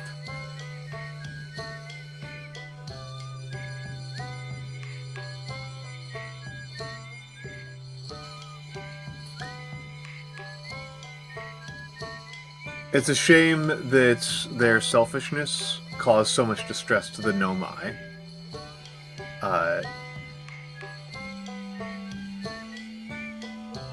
And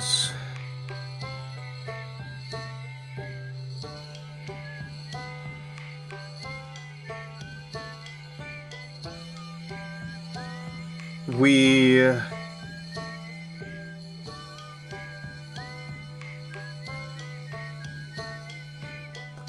cannot do anything for them. They chose an eternity of living with their friends and loved ones. And I struggle to fault them too much for that, to be honest. They had the opportunity to live forever and to spend it humbly and simply, they did not need to use the eye signal blocker. That was pretty selfish on their part. And it caused the Nomai quite a bit of distress, and who knows what it would have caused to other future generations, right? We, the Hearthians and our Solanum was given an opportunity that no other Nomai were given, but we and Solanum, Outer Wild Ventures, that is to say, and Solanum, ushered in a new universe in the grave of our own. We accepted our death. I mean, it's Vika's a very... It's a lot. It's a lot. It's a beautiful, it's an amazing thing, and it deserves to be thought about deeply. It deserves to be thought about deeply. It deserves to be taken seriously. I am looking forward to... I will probably be on... So next week, my stream next week is actually not going to be here. I'm going to be on Squeegee's channel, and we'll be discussing this game. And in the context of talking about Roman history and archaeology. And I always thought it was such a huge contrast that we know so much about the Nomai as people.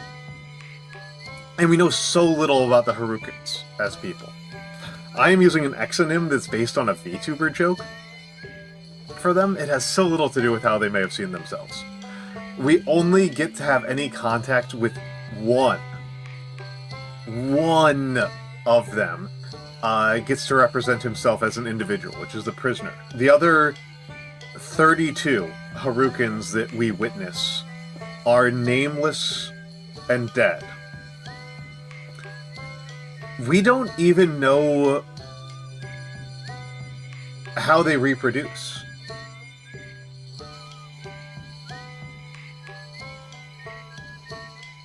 We don't know how they reproduce. We don't know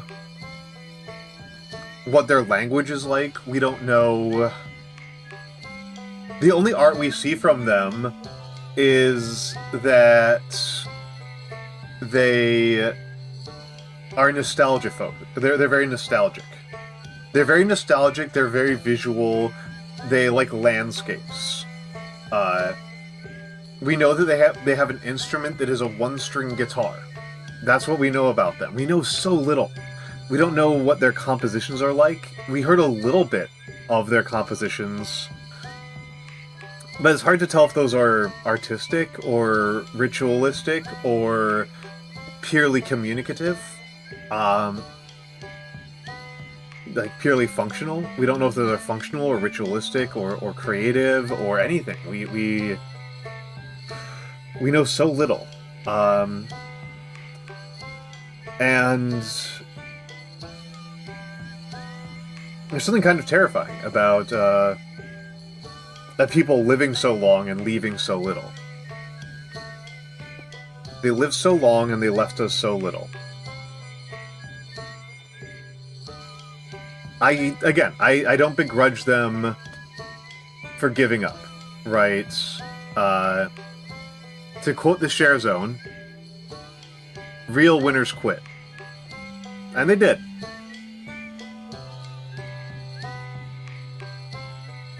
And they did.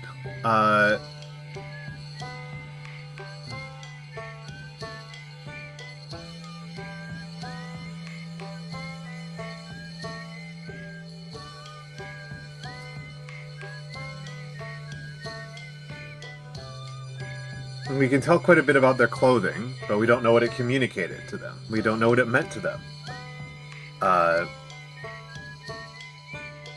We don't know... And this is one of those terrifying things, right, about studying the past. We can make so many guesses about what Rome was like, what Greece was like, but we have to make a lot of guesses a lot of the time. In a way, the contrast between the Nomai and the Harukans is somewhat like the contrast between Rome and Sparta. Sparta we have no written records from, right? Or Carthage, for that matter. We've got no written records from those two societies. We are left inferring from... And actually, I should say maybe Carthage might actually be the better one, because we do have a wealth of archaeological and representational imagery from the Carthaginians. We know the Carthaginians were popular and potent and successful in a lot of ways, but we don't know what their philosophy was like. We don't know... what little we know about their religion is just the ways in which it offended Roman sensibilities. We lack so much knowledge, right? And it's similar with the Harukians. We just have this phenomenal amount of archaeological evidence and this incredible amount of this incredible quantity of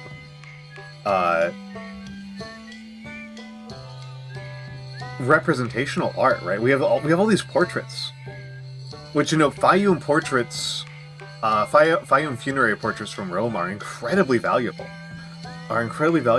One, with Carthaginian texts, it's not impossible that we might uncover some in Pompeii. We have been making some incredible progress on recovering some very lost texts in Pompeii in the last couple of years. So far, I think it's all Epicurean, because what we've uncovered is an Epicurean library, and that's what we've been decoding. But who knows what else we might uncover. Admittedly, by that point, Carthage had been destroyed for like 200 years. Yeah, no, it's incredibly cool. It's incredibly cool use of programming and spectroscopy. It's incredibly cool. But yeah, I have trouble faulting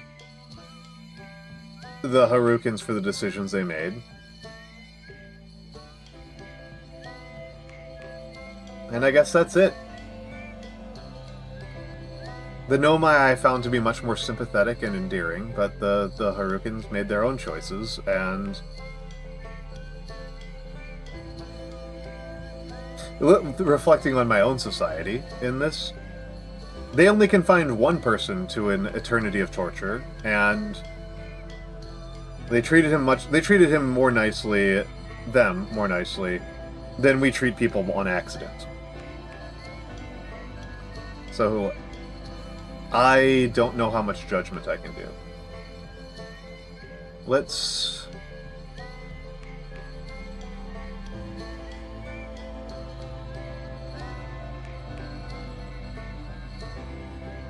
I'll let the music play out.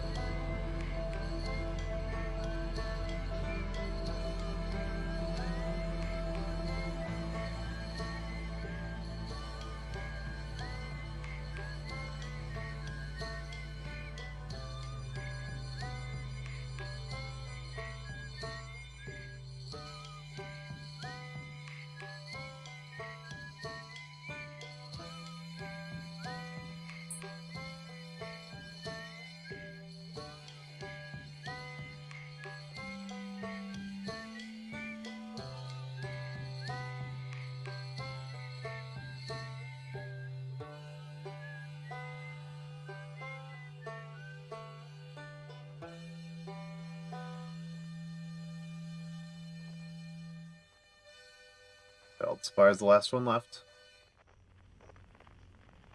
Feldspar goes silent. And the Ash Twin Project sucks me back.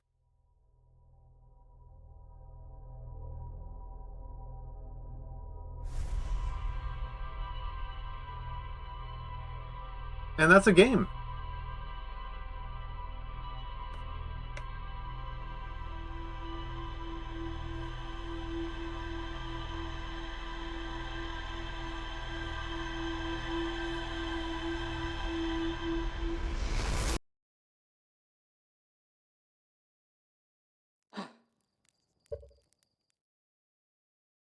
That's a game.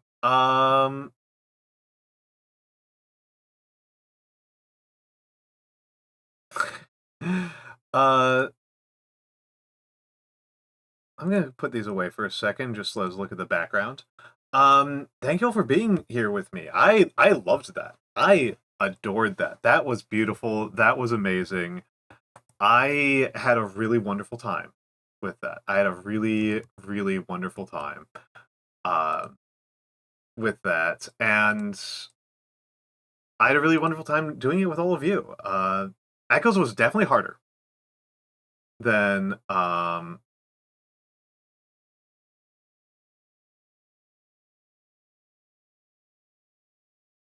Echoes was definitely harder.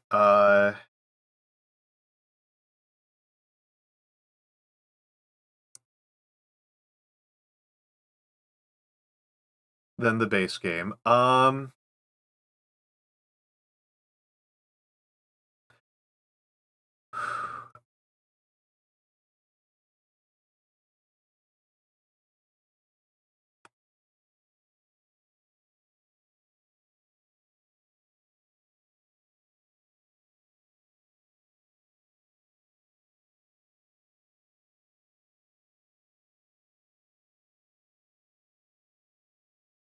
I loved it.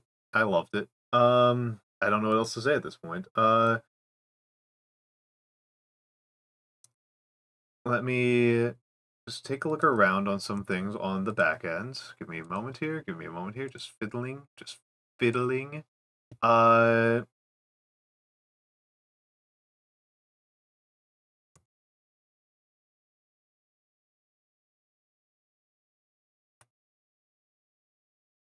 just fiddling a little bit, and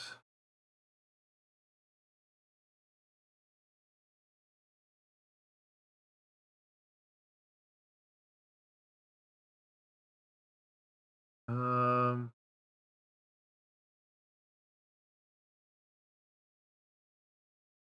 Oh wow. Okay, so there's an easy raid target. Okay.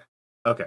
I was thinking hard about which raid target to go for, and then it turns out that um I tend to try to not raid the same person immediately too close to each other.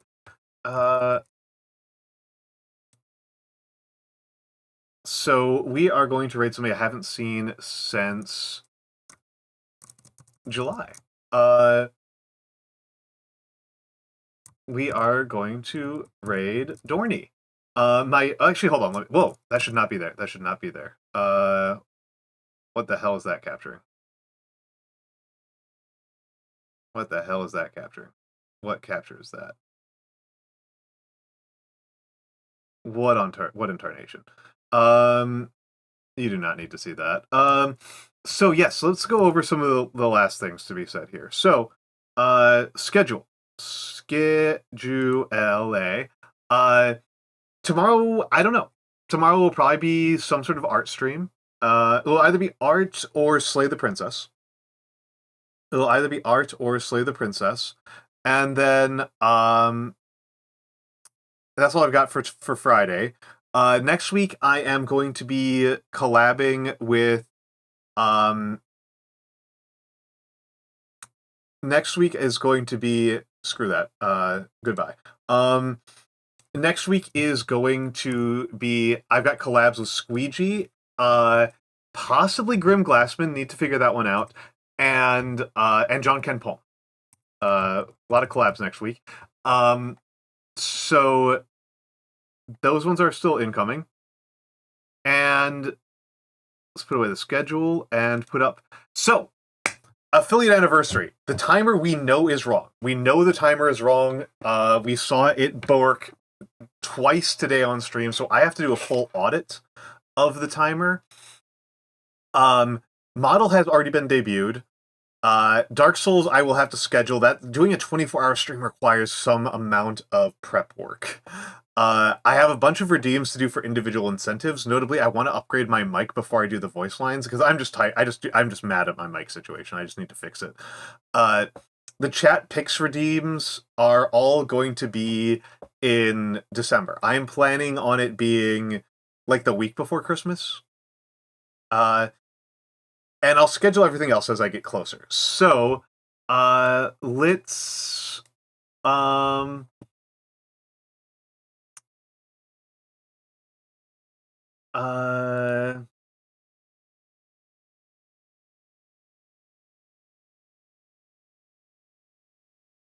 Hold on.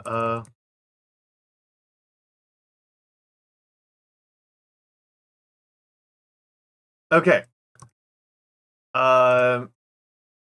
That's our raid message. We are going to raid. Oh, it would have been really funny if she was here. We are going to raid Schemy. Schemy is wonderful. Schemy does a lot of handcam stuff as well. Schemy rules. She's doing her anniversary. She's doing her streaming anniversary. Wait, invalid username? Invalid username? What are you talking about? What are you talking about? What are you talking about, Twitch? What are you talking about? Tsukimi, raid. What is going on? Raid. There we go. There we go.